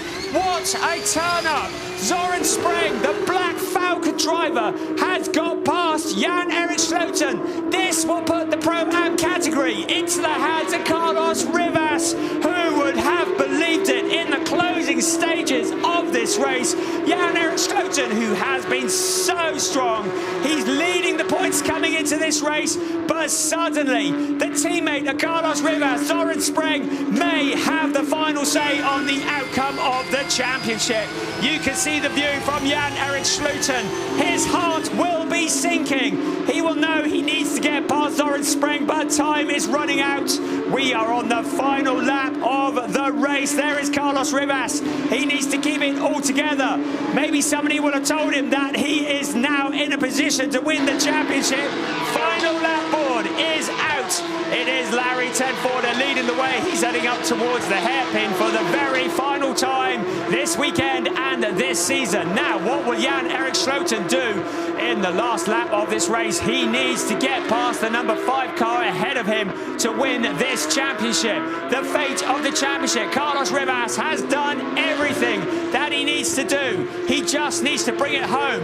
His Black Falcon Racing teammate, Søren Spreng, has mugged Jan-Erik Schluten in the closing stages of this race. Now, heading up towards the hairpin. One of the great overtaking opportunities. What will Jan-Erik Schluten do about that?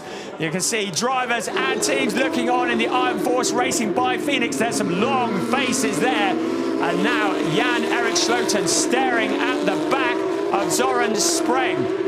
By my calculations, if the race finishes as it is now, it will be Carlos Rivas who's crowned as champion, but it is Larry Tenforder who wins the final race of the season. The number 25 car crossing the line. Bastian Boos in second, Dylan Pereira in third, Lauren Heinrich in 4th place. The rest of the cars coming through. Hu van Eindhoven is in 8th place at the moment. We will see where the timing screen's put in. We're going to have to do some calculations once this is over. But look at this. Jan-Erik Schluten together, Søren Spreng, they all get together and into the barrier. Both cars have gone. Jan-Erik Schluten has just just seen his championship disappear in a massive splash of water and tyre rubber. Jan-Erik Sloten came so close on the final lap, a collision with Zoran Spreng. That man there is going to be the Pro-Am champion. Zoran Spreng, Jan-Erik Sloten, it all fell apart on the closing lap. The Pro-Am Championship, it will be a successful defense. Now you can see Jan-Erik Sloten, he is devastated. Zoran Spreng, well, he is making his opinion clear as well. What a sensational end to the season. Carlos Rivas clinching the Pro-Am Championship title. We're going to need to wait for confirmation on what will happen as far as the Rookie Championship goes, but Carlos Rivas, well, he's not going to get a penalty for that, is he? Because he wasn't involved. Jan-Erik Sloten ending up in the tyre barrier. You saw his head drop. Now look here, let's see what happened. Zoran Spreng, now Sloten had got past Zoran Spreng. They're running side by side into the corner. And Sloten taking the racing line through, so that's all good there. Now they caught up with the traffic. Sloten sees a gap. Spreng goes to shut the door. And Sloten, well, we saw a similar incident to that on Nürburgring, which you saw a car up and over. And Jan-Erik Sloten keeps the four wheels on the ground eventually, but that was his championship there, and bang, his championship is gone. Jan-Erik Sloten, he will be devastated. He came into this weekend leading the point standings. You can see what it looked like as he rode up the rear wing of the car into the tyre barrier. And Jan-Erik Sloten, well, he will be absolutely devastated with that. And the Iron Force Racing by Phoenix team looking on, and they could see that it was a very bad news indeed. So I'm looking at the rookie standings, and Hu van Eindhoven comes home in 11th place. We're just looking at that incident, and Jan-Erik Sloten taking his hands off the wheel, and you could just see, and I wouldn't be surprised if that stung a little bit. The straps on the car can pinch you in places where you really don't want to get pinched, and he, though, I think the biggest bruising of all will be to his emotions. Now, according to this, as we look at the donuts being done, now the timing screens are currently being corrected, and Hu van Eindhoven finishes third in the rookie standings, which gives him 16 points. This is live maths going on here. Lorcan Hannafin finishes fourth in the rookie standings, which gives him 13 points. Some amazing donuts. Ahmed Al-Shihab, what a great display from the driver from Q8. Right, so I'm just doing the sums here. So Lorcan Hannafin, 2-8. I've got my shoes and socks off here. So what a great display being done while the maths is going on. So Lorcan Hannafin, 281 plus 13 by my calculations gives him 294. Hu van Eindhoven, 271 plus 16 gives him 287. So by my reckoning, it is Lorcan Hannafin. Don't quote me on this. My maths is notoriously bad. By my reckoning, Lorcan Hannafin will have clinched the Rookie Championship. The incident between Jan-Erik Sloten, Yukon Honkavori and Zoran Spreng has been reported to the stewards. Carlos Rivas, he was not expecting that. In the closing stages, the championship goes to Carlos Rivas. A non-finish from the championship leader, Jan-Erik Sloten. And he ends up in the tyre barrier. That car there with possibly the best livery ever seen on a race car, the Terminator. Carlos Rivas is the champion in the Pro-Am category of 2022. Don't quote me, but I believe that Lorcan Hannafin, subject to confirmation, is the rookie champion, but that is very much subject to confirmation. The new overall champion, Lauren Heinrich there, doing the donuts as well. Wow, what What a way to finish the season. Larry Tenforder, Bastian Boost, Dylan Pereira, the 1, 2, 3 on the podium. Lauren Heinrich, the visiting Glenn Van Parijs, great job in 5th. Head of Moritz Schöring, making up for yesterday. Lucas Ertel, great drive from him, and Alex Fag, also a good drive from him. Rudy Van Buren, Alex Tauscher, Huub van Eindhoven after that penalty, and Lorcan Hannafin, the 2 rivals. Jesse Van Kijk, Gislain Cordeel, Dan Van Kijk, and Lucas Grunewald rounding out the top 16. It is Alex Fag who wins the race for the rookies. Alex Tauscher, the man who has learned to get his elbows out, is second in the rookie standings. Huub van Eindhoven has the last of the podium positions in the rookie race. The winning Pro-Am driver was Carlos Rivas. It was Georgi Donchev, should I say, is second in the Pro-Am standings. And Ahmad Al-Shihab gets a podium in the Pro-Am standings. He survived the carnage, 23rd overall. And there you can see confirmation of the point standings in the rookie classification. It is Lorcan Hannafin. Apologies for the delay bringing you that result. We wanted to get it right. We don't want to hear any champagne corks going off prematurely. But the rookie championship goes to Great Britain in the suitcase of Lorcan Hannafin. A job done. He joined Carrera Cup Germany this year, and he stamped his authority in the best possible way. Our focus at the moment on the 1, 2, 3 overall. And there you can see the driver classification in the Pro-Am standings. Carlos Rivas successfully defends his title. You have to feel for Jan-Erik Schloten. He has led the way in the Pro-Am classification for so much of the season, and it's all come unstuck at this, the season closer. There is the man of the moment, Larry Tenforder, the outgoing champion, the most successful driver in Carrera Cup Germany history, a multi-champion. He came pretty close to winning it this year, but for that man on his left, Lauren Heinrich, who, by his standings, 4th place, he'll consider that to be a bit of a failure, but pretty solid by my reckoning. And Dylan Pereira, the last of the podium races. So Dylan Pereira, great to see him back on the podium for the final race, giving Iron Force Racing by Phoenix something to cheer about, even if Jan-Erik Schloten's crash was not the thing they were hoping for. There is a replay of Larry Tenforder finishing the season exactly as he wanted to, with a win. It was Lauren Heinrich who started the season with 2 wins from 2 pole positions. It is Larry Tenforder who finishes the season with 2 wins from 2 pole positions. And Larry Tenforder just showing why he is one of the greats. Here's Lorcan Hannafin. The news has got through to him quicker than it did to the commentary box. And Lorcan Hannafin is the rookie champion. His father is not able to be here today. He's been with him at every race this year, but was on other business today. He will be gutted that he's missed this, because the celebrations in the FAC Autotech team will probably carry on well into the night. And what a way to close the season. Drama all the way to the last moments. Jukka Honkavori's car being removed from the scene of the crime, and Jan-Erik Schloten's car in there as well.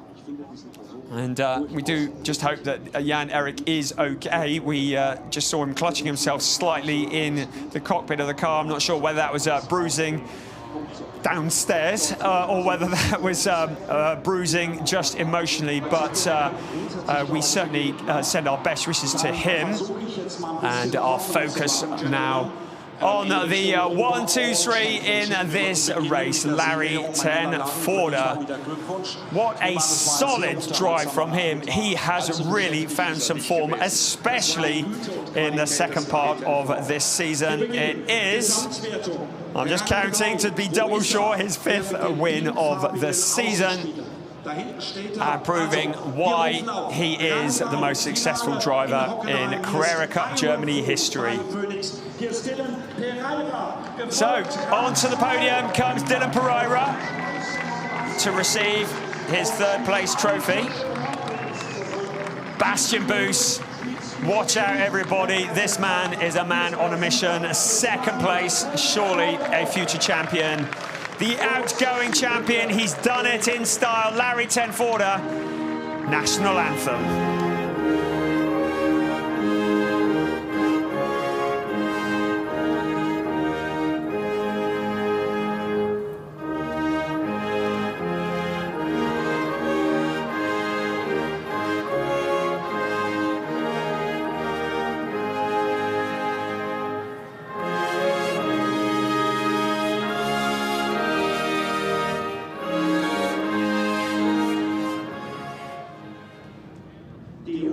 The Dutch national anthem echoing around the Hockenheimring, not for the first time. And here's Huri Isaac from Porsche, the project manager, a celebrity in his own right, presenting the third place trophy to Dylan Pereira. Second place being presented to Bastian Boos.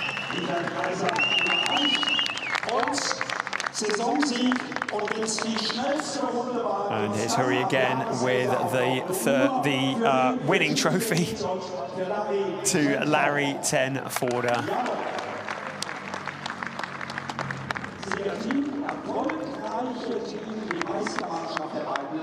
And oh, it's Mikael Dreiser, the director of Sales Motorsport. Of course it is, who presents the excuse the pregnant pause, as my identification not always good, but the team trophy is presented. The final podium photo of the season. Okay, chaps, you can take the rest of the year off if you want. Yes, like they're going to be doing that. Next up will be the trials for the new Porsche Junior. Laurin Heinrich is the current Porsche Junior. Whether he stays on as that next year remains to be seen, but there will be the trials to see who the new Porsche Junior will be for next year. That man on the left, the tall one in the green, blue and white, I would have a few quid on him making it through to the shootout, because he has been something of a revelation this year. Dylan Pereira, Larry Tenforda, well, without being rude, veterans of the sport. The veterans are getting younger year on year, but they winding up a successful year. Bastian Boos really at the start of his career. Larry Tenforda looking for the next step. Quite excited to see what comes out from his PR agency over the next few days, weeks and months, as we find out what his plans are for next year. The podium ceremony done for the main Drivers' Championship, and now there is the car that has won the championship this year. Laurin Heinrich was watching him at Spa-Francorchamps at the season opener this year. He was the only driver who wasn't touching the brakes as he went through Eau Rouge and up towards Raidillon, the only car where the brake lights didn't come on. So whatever it is he's got big ones, because that has won him the championship. The mighty Laurin Heinrich. It's been a fairly controversial journey, but he has made it along the way. 6 wins and 4 pole positions, and it's a championship for Laurin Heinrich. I'd love to tell you what he's saying, but sadly my German is almost as bad as my English, so we will just sit and look at the images as the new champion is interviewed and crowned. Porsche Carrera Cup Germany, it has been quite a year for Laurin Heinrich. He started off as the new Porsche Junior. Well, we can't call him the new one anymore. He is the Porsche Junior. His father, Harold, and his mother, Daniela, who put so much into it, supporting him all the way. Right, time for the Pro-Am. Carlos Rivas, Georgi Dodchev, Ahmed Al-Shihab.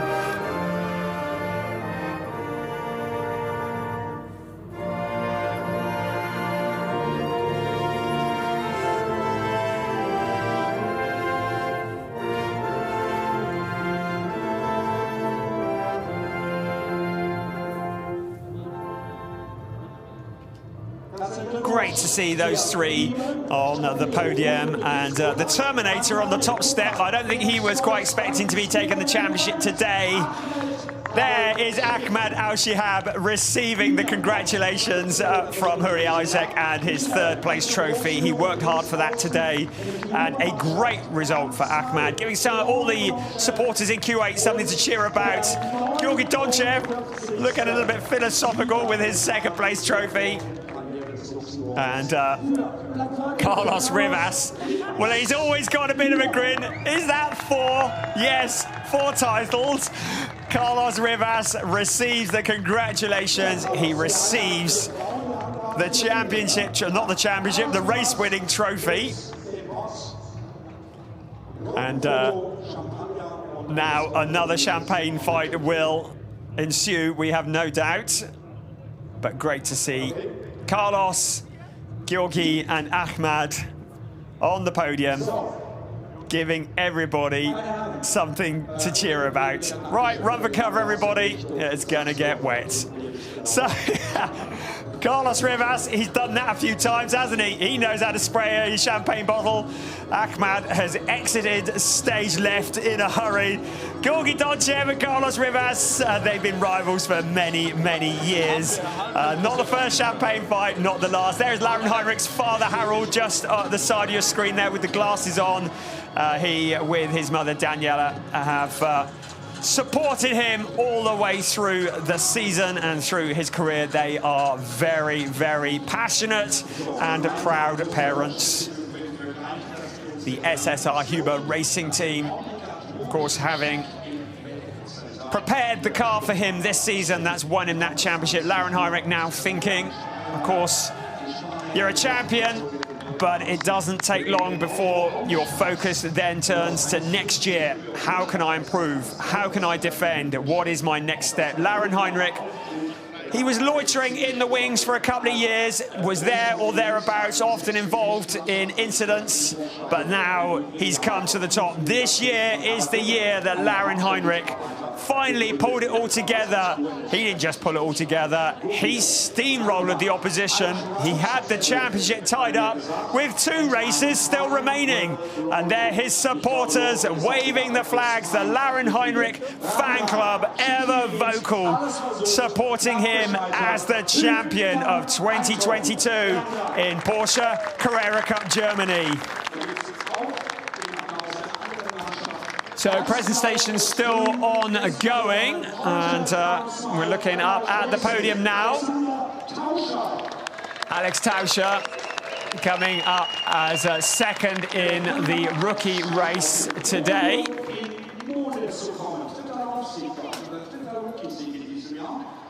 Of course, it's Rudy van Buren, who ended up as the leading rookie after penalties had been awarded. And Hub van Eindhoven in third. Oh, we're actually looking at the championship drivers just out of the window. I think Lorcan Hannafin and Alex Fack.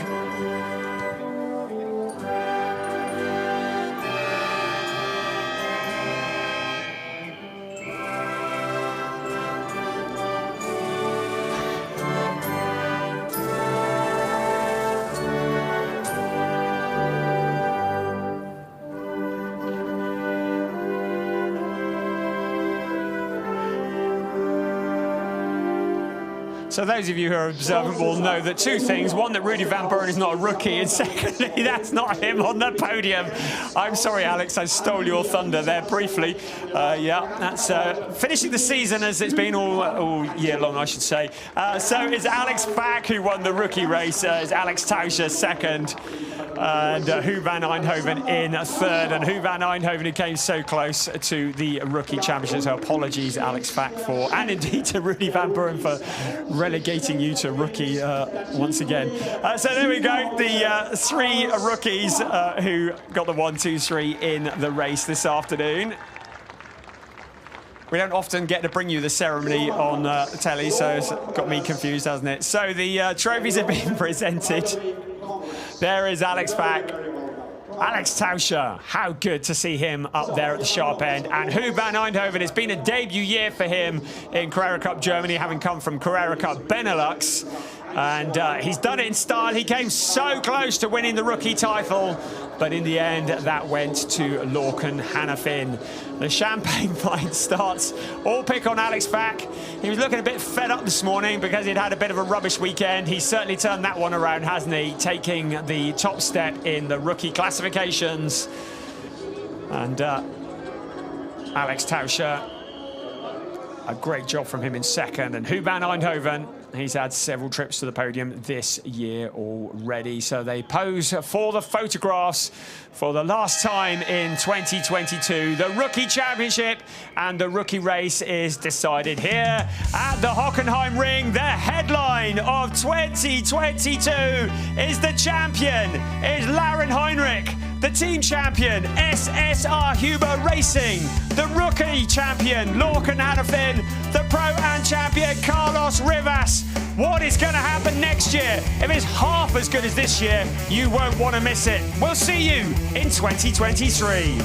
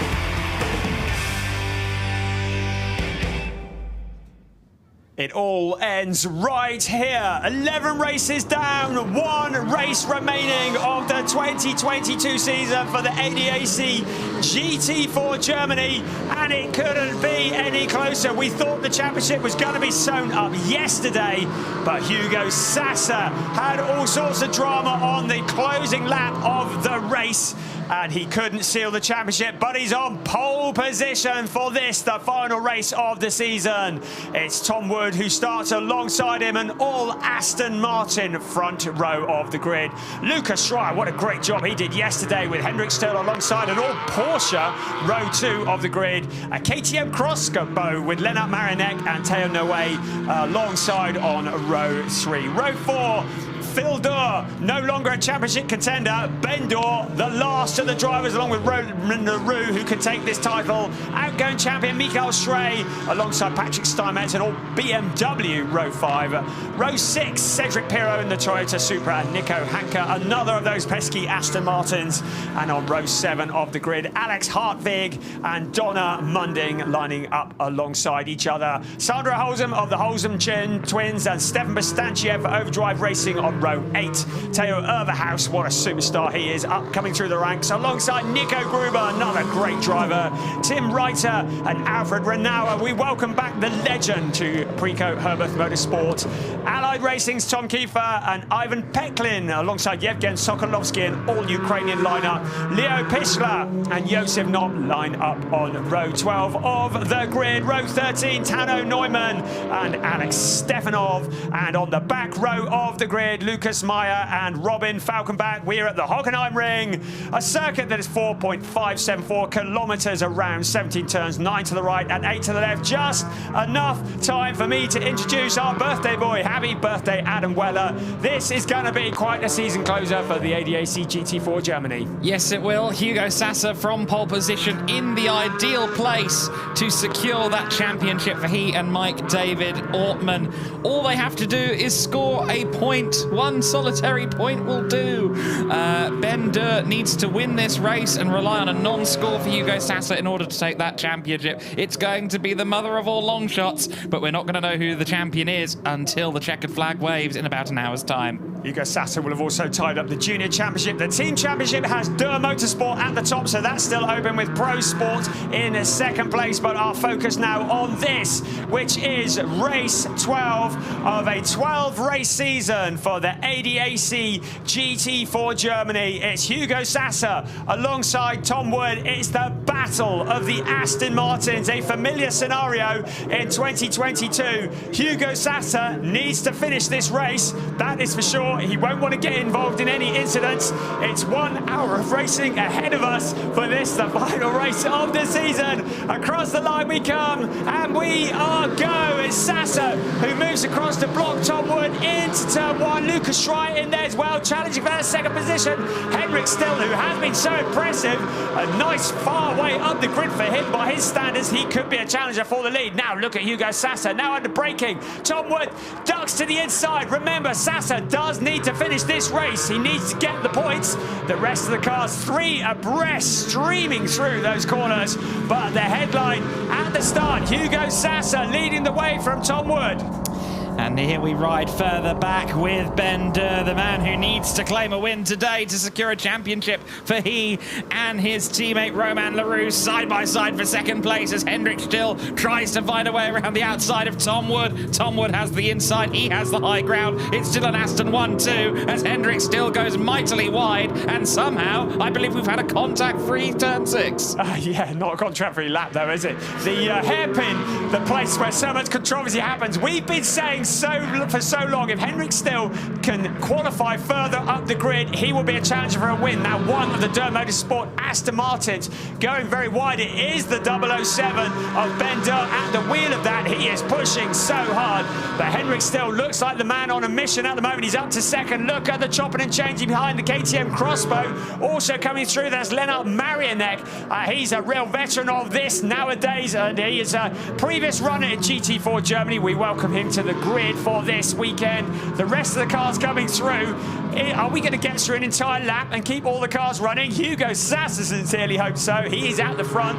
Tom Wood under incredible pressure from Henrik Still. That's the fight for second place. We're looking at Ben Durr. You can see how much banging and bumping there is. And that is Phil Durr, the other of the championship challengers earlier on, but they are now out of the championship hunt along with legendary Indy Doncha. 1 lap in the book. It's Hugo Sasser, Henrik Still, Tom Wood in third place.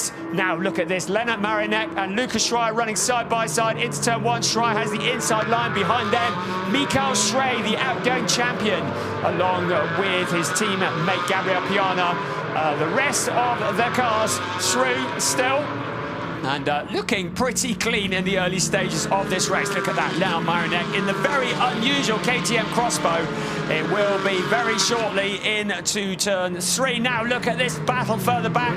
One of the Allied Racing Porsches. I think that's Alex Hartvig that might be, but now around the hairpin. The car's jostling for position as we head along the view from Ben Dure, currently staring at the back of Ternaway. So Ben Dure in 8th place. He needs to finish in front of Hugo Sasa. He needs Sasa to have a wretched race. So trying to get 2nd place back here is Tom Wood. Hendrick still looked like he was going to have to settle for 3rd place a lap ago, coming out of turn 6, but he ended up moving into 2nd. Oh, the 69 car! One of the others, that's Phil Durr, the 69 car. So not our championship contending machine, but nonetheless a big issue for them. You could see coolant leaking from the front of the car. Be a safety car. Safety car is out, and that rather implies to me that more than one car as it was involved in that. Here comes the telltale replay. Oh dear. So that's the 73 car involved as well. That's Alex Stefanov, the Bulgarian driver for Overdrive Racing. And so it was contact with the 44 car of Hartvig that unsettled the radiator of Phil Durr's car. Now the coolant leaks, and that is what caused the subsequent moment there with Stefanov going off. I believe that was the Peklin-driven car, the all-Ukrainian 48 machine that was involved in that contact with the Porsche. Well, Indy Doncha, his season is coming to a premature end because there's no way he's going to get in the seat of that number 69 car. Now, this safety car will be to remove cars and debris. It's probably going to take a bit of work to clear some of the fluid on the track as well. We're taking another look at the start. Sasa doing exactly what he needed to do. Slamming the door in the face of Tom Wood into turn 1. A tricky little corner. They take it very fast and easy to run deep into that corner and run wide. This is the view from the Durr cars. And there is Leonard Marinek in that KTM crossbow. And we have a red flag. So thought that might be the case. There's a lot of fluid down on the track. This may well take a little bit of clearing up. So the red flag means that the cars are going to be brought back to either the pit lane or onto the grid, and everybody's going to come to a stop. So there's probably going to be a little bit of delay before we can get this one going. So it's out with the potter's wheel. My colleague at the side of me has been waiting all season for a red flag so he can talk all things enthusiastic. I'm sure that Phil Durr and Indy Doncha would not appreciate your wishes. But there we go on the edge of the track. To summarise, before we went into the red flag conditions, as we see Ron Domeyer, the safety car driver, leading the way. He will lead the cars back into the pit lane. To summarise, it was Hugo Sasa who is leading ahead of Hendrick still. Tom Wood in 3rd. Lucas Schreier ahead of Michael Schrey in 5th place, then Leonard Marinek, Teo Noe, Ben Dure, Patrick Steinmetz and Nico Handke. But a lot of fluid, whether that be coolant or oil or both, that will need to be cleared up. The marshals, and you can see him sliding along there. Jeez, yes. There's a bit of a moonwalk going on there, wasn't it? There is. That looks very, very slippy indeed. I appreciate the decision from race control to red flag in these circumstances. I'm also quite liking what it looks like they're preparing to actually do there, the track workers. I noticed that they were only going to lay down the cement dust as far as the curb, which means if anyone tries to go out wide for the rest of the race, they're in trouble. And that really is how it should be. It really is how it should be. It is on the part of the track that caused controversy. That hairpin, very tricky indeed. So the final race of the season, I think it's the first red flag of the season as well, by my reckoning. We almost made it, didn't we?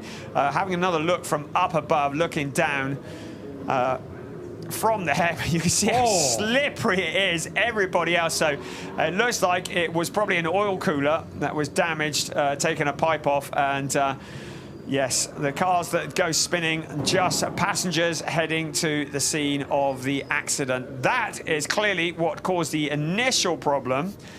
And Phil Durr off to the side.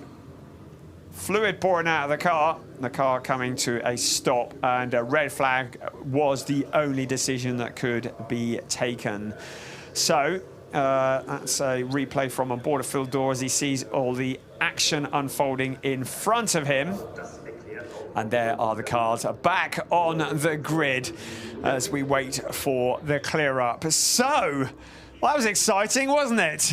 Dearie oh me, there was a lot going on there. Cedric Pirro, I'd say, did amazingly well to avoid the back of the 69 Aston Martin. Oh, they are putting the cement dust down on the runoff area. Boo. But yeah, Cedric Pirro in the Supra did a very good job. It can't be underestimated. If you've got a sudden and unexpected wet surface underneath you on slick tyres, any efforts made to avoid a stationary object are very well done indeed. So Cedric Pirro, of course, running the Pirro Sports team himself. I suppose at the end of the day, it's only his wallet that suffers if he does end up in the back of an Aston Martin. So maybe a little bit of added incentive to go along with what almost looked like the force there. He stopped himself in a heartbeat. All smiles. I'm quite surprised about that. You can see the smile through the helmet for Ben Durr. He was almost involved in all of that as well, of course. And maybe he's happy because he did lose a load of positions in the immediate aftermath of Phil's issues. But now he inherits the position he was in previously. So that's quite useful in a sense for Ben. The incident is under investigation. The Phil Durr and Alex Hartvig. I was liking the double broom action that we were watching earlier. She's some more of that, really. The Marshall's doing a great job here at the Hockenheimring. And it is, I think, the first red flag of the season. But the ADAC GT4, who have been entertaining us all season long. We were a bit late getting this event started. We had a delay from Porsche Carrera Cup Germany that was just before this race, so we didn't really get through the headlines. Coming into this event, there are 4 drivers in the championship hunt, but it was very tight indeed. Hugo Sasser and Mike David Ortman leading the way with 165 points. 24 points adrift, Romain Leroux and Ben Durr. Indy Doncha and Phil Durr were third, 25 points adrift, but they would not be able to do it on account of the fact they didn't have enough race wins, even if they did draw level with Hugo Sasser and Mike David Ortman. So it really is advantage Sasser and Ortman. It looked like they were going to have this signed, sealed and delivered yesterday until the last lap. And it was a battle with Stefan Bastanchiev alongside Hugo Sasser that saw him relegated down the order. Mike David Ortman, well, we're really pleased we didn't have him mic'd up as we look at some of the locals trying to get a free look of the circuit. Those grandstands might look empty. That is not a reflection. There are some grandstands that are closed here at the Hockenheimring. There are thousands of spectators here this weekend who have been crowding in for the entertainment of the ADAC GT4, the series that has been nothing but entertainment this year. It has been the highlight of most weekends, it must be said.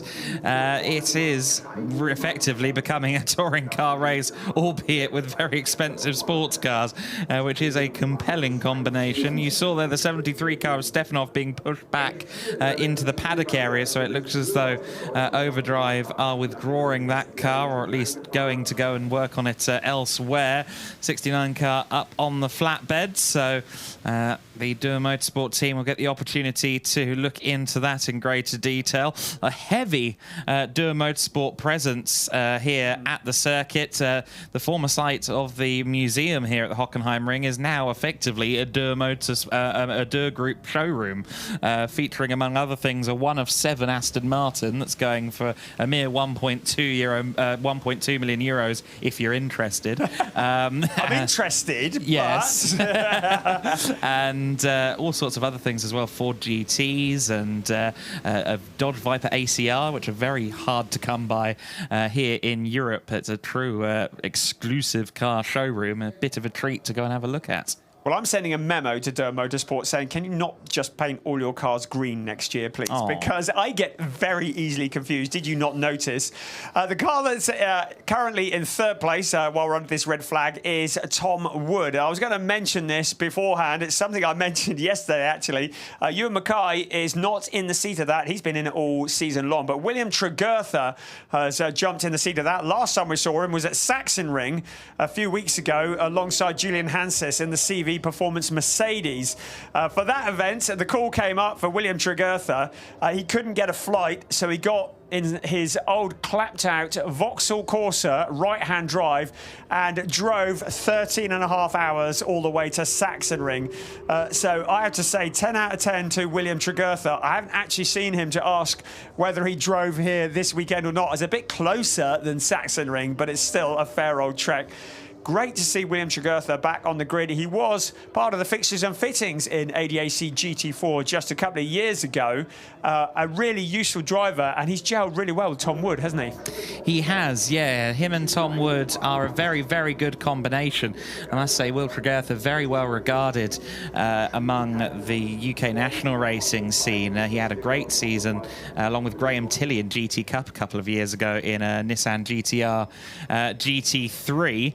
And he was doing that alongside his GT4 program as well. So I think that was in 2019, and he was a busy, busy, busy boy, and justifiably so. Great talent, great to have him back on our grid. I've been banding around a thought in my head here for the last couple of minutes that I'm trying to kind of independently self-verify. Of course, the ADAC GT4 Germany is a recent addition to the program here in the ADAC paddock. However, GT4 as a rule set debuted in 2007. Aston Martin were there on day one at ground zero with the first generation car, which was called the N24 rather than a GT4. And I think they might be the only manufacturer in GT4 competition that have been there all along.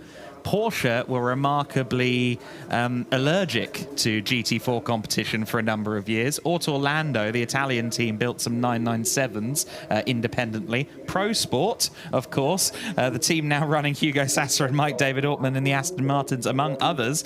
They'd self-developed a Cayman that was actually a very useful bit of kit. But I do think Aston Martin might be the only manufacturer to have been there from day one and never left in GT4 competition. Well, I'm just going to nod in agreement and pretend that I knew that all along. Bask in your glory, I think. Great bit of information there. There's the crowd. Hey, look, you're on telly. Give us a wave. He's phoning the wife and saying, I'm on telly, love. One thing we didn't mention was that we have a success penalty and in the ADAC GT4. So yesterday's race winner was the Allied Racing Porsche, being driven by Vincent Andronaco, and Leo Pichler is the one who's qualified it in this race. He is a lap down at the moment, so Pichler in troubles. He was carrying an extra 15 kilos, and that's the punishment for winning a race. You can see restart at 9 minutes past local, so that is 8.5 minutes from now that you have to put up with our inane dribbling. Second place yesterday was outgoing champions Gabriel Piana and Mikael Schrey. They're carrying an extra 10 kilos today, so doing well in 5th place considering that. And third place yesterday was Finn Zulauf and Lucas Schreier, who's sitting in for Nikolai Moller-Madsen, who's otherwise detained this weekend. And they have a 5-kilogram weight penalty in that car. So the success penalty, which is issued by the ADAC just to help spice things up a bit, as if we needed that. Yes, exactly. The GT4 Germany tends to be plenty spicy enough. I think any more spice added and it would burn the taste buds off your tongue quite firmly. It is a really great championship that we've had at times this year. Good indication here of the state of affairs in the trophy class. A mere 133 points that Kosh and Kiefer have coming into this final race. They've had a mighty good season. They really have. Very dominant indeed. The first driver pairing to ever successfully defend their title in ADAC GT4, the Trophy Championship. So good job for them.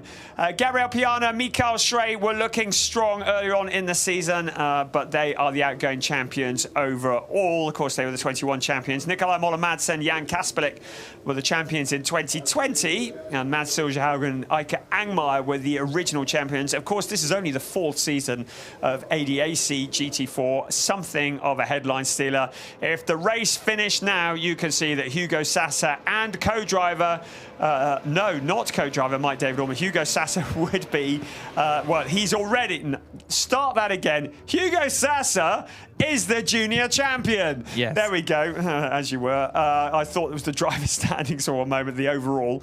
So Hugo Sasa has already sewn that one up. He did that yesterday. He now has the driver championship, and he is in the best position to do that. There we go. That's what we were looking at. Hugo Sasa and Mike David Ortman are leading the way in the driver classification. You can see Romain Leroux, Ben Dur. If things finish as they are now, they would be way too far behind. Sasa and Ortman just need 1 point. Good, it's a projection rather than, I was going to say that doesn't make much sense. It's 24 points between them. But yes, if things were to finish as they are, yeah, indeed, that would be the case. It's interesting how movements in this paddock have a knock-on effect all over the place, isn't it? Obviously, Yevgen Sokolovsky has a new teammate this weekend in the form of Ivan Peklin, and that is in order to prepare for the FIA Motorsport Games, where they will be hoisting the flag and representing Ukraine next week. Yevgen Sokolovsky is a busy man, and he likes his racing. I know that because he doesn't only do ADAC GT4, he does Euro NASCAR as well. He does 4 races a weekend in Euro NASCAR across 2 different championships. But his car was going to be vacant for the weekend, so I don't know if he literally leaned over to Mike David Ortman and Hugo Sasa in the Pro Sport Hospitality and said, do you fancy that? Do you fancy having a go at Euro NASCAR? And evidently they said yes, because I understand they might be having a go next week at their season finale in Croatia, and it would be very interesting to see if how they do, particularly given they are in a prime position right now to walk into that event as champions in ADAC GT4. It will be good to see. We'll keep an eye on that as we look at Ron Dogmeyer, the safety car driver. You can see the race distance has been reduced, or at least the race duration, to 36 minutes. The pit window is going to open 10 minutes into the restart. You saw that on your graphic as well. So 16:19 local time. It's currently 16:04.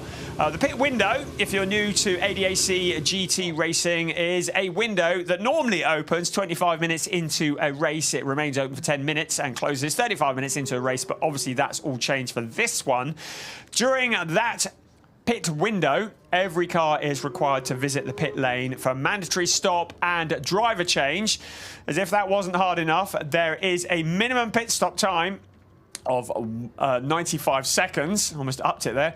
95 seconds. So if the driver goes below the minimum pit stop time, they will pick up a penalty. Also, a heavily regulated pit stop. Only 2 mechanics allowed to work on the car. Everybody else must remain behind the wall. Look at that. We've got an air display going on. Yet more cheeky people trying to watch for free. Well, they're welcome here, and they're entertaining us. We're not entertaining them. I'd like to tell you what biplane that was, but there are certain people that are not here who would be able to identify that for us. Yes, indeed. Some of our colleagues like trains as well as cars, others like planes as well as cars, and a few of them like the trifecta. I do want to give some credit to Melted on Twitter, who's actually tagged me in a little bit of helpful information for us. He has a longer memory than I. He asked us to recall that at the Zandvoort races, there was a red flag because of the heavy rain, in which time the teams changed their tyres on the grid, if you recall. Okay. So yes, it's red flag numero dos, as it turns out. So thank you, Melted. Very well spotted. I'm going to go and sit outside now for the rest of the race. You can see the indication was given for 3 minutes before this race restarts. That's going to be about 2.5 minutes by now. The grid has cleared of all non-essential people. The drivers are back in. The crowd are playing amongst themselves. And a little wave. You're on telly. You are being watched by hundreds, thousands, maybe millions. And we are now getting ready to get this race back underway. Just a couple of minutes more of our inane jabbering to endure before the potter's wheel is put away, hopefully for another year, and we can get back to some on-track action. To remind you, it is race 12 of a 12-race season. That is round 6. We have 2 races on each weekend. We had one yesterday, and we have another one today. There you go. We started at Oschersleben in April. We then went to Austria to the Red Bull Ring, to the Netherlands for Zandvoort, Then to the Nürburgring, just down the road from the Pro Sport HQ. Nürburgring for round 4, round 5 at the undulating, I thought he was asleep, the undulating Sachsenring, and round 6 here at the legendary Hockenheimring. A beautiful setting, a big crowd of people. Conditions are perfect as we get ready to restart for the final 36 minutes of the season for the ADAC GT for Germany. And here we go. The 1 minute board. Never has a 1 minute board been more anticipated. There we go. So the indication is given. The engines are going to burst into life. The grid is cleared. The safety car may lead the field around for a lap or two, particularly around the hairpin. The pesky turn 6, which is the scene of much controversy, and especially so in this race. We may do a couple of laps behind the safety car just to get the track cleaned up and to get the heat back into the tyres. We'll see what happens there. We have no notification, but just to remind you, the pit stop window will commence 10 minutes after this race restarts. So that'll be when the clock strikes 26. And it will close when the clock strikes 16. A great view inside the safety car. Thank you, Ron Dobmeyer, who is a part-time fireman, for all your hard work this year. I would like to shout out the ADAC official alongside you, but I'm afraid I don't know who you are. Now, I said the pit window was going to open. That graphic, I'm not sure that graphic was right, that just popped up on the screen. So the cars are now rolling onto a formation lap behind the safety car. And, well, we'll see what happens when we go back to green flag, won't we? Here we go. And that is Hugo Sasser. To summarise, all that time ago when the red flags came out, Hugo Sasser, Henrik Still, Tom Wood, Lucas Schreier, Mikael Schrey, Lennart Marinek, Tenoe, Ben Dur, Patrick Steinmetz, and Alex Hartvig rounding out the top 10. And good on-board perspective. Hugo Sasser will enjoy the fact there's an empty track in front of him. One of the advantages he has today is because he didn't finish on the podium yesterday, he's not carrying a success penalty. Granted, he would rather have finished on the podium and tied the championship up, but today he's not carrying that penalty, and that will help him. You saw the penalty box on the exit of the hairpin on the right-hand side of the track. That is a box. If a driver is instructed to go there, they will have to pass through it to no more than 50 kilometers an hour. It's 200 meters in length, and that is normally given if a driver has incurred a penalty that's not big enough to be a drive-through penalty. Safety car is now leading the field around. The clock is now ticking. The pit window is not open. We expect that to happen 26 minutes on the clock. And the car's just trying to get some heat into the tyres. They're heading up towards turn 13 at the moment. Yes, so just a few corners before we get this race back underway. Henrik Still, I'm sure, is going to be exciting once we get back to green flag conditions. That Porsche has been the overtaking car of the year, I think, at times, working their way from poor qualifying places more often than not. They're now in prime position behind the leader. So safety car is in on this lap. You see it into the pit lane. Hugo Sasser going very wide out to this slippery runoff area, and it is like ice out there. Across the line he comes. Hugo Sasser leading the way. Now, if Henrik Still puts up any kind of challenge, will he fight or not? Or will Hugo Sasser think about the bigger picture? There are challenges further back. That's Stefan Bastanciev, I believe, coming under pressure from Theo Overhaus. Two of the young up-and-coming chargers in GT4 racing, running side by side. Theo Overhaus, great to have him back in the seat of that car, and he has taken the position away from Stefan Bastanciev. Also trying to get involved is Donna Munding in the number 25 Aston Martin. Now, Bastanciev, who was so racy yesterday, he had his elbows out, fighting back on Theo Overhaus. Ahead of them, it is the 44 car, Alex Hartvig and Nico Hanke. So Hartvig challenging Hanke, and that will be for 10th position. Into the hairpin, the leaders really close together on this, the first lap under green flag conditions. Hugo Sasser holding on at the front, but Henrik Still, the man on a mission, pushing. So out towards turn 7 and towards 8. A great overtaking opportunity during the race. The car's taking it in single file. We'll have no more red flags, please. And it is the car 44 that we're focusing on at the moment, Alex Hartwig, who has been demoted to 11th place by Nico Hanke. There is our race leader, Hugo Sasser, Henrik Still, Tom Wood, and Lucas Schreier. So Still, Wood, and Schreier, they are just racing for glory. Sasser needs to bring this home just to be absolutely sure of the championship. Of course, if he didn't finish, Ben Durr and teammate Romain Leroux would need to take their first win of the season, but it is still a possibility mathematically. Sasser across the line.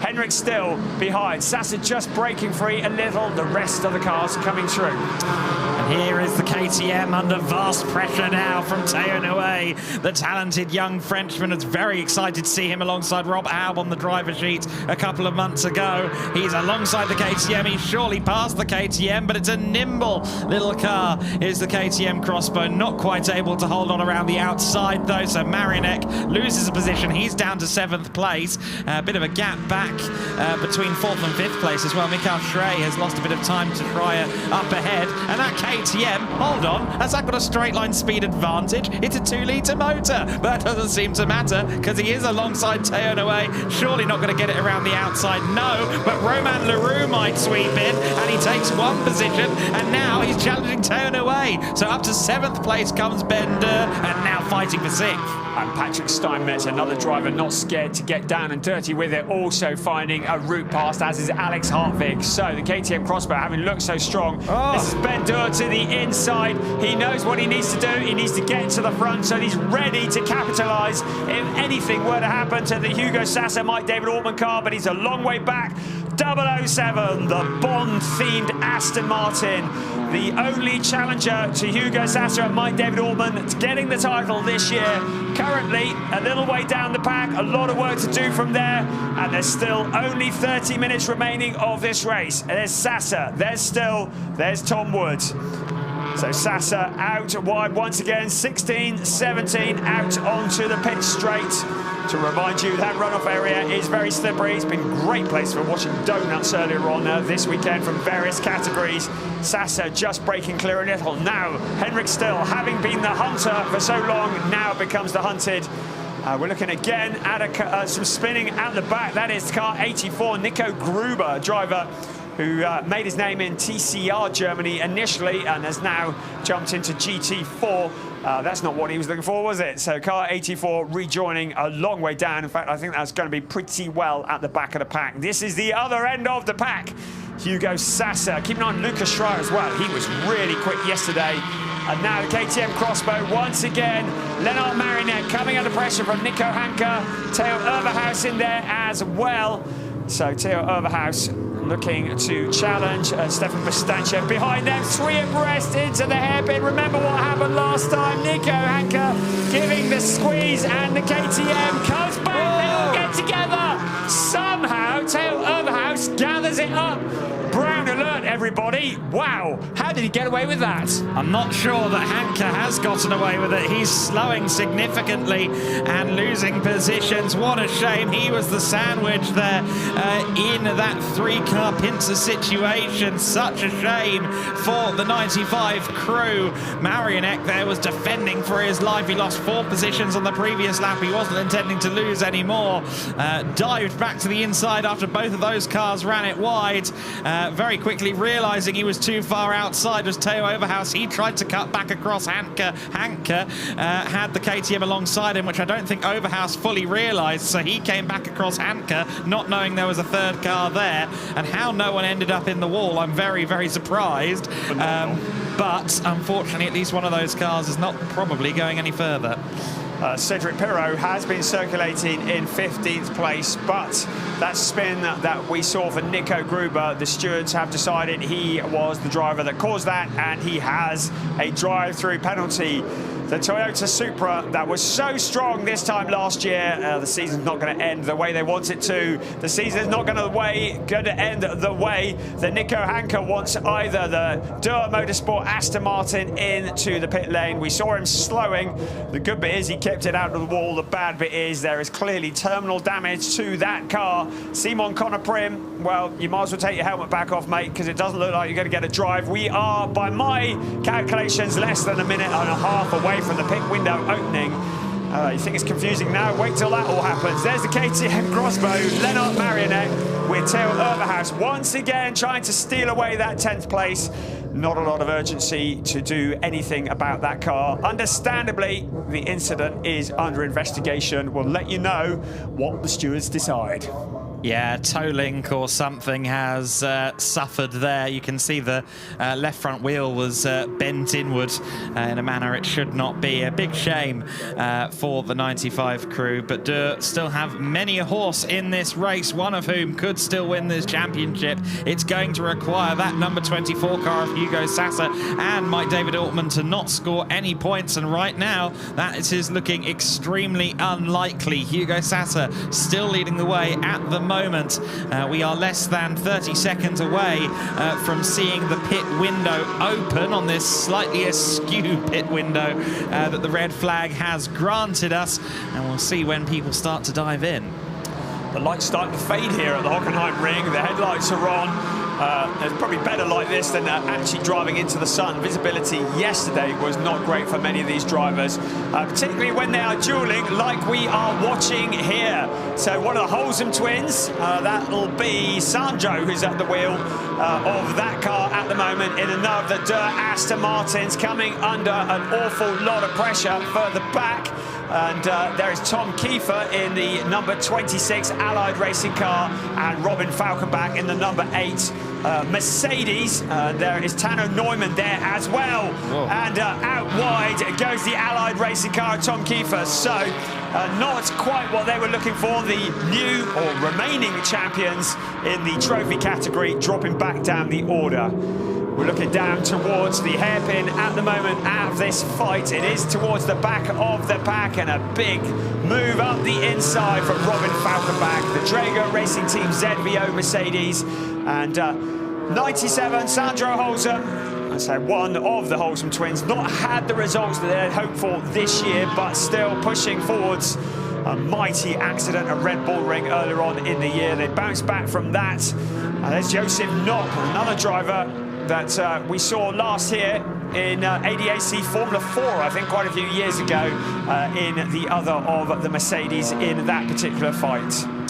Penalty lap for car number 85, causing a collision. Theo Overhaus has been judged to be at fault for that three-way incident we saw coming out of turn 6 a couple of laps ago, so he'll have to serve a penalty lap. Clearly, I don't think it's that major of transgression. I think they realised percentages were on everybody, but Overhaus, with the cutback across the circuit, was the one who triggered everything, so it does make sense that penalty would be applied to him. Mikael Schrey is the first into the pit lane. Bastanciev has followed, and I believe actually Theo Overhaus may have popped into the pits as well. In fact, no, that was Falkenbach in the Drago ZVO Mercedes in. So pit window is open, and the grey graphic will go to a darker colour once the drivers have pitted. So light grey means they're out on track. Dark grey means that the pit stop has been done. If it goes red, it means problems, because there is that minimum pit stop time. That is why you've got a countdown clock at the side of your screen. This battle carrying on here, the 007 this time, Ben Dur fighting with Theo Noé. So Theo Noé trying to steal the 5th place away from Ben Dur, but Ben Dur needs every place that he can gain, because he needs to be in a position to capitalise if anything happens to Hugo Sassa or Mike David Altman within the next 23.5 minutes. But at the moment, he's scrapping over the minor places in the grand scale of things. It is 5th place. Or as already mentioned, great to have Theo Noé back on the grid. A real celeb last year in this series and a real entertainment. Patrick Steinmetz getting involved once again in the Schubert BMW. This is a replay under braking into the hairpin. So that is where the move started. Ben Dur getting in front of Teunaway, and Teunaway coming back at Ben Dur. Great scrap this then, and good to see Patrick Steinmetz getting involved as well. The number 10 car, the Schubert BMW, wasn't really much of anywhere yesterday, but they are firmly in amongst it now. Also, we get to see for the first time one of the more interesting elements of the ADAC GT4 format is that invariably a 95-second pit stop spits you out right back where you were, except 1 lap further down. And that proves to be the case again as the cars come back out from their pit stop in amongst the pack. Pavel Lefterov has potentially got some bad news incoming. He's taken over from Stefan Bastanciev, but remember the red P, that is always bad news. It means he's gone below the minimum pit stop time. He may be under investigation, and the leader is under investigation, not by the stewards, but by second place. Henrik Still pushing that BMW all the way round the hairpin. So Hugo Sassa may just come under pressure for the lead very soon, and he will have to decide, is he going to fight or is he going to let that Porsche go? Because he does not need to record a non-finish. Anything that could put an advantage towards Ben Dur. We're looking at Hugo Sassa there, a driver who took some time out this year to concentrate on his studying. Oh, well, whilst he takes time out, why don't you just go and win a GT4 championship? We have seen him in GT3 and GT Masters in the past, along with his co-pilot Mike David Ortman, but he would dearly love to get this championship put to bed, and he needs to do that today. We will be crowning the new champion in a little over 21 minutes in the ADAC GT4 Germany. And so confirmed under investigation is Pavel Lefterov with the 23 car. The time showed on our timing screen is a 1:34.9, thus 94.9 on the pit stop. Now, I have seen those corrected occasionally if they find a discrepancy, but a discrepancy has not been found. To the penalty lap will go Pavel Lefterov. So that's bad news for both Pavel Lefterov and Stefan Bastanciev, who really wanted to finish this season off on a high. They were looking good for a podium yesterday. If the race had been a lap shorter, it might have been the case. But once again, the bad luck has hit, and the number 23 car is going to drop even further down the order. You can see the drivers that still have yet to pit, including Hugo Sassa and Henrik Still. Sassa will be handing over to Mike David Ortman. Henrik Still will be handing over to Max Kronberg. They have been a great driver combination. That is Pavel Lefterov. He has served his penalty and he's come out right in front of the leader, Hugo Sassa. Well, he'll be flashing the lights. There may be a few words muttered behind the helmet. He looks to the inside. Lefterov gives him the space, or does he? And tries to come back at Hugo Sassa. Sassa saying, hang on, what are you playing at? I'm trying to fight for a championship here and a race win. I want to win this championship by winning the race. Pavel Lefterov says, I've got a lap I need to make back. Henrik Still gets ever closer to Hugo Sassa, and it's moments like this that could so easily trip up the 1, 2, 3, 4 that are running nose to tail with less than 20 minutes plus 1 lap of the season remaining. So Lefterov in a really unfancied position right now because he wants to keep going and keep pushing. And I think probably wise here from Hugo Sassa to not even try it and just go, you know what, I think this is probably a sign that I should hand the car over to Mike. And there we get a look back at Hugo Sassa trying to put the lap on Lefterov. And, well, to the left of went Lefterov back in front of our race leader. And still in the leading position after Hugo Sassa. Thank you. I'm here till Sunday. So Sassa out of the car. His work is done for 2022. It's now down to his very good friend and co-pilot Mike David Ortman to bring it home and to win the championship. There is nothing more that Hugo Sassa can do in 2022. It is down to his teammate. Very much a team sport. You can only win as being part of a team, but you can certainly lose on your own. Mike David Ortman and Hugo Sassa swapping notes. Sassa just telling him everything he needs to know The door is slammed shut. That 95 seconds feels like an eternity, especially when you're used to GT Masters. The minimum pit stop time is 30 seconds shorter than that.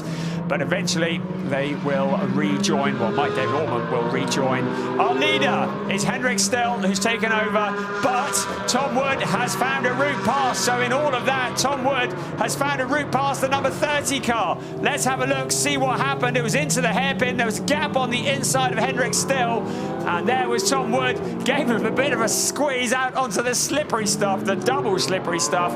But that was a move for the lead. A car that has been there or thereabouts all season long, came so close to winning a race back at Oschersleben at the season opener. The Racing One Aston Martin. Could it be that Tom Wood and William Tregurtha drifting it into the pit lane?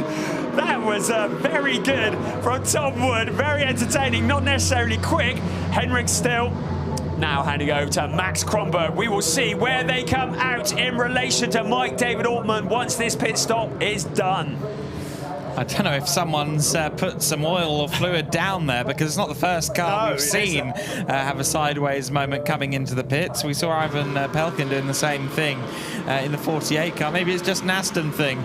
Maybe they've all been told to clutch kick and nail the throttle coming into the pit lane to get some good photos for the end of season show reel. Who knows? Nonetheless, Tom Wood into the pits. Will hand over now to William Tregurtha on his debut within this lineup, at least. And great to see Tregurtha back in the car, and I'm sure Racing One will be scouting this duo for future interests. So turn 8 is where Mike David Ortmann is at the moment. We're looking at Mike David Ortmann in the picture that is set to the left. We're looking at William Tregurtha in the picture set to the right. Remember, he can't go too early, because if he exits the pit lane too early, he will be visiting the penalty box now. Mike David Ortmann heading up towards turn 13 and into the Sachs curve. Around there he comes, now out of 13 towards the kink of turn 14. It's a fairly quick corner. And then out towards turn 15. Is William Tregurtha moving yet? Look and see, yes he is now. Here comes Mike David Ortmann out of the final corner onto the pit straight. So there is Ortmann on the right-hand side of your picture. There is Tregurtha on the left. Also, Max Kronberg behind William Tregurtha. They will know that Ortmann will not want to take risks, but it looks as though Mike David Ortmann has done what he needs to do. In fact, Finn Zulauf also there as well. So Finn Zulauf, having taken over from Lucas Schreier, coming out of the pit stop sequence very well indeed, and out into that second place.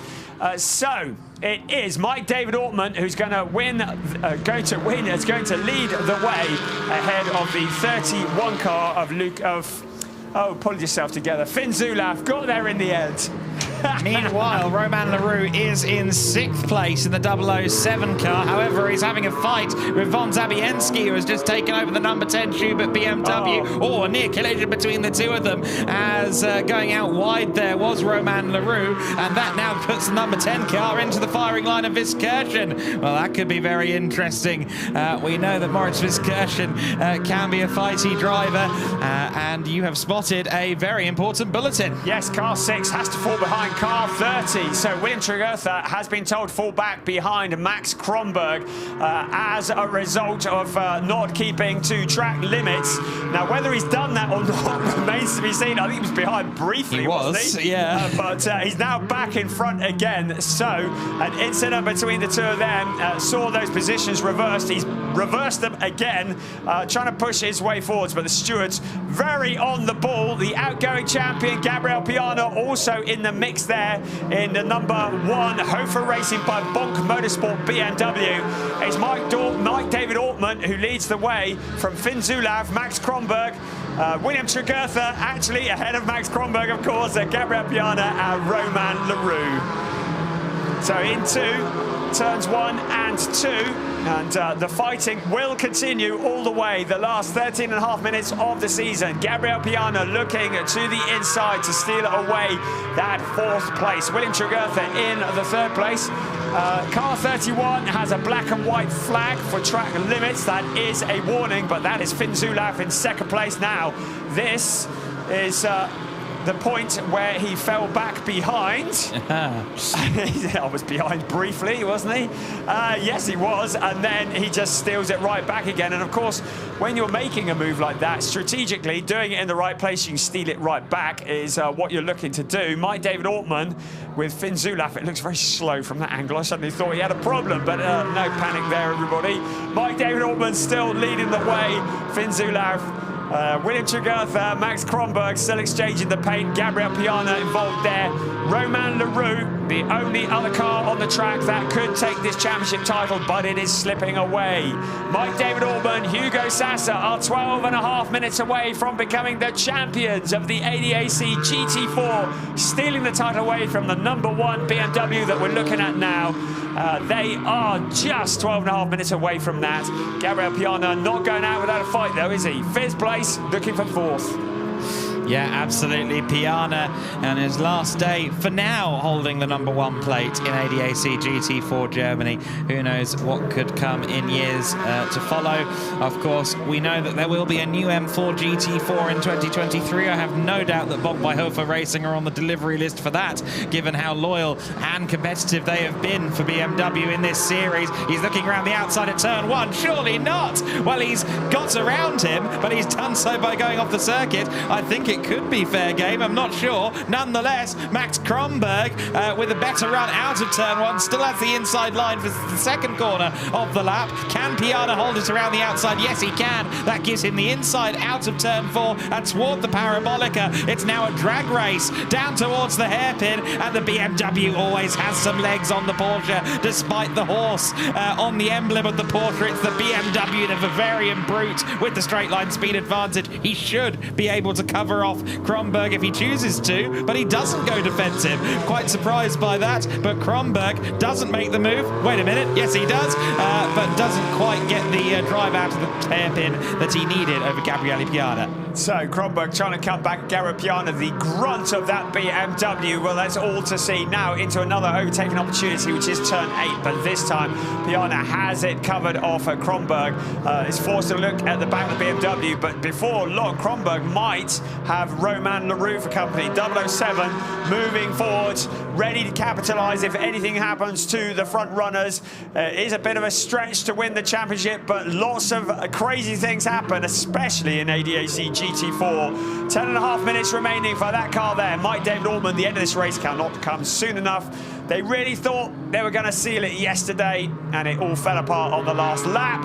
Finn Zulaf would like to relieve Mike David Ortman of the top step of the podium. A nice bit of drifting from the Toyota Supra, the number 12 car, getting off onto the gravel. Marcel Lenez, of course, a long way back as a result of the penalty, but still pushing all the way. So there you see Zulaf closing in on Mike David Ortman. The gap was about 1.3 seconds a couple of laps ago. It's now down to about a quarter of a second, and making moves is the number 2 car of Rosem, the other Hofer by Boncar, and that is under pressure from Robert Haub, who's trying to retaliate now after losing the place. This is 4/10th position and a good scrap, but I think that for now Rosem has the advantage. In the background is Eric Yanis, who is sitting in, well, it was Matev Pavlicek to start off with, then Reinhard Kovler, but great to have Eric Yanis in the wheel of the KTM Crossbow. Still very much in the hunt for the lower points-paying positions, but watching this battle unfold in front of him. Robert Haub, Max Rosam. Good to see Max Rosam mixing it. Has been kind of fairly quiet this season, but really getting better as the season progresses. Yeah, absolutely. They've kind of been in the teens to the 20s a lot of the time in the number 2 car, but we've seen the evolution and the progression of the driving skill as the year has gone on. And braking there at a weird position was Piana. He's allowed Kronberg through. Here comes Romain Leroux as well. Very bizarre to hit a stab at the brakes there between the 2 corners at Mercedes Arena. Romain Leroux has the inside line into T12. He's surely going to squeeze out the number 1 car. Of course he does. That puts Leroux up to 5th position. Obviously still not enough to win the championship, so long as Ortman is on the circuit effectively. The championship goes to Pro Sport Racing, but nonetheless a good showing of what Leroux and Durr can do. So a lap that Piana will want to forget. You can see that it's 0.8 of a second, 0.878 to be precise, between first and second. Car number 1 has to fall back behind car 30, so that's why he stood on the brakes. The stewards had told him to fall back behind car 30. Yeah, it's interesting actually. I think he must have anticipated it, because that was called before. Or rather, it came up on the timing screen after it happened. Maybe they got the call down from race control on a radio beforehand. But nonetheless, that is, of course, for the overtake at turn 1 a couple of laps ago, where they tried to go around the outside. So fair enough then. Reset, albeit now with Romain Leroux between the two. So to summarise, Mike David Ortmann is leading the way. That's the car just disappearing off on the left-hand side of your screen. Finn Zulauf in second, William Tregurtha in third. Then this enthralling battle, a four-way fight for fourth place between Max Kronberg, Romain Leroux, Gabriel Piana and Moritz Fiskirchen. Mikael von Zabienski in the background, but these four very much challenging for that position, the fourth place. Max Kronberg at the moment. That car has been rapid all weekend long, but 007 now getting to the end of the season. Romain Leroux just throwing everything at it in an attempt to salvage something. He goes very wide in his attempt to pass Kronberg, but Kronberg has him covered off. Still, fourth place belongs to Max Kronberg. This is the view from on board with Romain Leroux in the fading autumnal sunshine here at the Hockenheimring, fighting for that fourth place. Sees a gap on the inside and then puts his Aston Martin firmly in that gap, slams the door, and Romain Leroux is past Max Kronberg. And I wonder if Kronberg has taken a little bit too much out of the tyres on that Porsche, because that's allowed Romain Leroux to just pull away almost at ease. Yes, it does look like that is struggling, the Cayman, the number 30 car. Leroux with a very nice move there, pulling back, getting to the apex on the exit of turn 13, getting that power down, and he will move on into fourth place. He has 7.5 seconds to the car ahead, William Tregurtha in third, so I think he has crossed all the bridges he's conceivably going to find before the end of the race. Meanwhile, Gabriele Piana under huge pressure now from Fiskirchen. Let's see if the 44 car can move up a position. While we've been watching that, Finn Zulauf has closed right in on Mike David Ortmann, looking for his first win of the year, and he knows that Mike David Ortmann will not be taking risks, so he may well throw caution to the wind as once again we focus on that battle further back. Gabriel Piana onto Max Kronberg for the fifth place, but keep an eye on the leaders. There are 5 tenths between them when they cross the timing line, but that is closing up. William Tregurtha, well, he's about 3 seconds behind, but he's not out of it either. Further back again, Moritz Fiskirchen, Gabriel Piana dropping another place, trying to fight back. The BMW just a little bit too far back from what he is used to. Pavel Lefterov in the background closing in on this trio of cars in front, because of course Romain Leroux has broken clear. Max Kronberg holding on to that fifth place. He needs to hold on for another 5 minutes. There are 5 minutes plus 1 lap remaining of the 2022 season for the ADAC GT4 Germany. We will be crowning the champion in a little over 5 minutes time. At the moment, it's looking like Mike David Ortmann and Hugo Sasser, but anything could happen. Car 25, teammates to the race leader. It's Leon Vasseter who's taken over from Donna Munding, and leading the number 85 car, Julian Hanses. He's had a good year alongside Theo Overhaus. I think that Robert Haub is really struggling. He's fallen down the order significantly over the last several laps. He's dropped down now, I believe, to 16th place, where he was 13th at the start of the lap, if I'm not mistaken. And that's a huge shame for him. I know he's got some exciting plans for next year and has loved being in this ADAC GT4 paddock again in 2022. We look forward to seeing him again soon.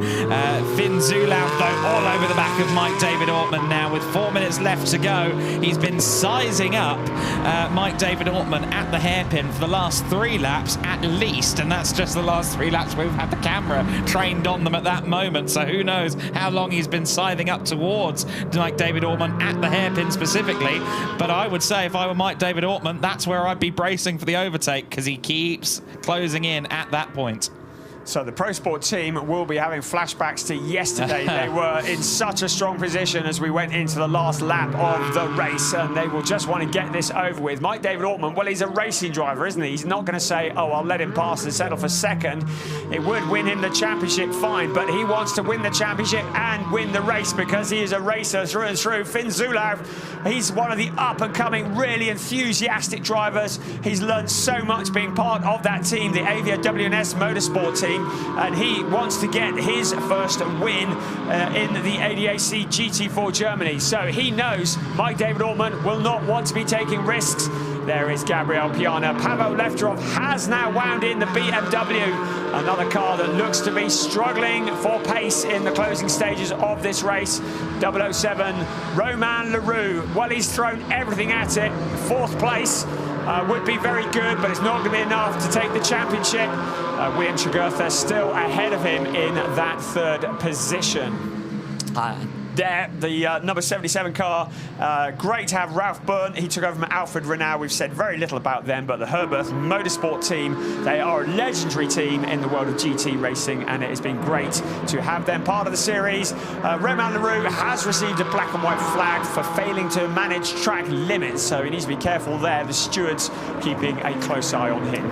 Ferdinand Winter all over the back of Byrne right now then, and that's going to be interesting. Ferdinand Winter has had a rough weekend. Contact yesterday with Robert Howe, but now he's up the inside and he looks to be past the 77 Herberth Porsche in the CV Mercedes. Meanwhile, Pavel Lefterov maybe trying to bounce back from the penalty lap we saw the car have earlier on. Overdrive Racing have had some rotten luck at times this year. They'd like a positive result to end their season, and Gabriele Piana, who has really been struggling in the last couple of laps, could be about to fall prey to the Porsche. 90 seconds left of the race. It's still lots of fighting going on, none more so than for 7th place. Gabriel Piana doing all that he can to fend off the attention of Pavel Lefterov behind them. Mikhail von Zabienski is a long way back, so no issues there. So Lefterov has carte blanche to find his way past the BMW in 7th place.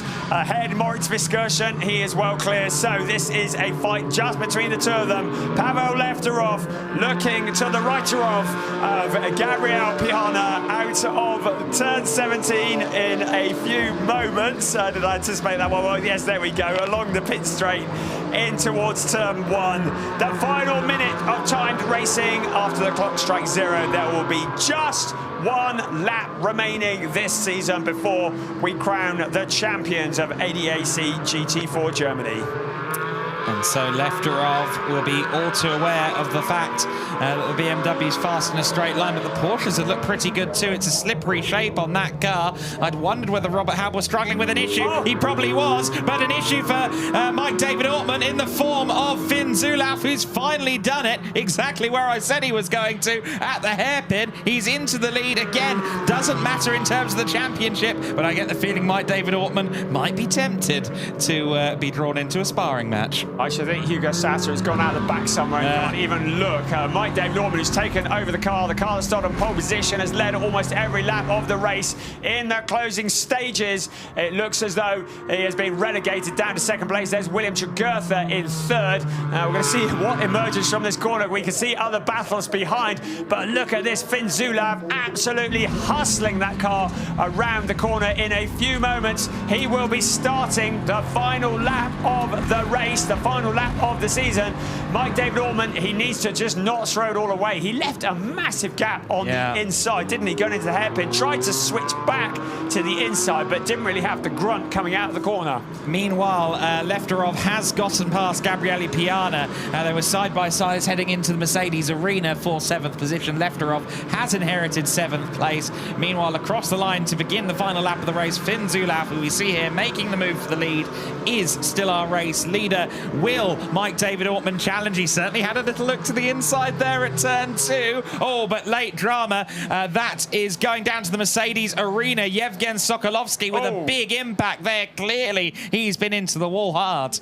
So it looks like we should be able to get this race finished without going to a safety car, because it is the final lap of the race. Our race leader now just heading towards turn 6, the hairpin for the final time. It's Finn Zulauf. Maybe Mike David Altman has decided that discretion is the better part of valor and settled for that second place, if that were possible in a racing driver's mind.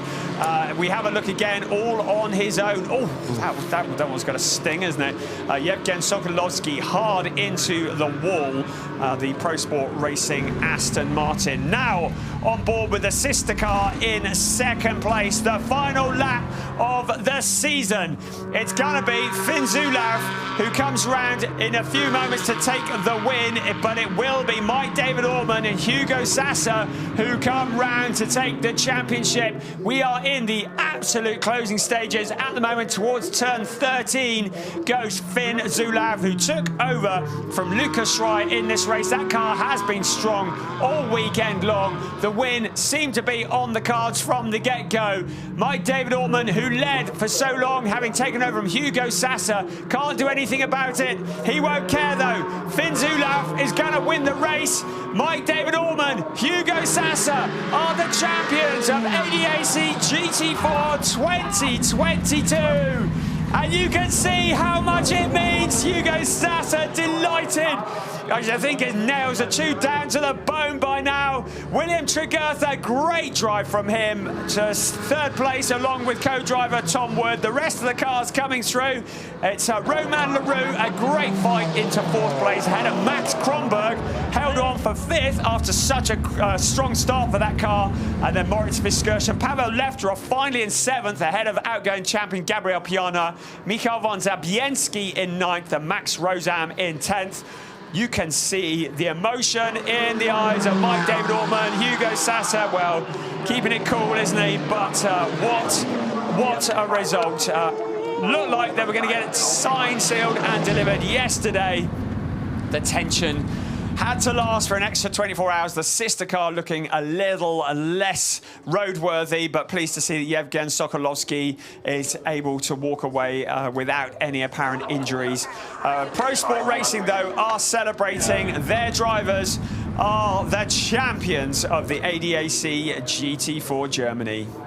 Yeah, really happy for Pro Sport, a team that have been committed to GT4 competition long before there was an ADAC GT4 Germany. I alluded to it earlier on, the fact that they developed their own cars at one time even. They've been very much invested in GT4, and every time a team that has put so much resource and investment into a category, every time they get a win, every time they get a success, you have to feel that it's well deserved. Hugo Sassa and Mike David Altman, a driver pairing who are so strong, so close-knit, such a good team.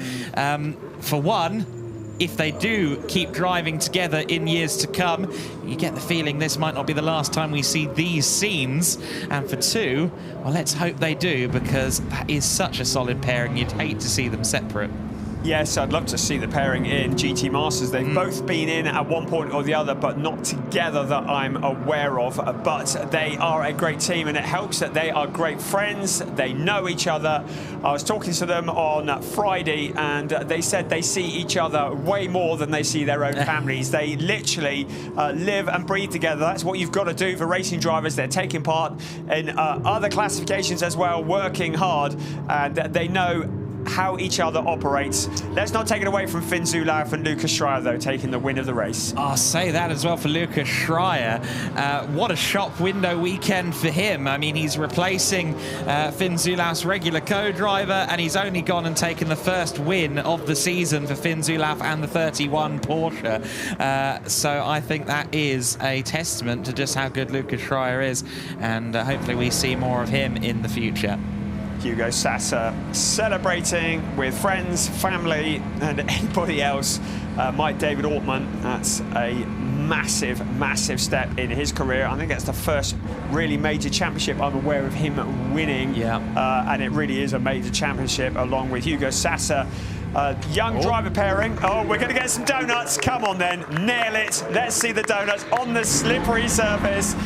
to entertain the crowd here. Mike David Ortman burning those tyres out. Well, that was a donut anyway, wasn't it? And then into the pits, like, hurry up, it's getting dark. We need to get the podium ceremony done. So he will be pretty, he'll be wanting to get back to the pits pretty quickly to celebrate with his teammate Hugo Sassa. A little waggle of the tail coming into the pit lane. The excitement, finally, the emotion that has been pent up since they left Sachsenring a month ago. It looked like it was going to get sorted yesterday, and it all came unstuck at the end. But now, finally, he can breathe a sigh of relief. And now this will be good. Mike David Ortman, Hugo Sassa, congratulating each other. Friends and now co-champions in ADAC GT4. Come on then, on the roof. That's what we want to see. Just don't fall off. Oh, it's flexing. It really is. So there we go. Yes! Yes! Mike David Ortman, Hugo Sassa, you deserve that. And emotion finally flowing. They were so strong last year, and this year, pre-championship favourites. And here comes the race winner, Finn Zulauf and Lucas Schreier. There's going to be some big smiles on the podium. And of course, William Tregurtha and Tom Wood. I think for Tom Wood, not quite the season that he was anticipating. He has done all the rounds with Ewan Mackay up until this weekend. They really saw themselves as championship challengers, but it kind of never really came together. He's parked so close he can hardly get out. That reminds me of the hotel park. What are you on about? I parked miles away from the car next to us. And there's a hug from teammate and Finn Zulauf, a driver who has made his way up the ladder on enthusiasm and has been looking to learn from other drivers, has come through the ranks. You can see how much this championship means. Mike David Ortman, Hugo Sassa stealing the headlines. They must have wondered whether it was going to slip away from them after the final lap of yesterday's race. But now you just see the outpouring of emotion. And you can see the flexing on the roof there as they stand. Oh dear, that's funny. Amazing. Good use of the onboard camera there, production crew, 10 out of 10. Great job from Ortman and Sassa and the Pro Sport team. You see their Prototype Cup getting ready to go. But Finn Zulauf and Luke Schreier taking the win ahead of Mike David Ortman and Hugo Sassa. Will Tregurtha and Tom Wood rounding out our podium. Roman Leroux and Ben Durr second in the championship and fourth in the race ahead of Gruenberg and still in fifth position. Bit of an up-down race for them. Viskirchen and Hartwig sixth. Continue on down the order. Lefterov, of course, in seventh place, eventually ahead of Piana. The outgoing champions, Piana and Trey in eighth place. Von Zabienski and Skyment in ninth. 10th for Rosam and Reiter. BMW's in eighth, ninth and 10th place. We continue down the order on what was a crazy race, to say the least of it, as always, in ADAC GT4 Germany. And the top 8 places, top 7 places, 3 Aston Martins, 4 Porsche. But Porsche taking the win. The Aston Martin has been the weapon of choice all season long, it has to be said. Certainly won the majority of the races, but then 3 Porsches, then those aforementioned 3 BMWs. That is confirmation of the points situation. There are no more points available this season. No, I've waited all year to say that. 185 points available to going to Hugo Sassa and Mike David Ortman. So Sassa doing the double, the driver championship and the junior championship. Roman Leroux, Ben Durr, they did all that they could. They did not take a win this season. They had 5 second places, but the win was elusive for them. The rest of the championship standings scrolling through, and it has been just yet again, I say, a thoroughly entertaining season in ADAC GT4 Germany. It's never not been. It is just the 4th season of GT4 Germany, but it has entertained always from the beginning. The Wasp on the bonnet delivered a sting to the competitors during this season, taking the championship,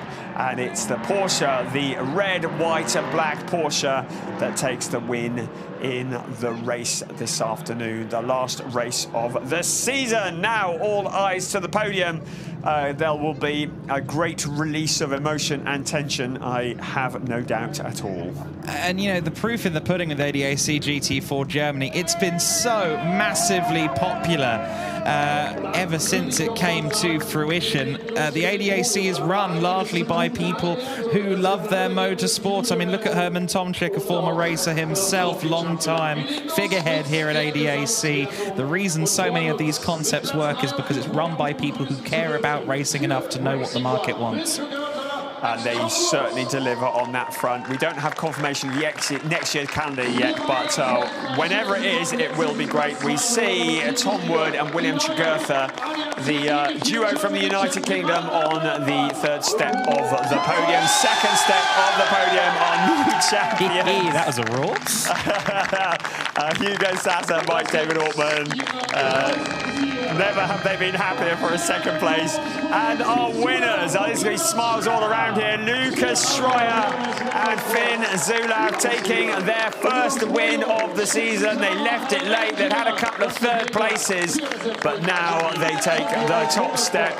And a representative from Avia WNS Motorsports for the team. We should now be ready for the national anthem.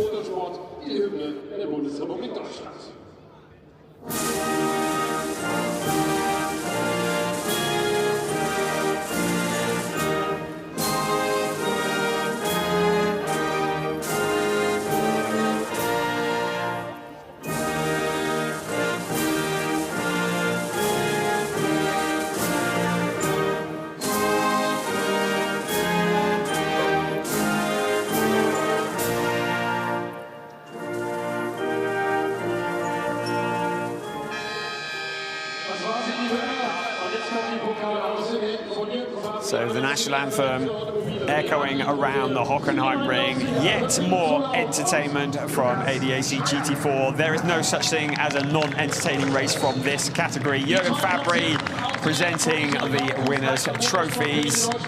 Second place. And they will have a much bigger, and to them a much more important trophy that will be presented later on. And there is the third place. And William Tregurtha has done a brilliant job on his comeback to ADAC GT4. He took a podium at the Sachsenring along with Julian Hanses last time out, and he gets another podium today.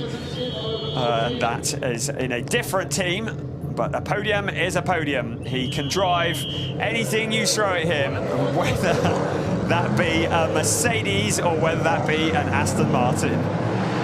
So, posing for photographs. And the celebration start. There is a roar in the background as a large number of prototypes take to the track for the next race on the schedule. This is the end of ADAC GT4 2022. We started in Oschersleben, went to the Red Bull Ring, Zandvoort, Nürburgring, Sachsenring. We finished at the Hockenheimring, where we crowned Mike David Ortman, Hugo Sasser, champions of 2022. Let's see what happens in 23. It will be brilliant when we start season 5 of the ADAC GT4 Germany. We'll see you next year. Bye-bye.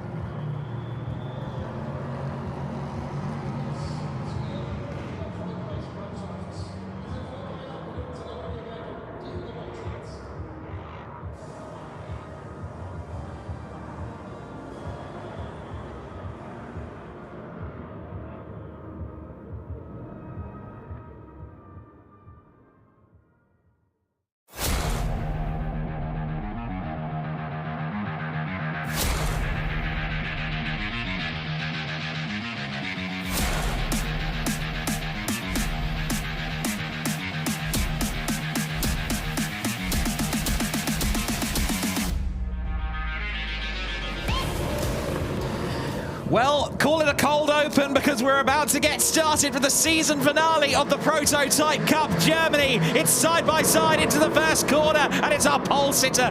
That is the number 11 car of Leonard Wies into the lead. We've got a spin. It's the Reiter Engineering car, the number 24 of Leon Duca in a spin at the first corner. Thankfully, no one collected him up, but into a spin he went. I didn't quite see if it was assisted or not, but nonetheless, one car spinning, another car sideways. Unsurprisingly, it's our resident drifter, the number 22, Danny Sufi, in a spin then. Not quite a spin, it was a slide. He styled it out well. He's up in 4th place in the early going. The field jumbled up from our initial grid, courtesy of some dramas. Oh, and the under tray comes off the Ginetta of Danny Sufi. The entire rear splitter, I think, just parted ways with the car. That was a big moment there, and that inevitably is either going to need a marshal to run out there in the time before they come out onto the circuit, or it's going to have to be a safety car situation. That is a big body part that got thrown up in the air there, and Danny Sufi quite rightfully withdrawing to the grass as a result of that. This is the title deciding weekend. I appreciate we've come into this short, sharp and fast. It's going to be an exciting 55-minute race. It's Berkay Bessler and Marvin Dienst, our championship contenders here, and Marvin Dienst is in that number 7 car, the TalkSport WRT Ligier. They are some way back right now in the order in this race. They are down, I believe, in P6 right now. Yes, they are. However, critically, they are ahead of their closest championship rival, or just behind their closest championship rival, in fact. That is the number 2 car of Maximilian Hacklander. It's not Hacklander that is a title contender. It's his teammate, Axel Jeffries, who has been racing with us all season. 95.5 points for both Berkay Bessler and Marvin Dienst, our championship leaders. 82 points for Axel Jeffries. So Axel Jeffries needs to outscore Berkay Bessler and Marvin Dienst by at least 13.5 points. Call it 14, because we're not going to have half points here. So it's going to be a lot of work for Maximilian Hacklander and Axel Jeffries, but work is exactly what Maximilian Hacklander is doing right now up the inside of Erlbacher in the 70 car, the Gebhardt Motorsport number 70 Ginetta. Great to have Gebhardt Motorsport and Conrad Motorsport in the same sentence. 2 historic prototype racing teams head-to-head in identical Ginettas, and it looks like Maximilian Hacklander has the upper hand right now. Now, it's not only the overall championship in Prototype Cup Germany up for grabs. The overall championship is the one I was discussing with you earlier on. Berkay Bessler and Marvin Dienst at the head of that order. In the trophy category for gentleman drivers, it's Matthias Luton at the top. He's currently top by 33 points exactly, I should say, and I believe 37.5 points will be available in this race for his closest competition, Torsten Kratz. So effectively, Torsten Kratz is going to need to knock this one out of the park and hope for misfortune for the Molnar Motorsport car of Matthias Luton, which is currently in 8th place and will be handed over to Donar Munding later on in the day. Of course, Leonard Wies in the lead at the moment. That is the car that Torsten Kratz will take over. So for now, you could say that Leonard Wies very much is knocking out of the park on behalf of Torsten Kratz. Rejoining the race after a spell in the pit lane is Leon Duca. Good to see that that car is still running. The Reiter Engineering Ligier that was in a spin on lap 1. But nonetheless, a shame for Leon, and also for Moritz Lerner, who will take that car over later on. A 3 times ADAC GT Masters Esports champion, has done very well in this car, did a great job yesterday in the race, but unfortunately their fortunes have gone awry at the first juncture.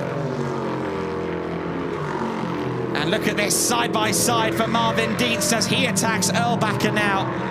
The number 70 car under huge threat and almost contact between the 2 of them as Marvin Dienst tries to go around the outside of Erlbacher. Erlbacher just about holds on to P5 for now, but they're still side by side as they run towards T12, and surely Marvin Dienst has done it. Yes, he has. Jakob Erlbacher couldn't quite hold off Marvin Dienst. Of course, Marvin Dienst was racing earlier on in the ADAC GT Masters for the ZVO Mercedes team, so he has some very recent experience of the Hockenheimring. He's been a busy boy today. He had a qualifying session to do in Prototype Cup in the morning, and then he's had 2 races to do this afternoon in GT Masters and Prototype Cup, and this one carries a lot of weight because it is the title decider. If things were to finish as they are right now, it would be championship glory for Dienst and Berkay Bessler. Here's a replay of what happened to the 24 car, sent into a spin indeed by Maximilian Hacklander. So that's what happened there, and that was the moment that I believe the splitter, or perhaps part of the under tray, came off of the number 22 machine. I've never seen anything quite so major come off a car in that manner. We can see that Danny Sufi's car has been repaired and in fact has been sent back out, although it's now not moving at a particularly fast rate. So I'm just wondering whether the issues continue for the American Danny Sufi, who has shown so much promise, but unfortunately he and the car they're gelling well, but the car doesn't seem to stay under him for long. He's had a couple of issues getting the car started in the pit lane. He's now had part of the under tray fall off the car, or part of the underneath of the car spontaneously disappear from underneath him in this race. I think he's going to feel a little bit aggrieved by some of the misfortunes he has had in his part season here in ADAC Prototype Cup Germany. Right, well, we started this broadcast all of seconds before the race got started.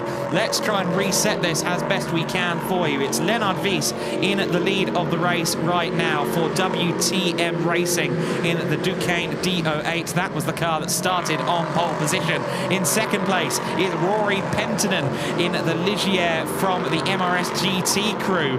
Penttinen and the MRS crew were peeling some of the protective film off that car early in the week.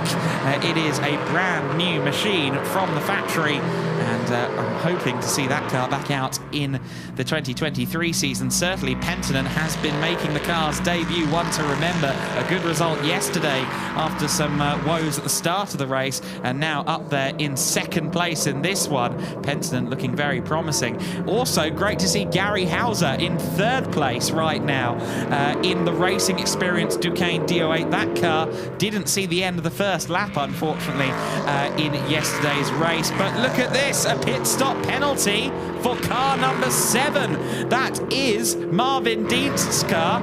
Incorrect starting position, say the stewards, and that means they're going to be held for 5 seconds during the pit stop, and that may well lose them some positions before Berkay Bessler heads out to take the final stint of the season. Well, twists in the tail are coming thick and fast, aren't they? Axel Jeffries will be watching on with interest right now. He's the driver that could steal the championship away. He's the most likely to steal the championship away at this stage. He's not completely alone in that as well, because Don Armunding and Matthias Luton are also still within championship contention, as technically are Leonard Wies and Torsten Kratz.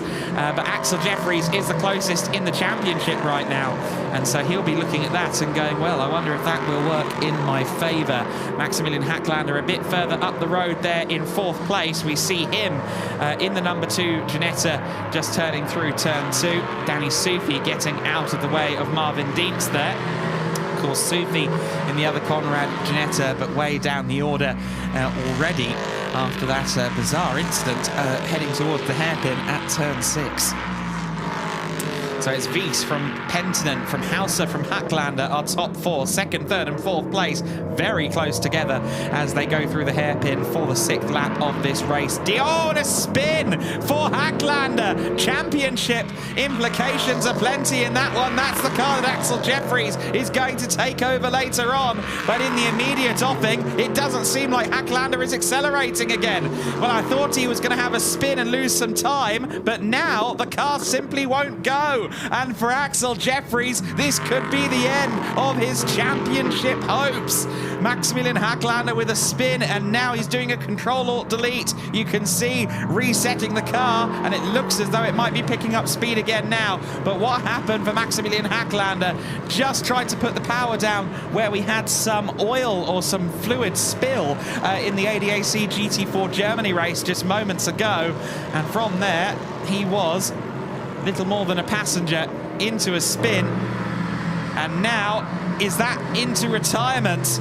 I believe that was car number 2, the Conrad Motorsport Ginetta, peeling off behind the barriers between T11 and T12. It was the number 2 car. Oh no, so Maximilian Hacklander retiring the number 2 car. Axel Jeffries is out of championship contention and out of the race for Conrad Motorsport. Franz Conrad is going to be so disappointed with that.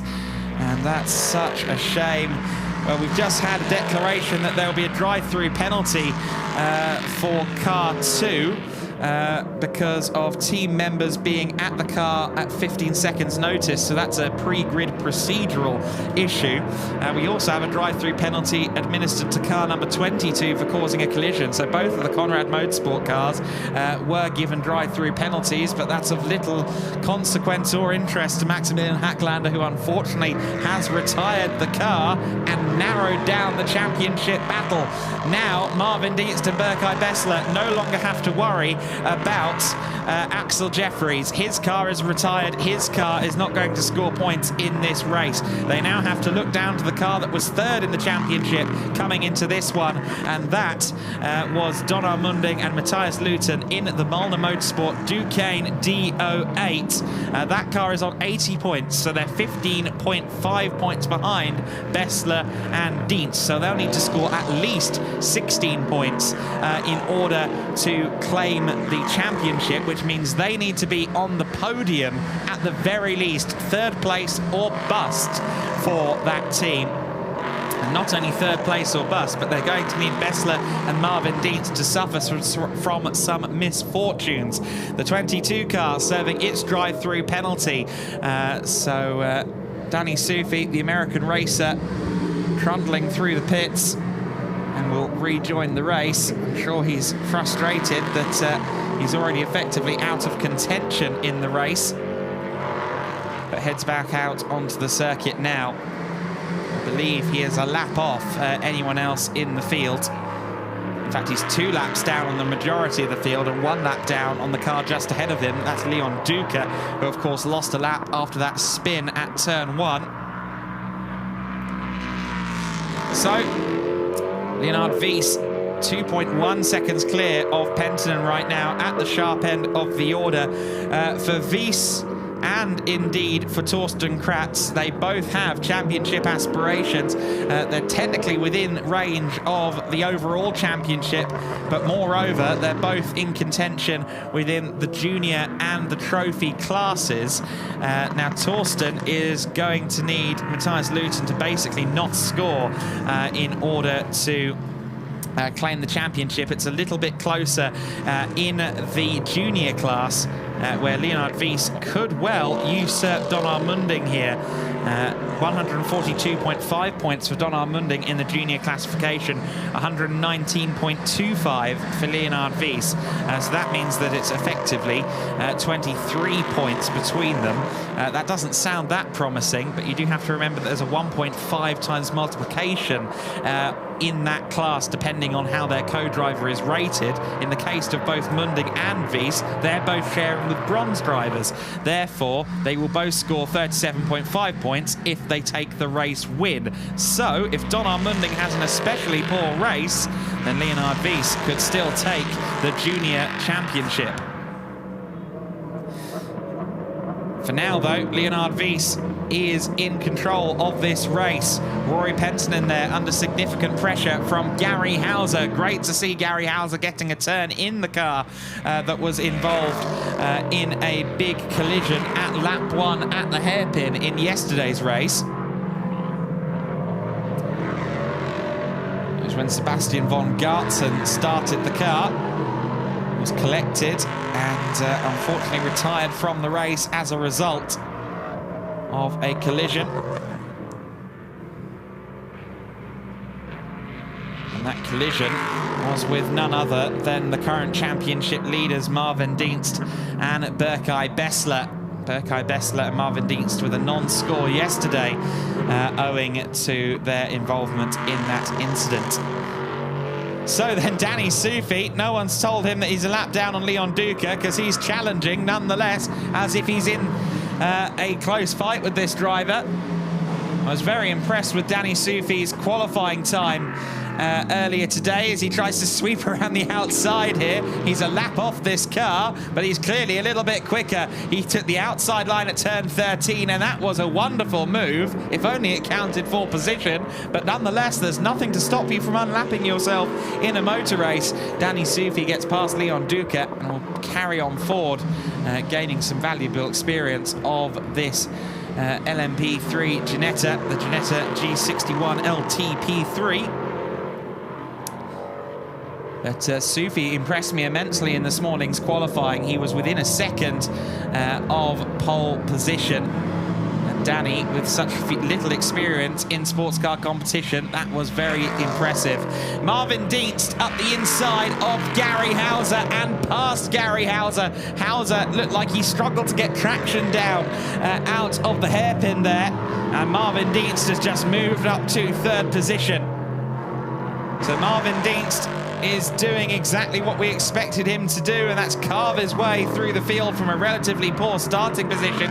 You can see that that car was in the walls a little bit earlier today in quali. Well, not even in quali, I should say. The car was, of course, basically had to have the front end entirely replaced after yesterday's transgressions. On the first lap of the race. Marvin Dienst, though, up into third position. As of now, Dienst, along with Berkay Bessler, would be the inaugural champions in Prototype Cup Germany. As we get a replay here of Danny Soufi's move there to unlap himself up against Leon Duca.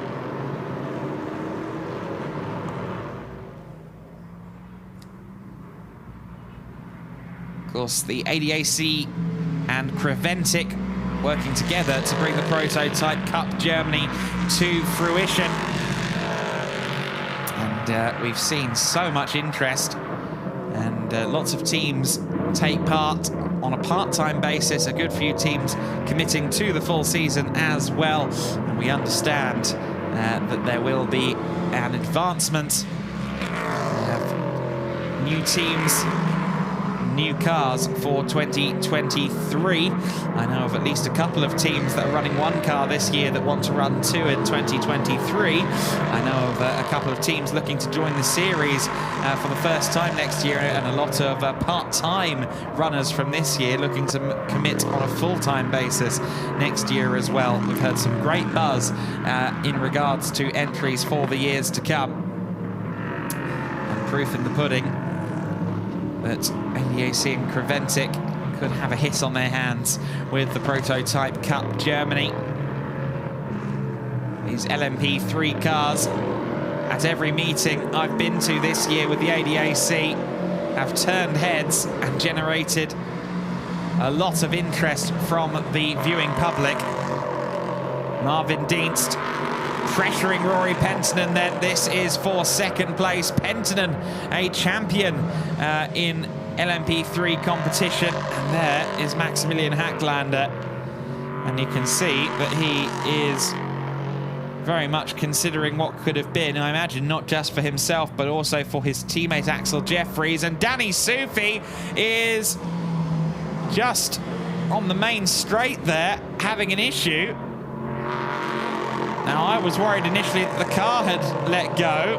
I don't know whether maybe Danny made a mistake. We might get a replay of that. Oh, it was a slight error from Danny. Just asked too much of the rear tyres and ended up bouncing across the gravel. Just avoided the concrete barrier there, I'm happy to say. And he'll continue on. Penttinen then, still in second place, despite Marvin Dienst's increasing level of pressure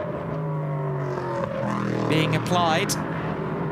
He had a great weekend at the Sachsenring last month in GT Masters, did Marvin Dienst. He was drafted in to replace Danny Juncker-Deyer alongside Jan Marszalkowski in the ZVO camp, the ZVO Mercedes team in GT Masters.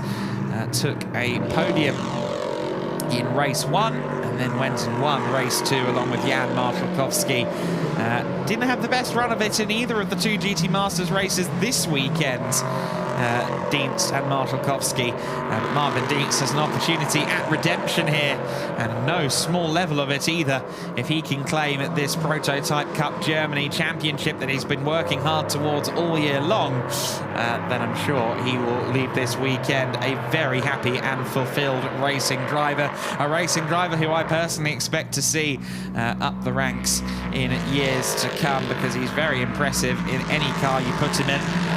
This man, Rory Penttinen, though, is holding off Marvin Dienst. Penttinen, a championship winner in LMP3 in the Asian Le Mans Series in 2021, at the start of the 2021 calendar year.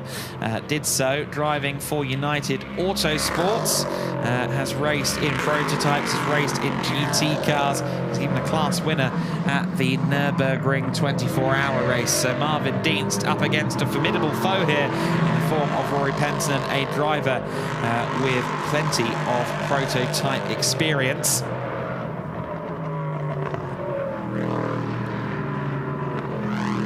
Into turn 12 goes this battle for second place. Leonard Wies all the while is disappearing up the road, 2.6 seconds clear. Pit window is going to open in short order. Believe that next time by we should just about have the pit window open. Should open at the 33 minute to go marker, if I'm not mistaken. And indeed, yes, it will open at 33 to go. It'll be open for 10 minutes. Pit stops 1 minute and 45 seconds, or 1 minute and 55 if you've got a more advanced driver lineup. But I don't believe any of the more advanced driver lineups are still running. We saw there that replay of Leon Duca being lapped, but that was just lapping. Meanwhile, Rory Penttinen still holds off Marvin Dienst. Interestingly, the last couple of laps, Leonard Wies has looked a little bit slower. He's maybe backed off his pace by about half a second or so. That could, of course, be the tyres no longer being quite as fresh as they once were. Perhaps just trying to give Torsten Kratz as good of a chance as he can, and one part of that will be giving some tyres with a bit of tread left on them. Gary Hauser still lurking behind Marvin Dienst after being overtaken several laps ago. Hauser will hand over to Sebastian von Gartzen. Von Gartzen is talented driver in his own right, and we'll see whether he could make a charge for the podium. Just 4.3 seconds at this stage of the race between the top four then. We are into the pit window, and no one in the top four has pitted at the first opportunity, nor has the fifth place car. Jakob Erlbacher, who's very lonely out there in fifth, he has continued on. What about Matthias Luton? Well, he's in sixth place, and he is coming into the pits. Yes, he is. So, into the pits and handing over to Donar Munding is this man, Matthias Luton. Clock begins to tick away. 105 seconds. 1 minute and 45 seconds from pit in to pit out. Of course, the driver change will take place now. No tyre change to do in this series. Here, tear off coming off the canopy for the 24 car, off the windscreen for Leon Duca, who will be uninstalled in favour of Moritz Lerner now.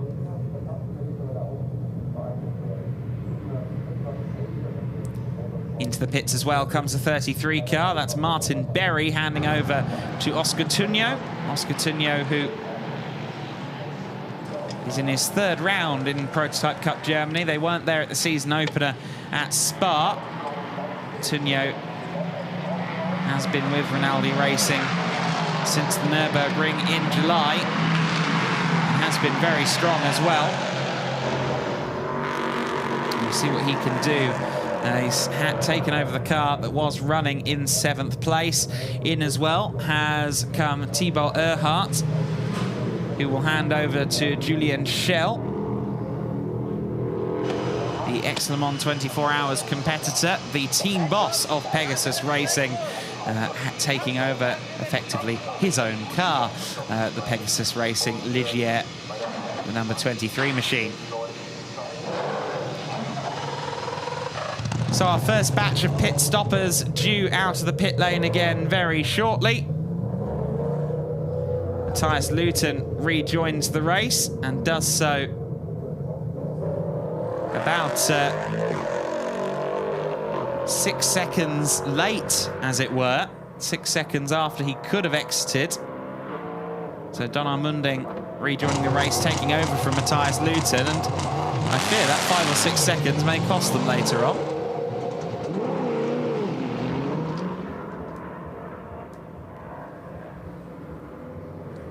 Meanwhile, rejoining the race as well is Oscar Tinho in the 33 car, and out behind him is the 22 of Danny Sufi. Of course, Sufi several laps down with his various dramas in this race so far, so he's not a factor up against Oscar Tinho, but nonetheless, he will be in the mirrors of Tinho as he settles into his stint. Marvin Dienst into the pit lane then, in the car that could be on its way to championship glory. Marvin Dienst has done his bit. It's now the time of the Turkish racer, Berkay Bessler. Berkay has been just as impressive as Marvin this season. Has raced successfully in Porsches prior to joining Prototype Cup Germany. Just 23 years of age. And a very impressive young driver who I know has been sniffing around the ADAC paddock in search of opportunity for next year. And I'm sure opportunity will come. Whether we see him in Prototype Cup Germany again, or whether he looks elsewhere for his racing activity next year, we'll have to wait and see, but I have no doubt that he'll find a seat somewhere. And that will become even more certain if he can take this championship along with Marvin Dienst, as looks likely right now. Here's our race leader then, Leonard Wies. In the number 11 car, he's 3.1 seconds clear of Rory Penton, at least he was last time across the line. And into the pits comes Wies. So Wies will hand over now to Torsten Kratz. Torsten, who will be looking to potentially net himself the trophy class here today, but as it stands, he's going to fail to do so, given there is a 33-point advantage in favour of Matthias Luton, who's still running out there for Molnar Motorsports, or rather Donar Munding is in that car and running for Molnar Motorsports effectively. Almost as long as Donar finishes, then Matthias Luton will claim the trophy class, and as it stands, much the same will apply to Donar himself in the junior category.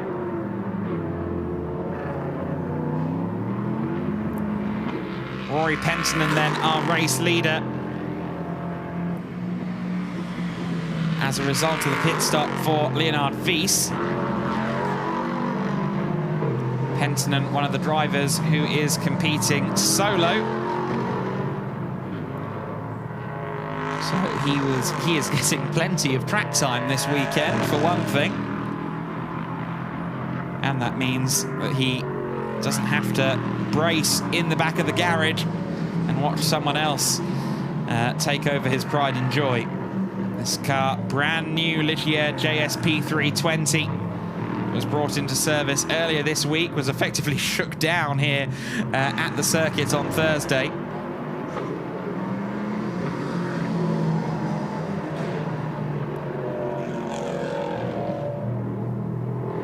into the pits comes Rory Penttinen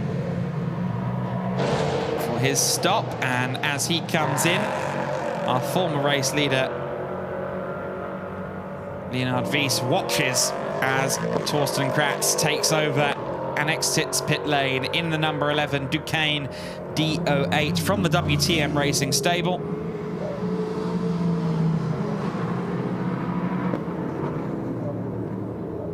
And we'll see where Kratz comes out in relation to this man, Rory Penttinen. Now, what was their pit stop time ultimately? It was a 1:52.9, which is, frankly, a little bit of a slow stop. So I wonder whether Torsten Kratz could fall behind Penttinen here if MRS GT Racing are efficient at getting the car started and back out onto the circuit. Donar Munding has just crossed the line in 6th place. I believe 6th place is exactly where he will be at the end of this pit window once everyone has made their stop. The only driver left that hasn't made his stop is this man, Gary Hauser. However, this time by, he is going to have to pit. Only 50 seconds left of this window. If you pit after the window has clicked down to 0, then I'm afraid you're going to get a penalty. I'm sure Gary Hauser is acutely aware of that, and he certainly is, because in comes Gary Hauser. Family-run racing experience team is the Hauser family's baby, this squad. Gary's father is the man in charge.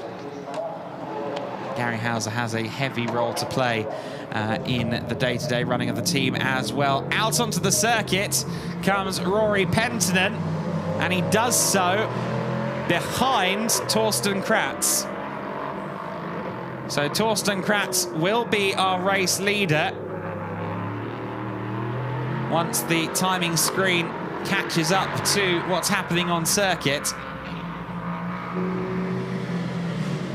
There is Torsten Kratz. Of course, he's not our race leader yet because Gary Hauser is in the pit lane a lap ahead. However, Hauser should drop back behind Kratz and indeed potentially Penttinen as well.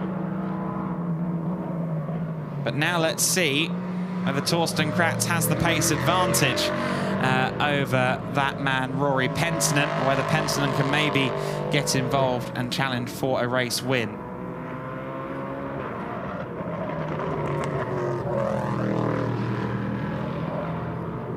The number 12 car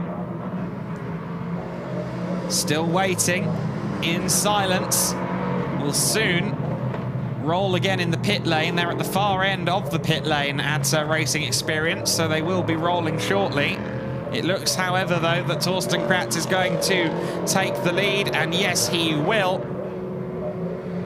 Gary Hauser watches on as Sebastian von Gartzen takes over the number 12, and von Gartzen will fall to 3rd place. He's not only going to lose out to Torsten Kratz, he's also going to lose out to Rory Penttinen, or is he? No, not quite. Penttinen, I think, had a bit of a slow outlap, and von Gartzen rejoins the race in 2nd place ahead of Penttinen. Interesting. Berkay Bessler 17 seconds back. Of course, they had a 5-second penalty owing to having an incorrect starting position during the pit stop, the TalkSport WRT crew. So Berkay Bessler and Marvin Dienst had a slightly longer stop. They remain in 4th place. They remain in the pound seat when it comes to the championship battle. They needed to finish ahead of the number 21 car of Donar Munding and Matthias Luton as a primary objective, but von Gartzen has gone wide there at the Mercedes Arena. Apologies, I was looking down at my notes there for a second, and through has gone von Gartzen. Sebastian von Gartzen down to 3rd place then. It's Penton, of course, that has gone through. So the MRS GT Racing Ligier is up into second place. Von Gartzen demoted to third. Unfortunately, it didn't take long for Sebastian von Gartzen to lose out then.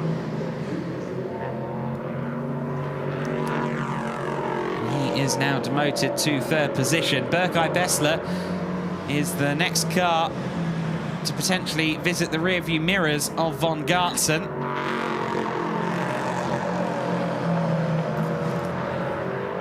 Von Gartzen, who is a bronze-rated driver, but he is not over 35, which is why he's not in the trophy class. He's not a trophy class factor. You have to be 35 and over and a bronze driver to be in the trophy class. So he is in the overall rankings only.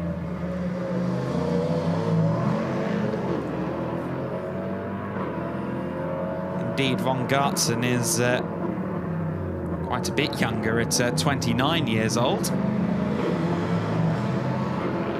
Class winner at the M24, but looks like he's going to struggle to claim a win here in the Prototype Cup Germany in this race. The Racing Experience team are yet to have a win this season.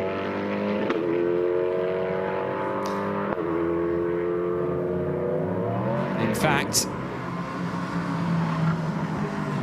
it could be a matter of losing out on a podium as well, as there's only 6.9 seconds between von Gartzen and Berkay Bessler. We'll see what their relative lap times are looking like.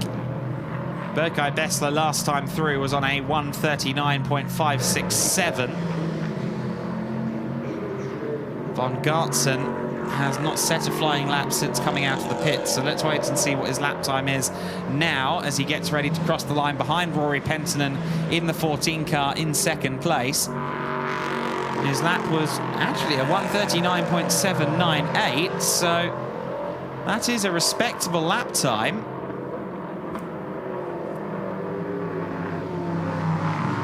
Well, perhaps von Gartzen can hold off Berkay Bessler. Let's wait and see. Torsten Kratz up the road from that second and third place battle.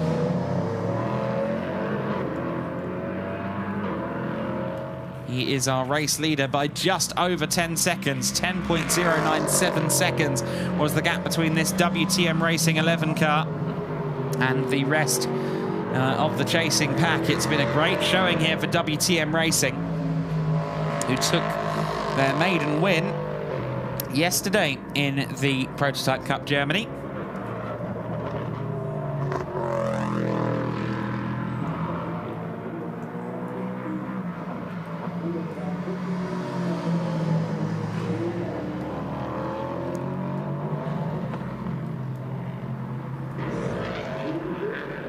It was a great occasion for the young Torsten, or the young driver in the form of Leonard Wies, and for Torsten Kratz as well. Rory Penttinen there in second place. I just want to correct myself on Sebastian von Gartzen. He's a silver-rated driver. For some reason, I had him down on bronze, but then I realised that didn't sound right based on some of the driving we've seen from him this year. And sure enough, he is a bronze. He is not a bronze-rated driver. He is a silver-rated driver, and so we can reasonably expect him to be on the same level as the likes of Berkay Bessler. Bessler, who himself is a silver categorised driver. If you're unfamiliar with the driver categories that the FIA puts on, effectively bronze is for gentlemen drivers. Silver is usually the domain of young professionals, although occasionally the faster gentlemen or AM drivers will end up in silver as well. And then, of course, gold and platinum is for the quickest of the quick, the pro drivers. Gold being a majority of them. Platinum drivers tend to be XF1 stars or world champions in some capacity. Good battle on here for fifth place then. Donar Munding climbing up the order. Mikael Herrick up ahead for ADAC Motorsport. Can Donar Munding find a way by? He's flashing the headlights. He's been closing up at the rate of 3 seconds a lap, and thus it's perhaps unsurprising, in fact over 4 seconds a lap, but it's perhaps unsurprising then that he slots his way through into 5th position. Donar Munding in the Molnar Motorsport car gets his way past Mikael Herrick. Herrick is a bronze-rated driver. He's in the trophy class here, so we don't necessarily expect him to be up to the same standards as, for example, a Donar Munding, who is a very experienced driver, a very quick driver at that, has been racing in ADAC GT4 Germany this year alongside Prototype Cup.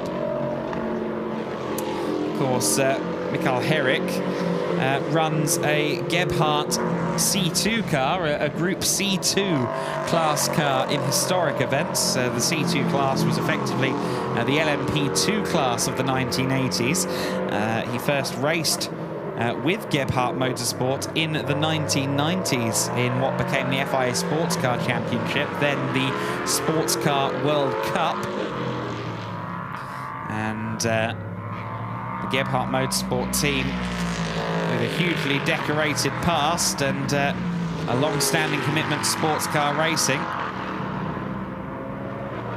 And they split their time between running some of their classic Group C machinery and now also contemporary prototype racing in Prototype Cup Germany. Torsten Kratz there with a little bit of sideways moment at turn 13, just fighting to get the power down through the Michelin rubber.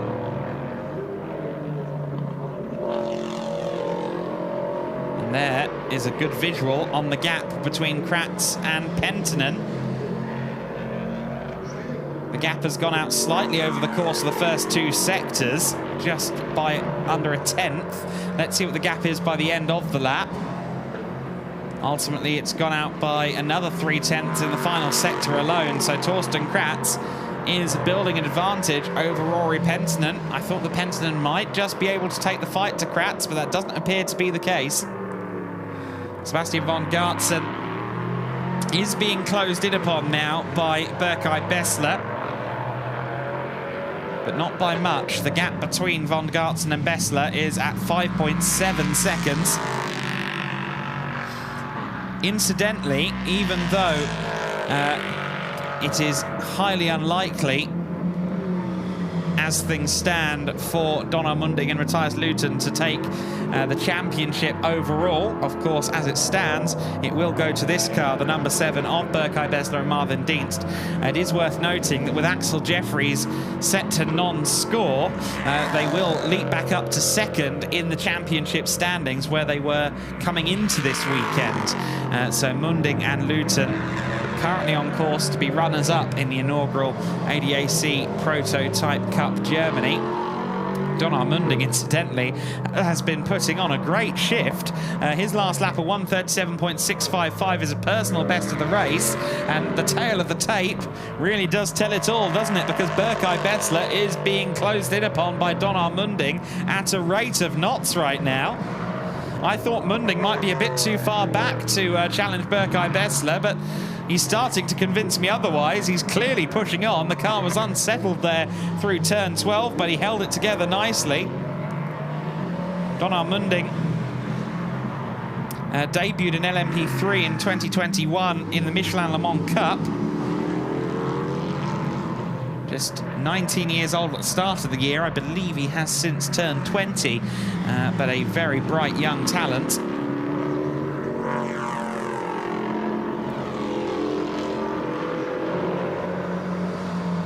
See the 70 car across the line in P6, Mikael Herrick. He was just behind the Moritz Lerner-driven Reiter Engineering Ligier.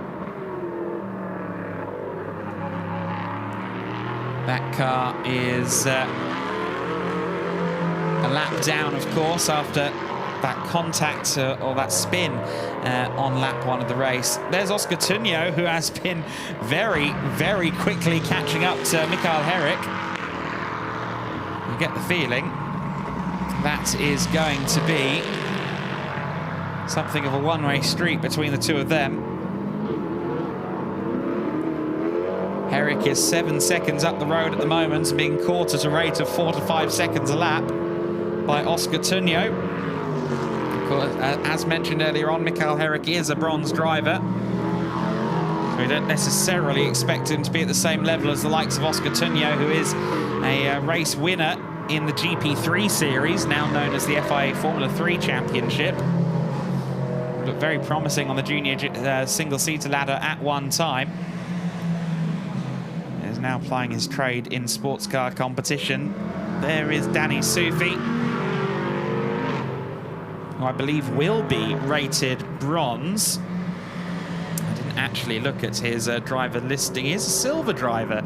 Interesting. So he's silver, I think, just because he's such a young driver. But he is hugely new to the prototype world. He debuted at the Lausitzring in ADAC Prototype Cup Germany, and he did so having only ever raced in a Mazda MX-5 out in the US, sometimes with his father. He's also done some drifting in a Corvette, lovely red C6, little red Corvette indeed for Danny Soufi.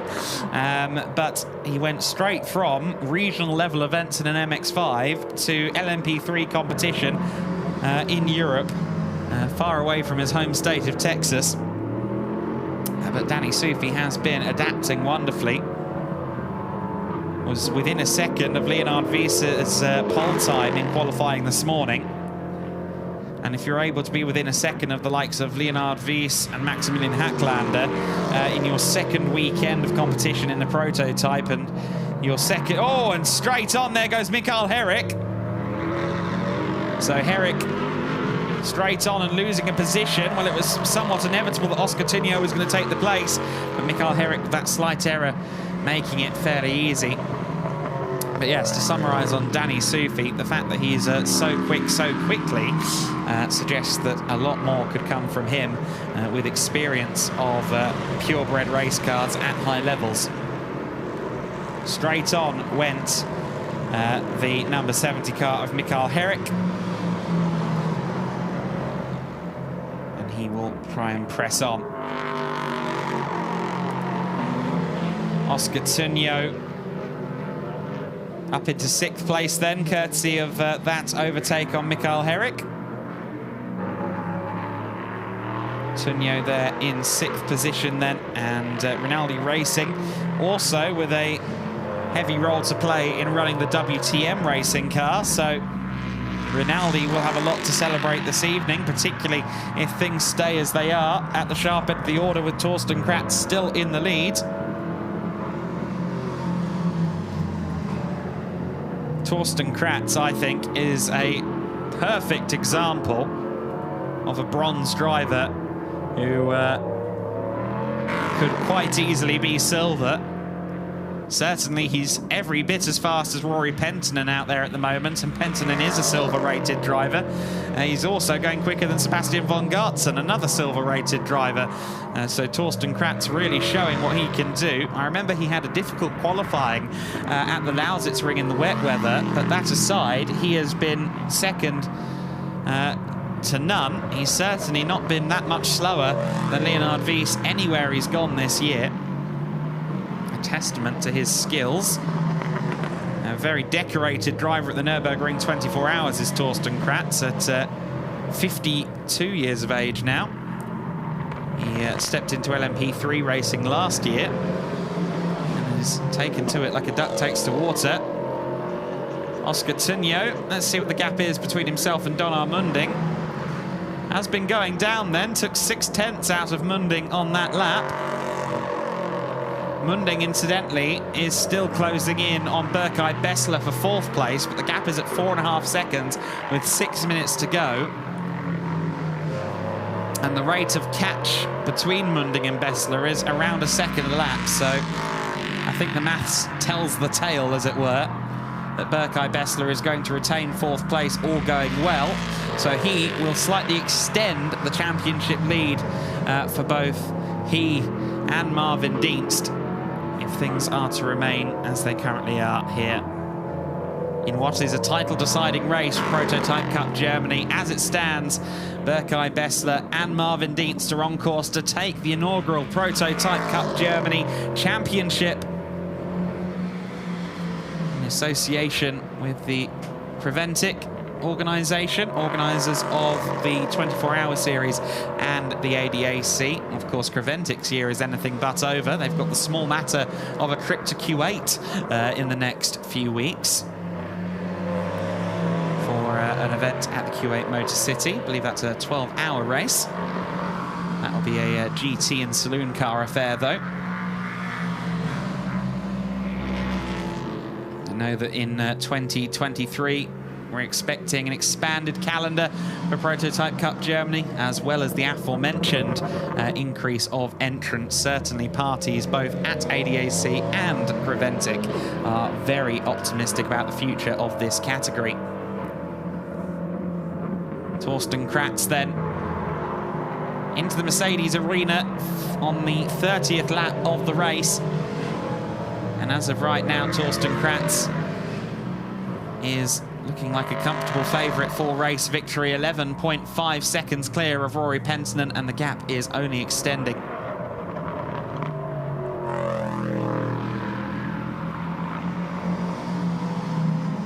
Just need to do a little bit of maths here as I talk to you about the second place in the championship. Of course, with this victory, Kratz and Wies would, in theory, gain 25 points should they cross the line in first. For fifth place, you would get 11 points. That's Donnar Munding and Matthias Luton's current position. And so by my reckoning, we could see Leonard Wies and Torsten Kratz end up as the runner-ups in the championship here. Axel Jeffries is on 82 points as it stands currently. He is second in the championship, or he was second in the championship coming into this one. Donnar Munding and Matthias Luton are on 80 points apiece, currently third in the championship. And coming into this one, Leonard Wies and Torsten Kratz are on 72. So yes, Leonard Wies and Torsten Kratz, at least for now, look as though they could be racing towards second in the overall standings. Both parties are set to miss out on their respective class championships in the junior and trophy class, but it looks like they could be due a runner-up prize in the Prototype Cup Germany standings. Meanwhile, Mikael Herrick is now joined on track by Danny Sufi, who is 2 laps down on Herrick, but we've already seen that Sufi is more than willing to unlap a driver. I think we're going to see further evidence of that in just a moment. He's in the slipstream of Mikael Herrick then as they approach the turn 6 hairpin. He's going to look to the inside, I imagine. Yes, he does. Darts to the inside now, much more confident on the brakes. Textbook stuff then from Danny Sufi to unlap himself up against Mikael Herrick. I really wish that Danny had got an opportunity to show what he was capable of on the lead lap in this race. Of course, with that bodywork falling off the car on lap 1, he ended up losing time in the pit lane. What could have been for Danny? Hopefully we see him back in 2023.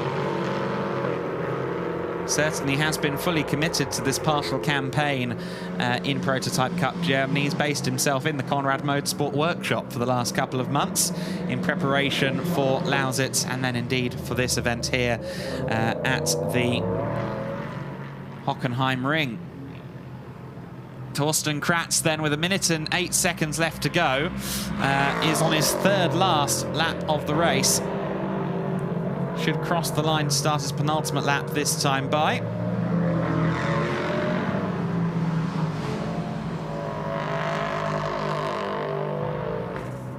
Kratz then in the lead by 10.7 seconds. His pace has slightly dialed back now, but understandably so, given Rory Penttinen is quite a way down the road in second place. Donar Munding, meanwhile, is very close to the back of Berkay Bessler in the battle for fourth place. They're just coming through Mercedes Arena turn 8 right now and out towards sector 2. The reason I bring that up is because they were 1.8 seconds apart going through the start-finish line last time, and you can see that that gap is a lot smaller now. So even though Donar Munding and Matthias Lutzen are unlikely to steal the championship away from Berkay Bessler and Marvin Dienst, they could take fourth in the race on the final lap.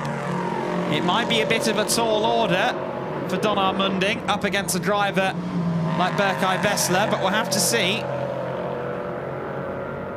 whether the young German could maybe just pull a rabbit out of the hat on the final lap. Both parties have steadily caught up with Sebastian von Gartzen, but he is well clear in third place. Let's see if Donar Munding can maybe, just maybe, pull out a special lap and be close enough for an overtake in the last few corners. He's certainly got a little bit of a help in the form of slipstream here through the parabolic at turn 5 and towards the turn 6 hairpin.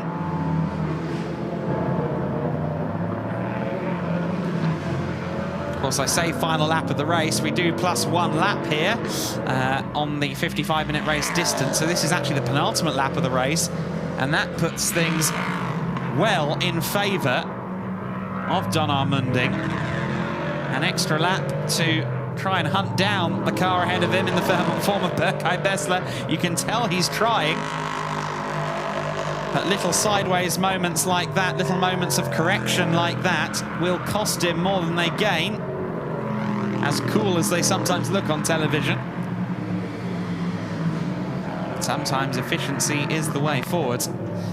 Donar Munding, though, unrelenting as he tries to chase down Berkay Bessler here on this, what is now going to be the final lap of the race when they cross the line this time. I get the feeling Bessler is just about in a strong enough position to take this. In fact, he set a personal best middle sector on this lap, so I think he's got the hurry up from someone down his radio.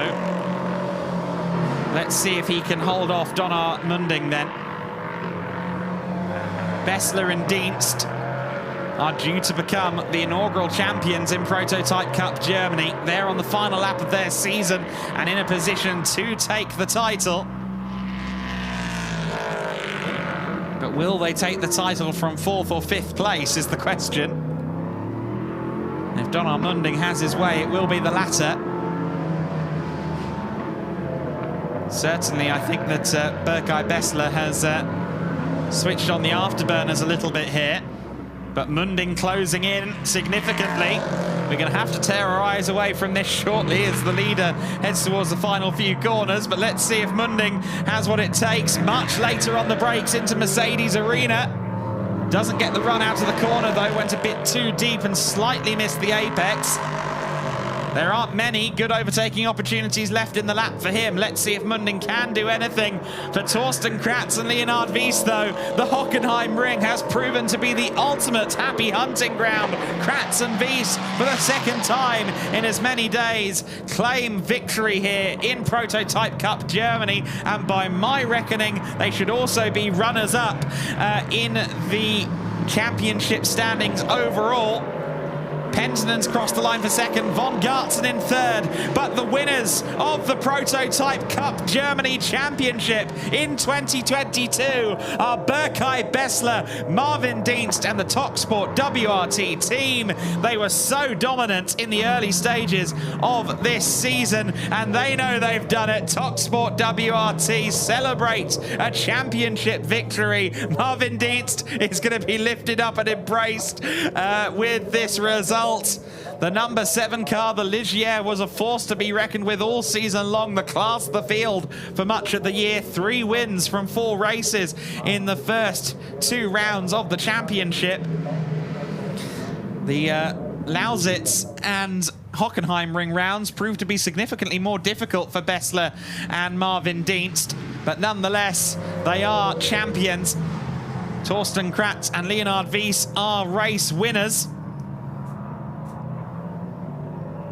And again, per my reckoning, they will also be runners-up in the overall championship with a 37.5 point haul in the trophy class. Torsten Kratz won't quite beat Matthias Luton. Matthias Luton will be our trophy championship winner. And in the junior category, I believe Don Armunding has done enough as well. Don Armunding finishing 5th place, which should net him 17 points. I think it's very close. I think it's 3 points or 2.75 points between Munding and Wies ultimately, but Don Armunding, I believe, is our Prototype Cup Germany junior champion as well. So a championship apiece for the Molnar Motorsport team of Don Armunding and Matthias Luton, provisionally at least. And the Prototype Cup Germany overall title will go to Berkay Bessler and Marvin Dienst. But Torsten Kratz and Leonard Wies are our race winners for the 2nd time in as many days here at the Hockenheimring. The Duquesne D08 of WTM Racing has claimed victory once again. 2nd place finish for Rory Penttinen. I remind you, that car was factory fresh on Monday. It's been on the podium a couple of times since then already. A seasoned history then for the chassis belonging to MRS GT Racing.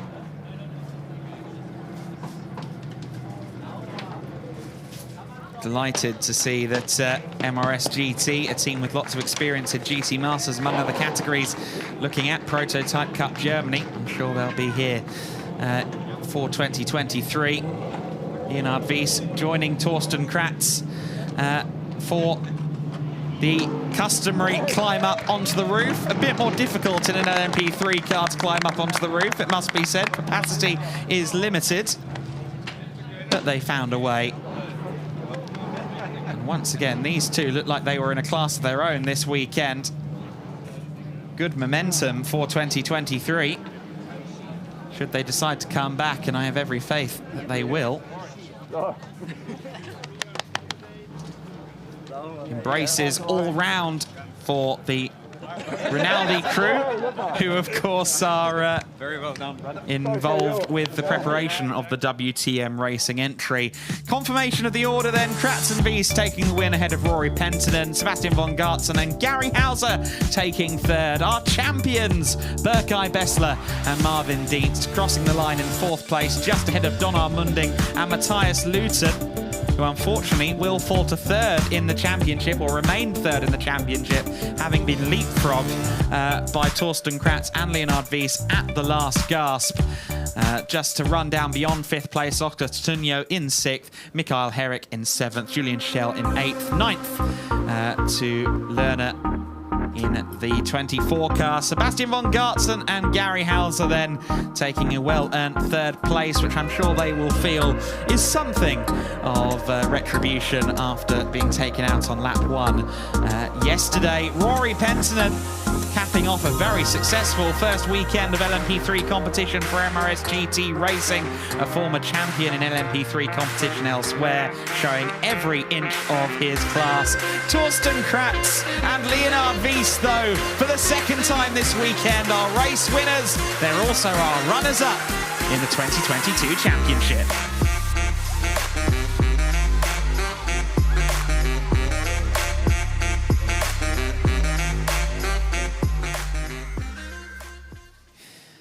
And there's confirmation. I punched the air a little bit in the commentary box because my maths proved to be correct. Marvin Dienst and Berkay Bessler, of course, our champions. Kratz and Wies, with that victory, did indeed net 2nd in the championship ahead of Donald Munding and Matthias Luton. Axel Jeffries with the early retirement of his number 2 car. The Conrad Motorsport Ginetta unfortunately relegated to 4th in the championship. Some fabulous names as we scroll down the championship classification. Of course, a lot of teams doing part-time entries this year with an interest to future seasons and future participations in the Prototype Cup Germany. Some very decorated competitors, ex-Le Mans racers, among others, taking to the grid, as well as one chap named Freddie Hunt, who was very successful for Reiter Engineering at the Nürburgring round in July as part of the Truck Grand Prix event at the Nürburgring, one of the bigger events of the Nürburgring calendar, and a very good platform to promote Prototype Cup Germany.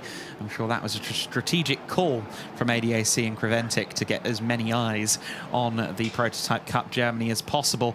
And not just the eyes, but the ears, it must be said, and the feet, because the noise is such that it vibrates your feet when you're in the stands watching LMP3 cars. The 5.6-litre Nissan V8 motors really do send shockwaves through your ribcage if you're anywhere near them when they're at full chat. Myself and my GT Masters commentary colleague Brian Oliver were walking through the woodlands here at Hockenheim, where the former track, the former layout of the circuit once was, as these cars were out in the Thursday test sessions, and the sound of them through the trees was absolutely gorgeous.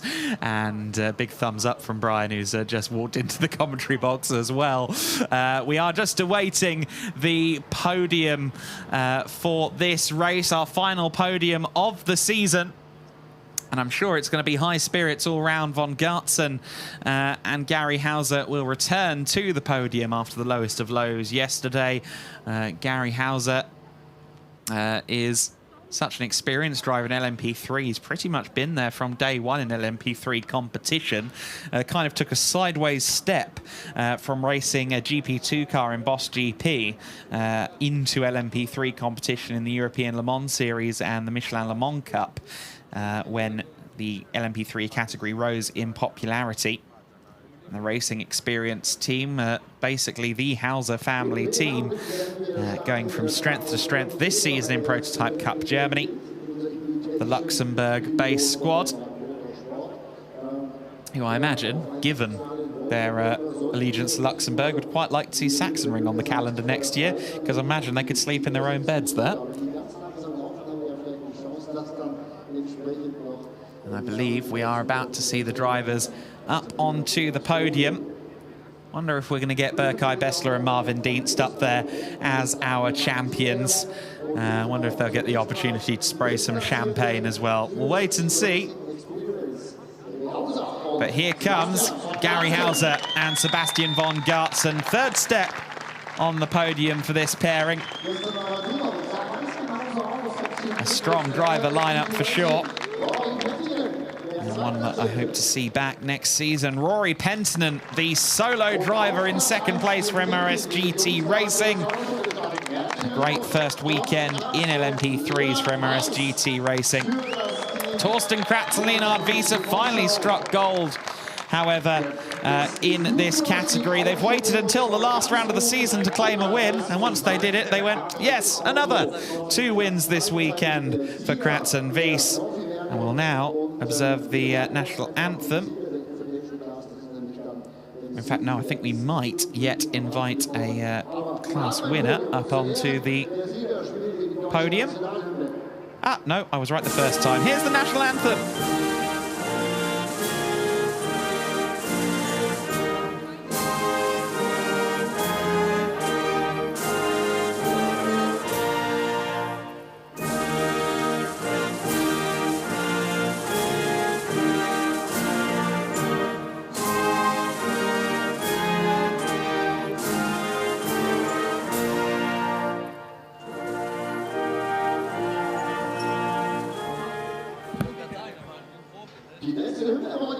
So there you go, the German national anthem ringing out at the end of a very exciting ADAC season finale. Charles, Momartz of Michelin Motorsport, the Michelin Motorsport manager, handing over the first place trophies to Kratz and Wies. Of course, Michelin, the tyre suppliers for this category. Jerry Wilhelms, Creventic's sporting manager, presenting the second place trophies. He will be on his way to Q8 shortly for their next undertaking. And Racing Experience receiving their third place trophies for good measure.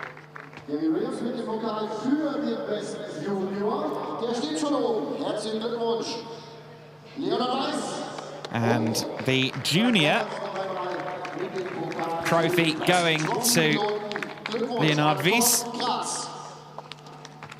And funny enough, the trophies keep on coming for WTM Racing, as the trophy for that class handed over to Torsten Kratz, the trophy class for bronze drivers of 35 and over.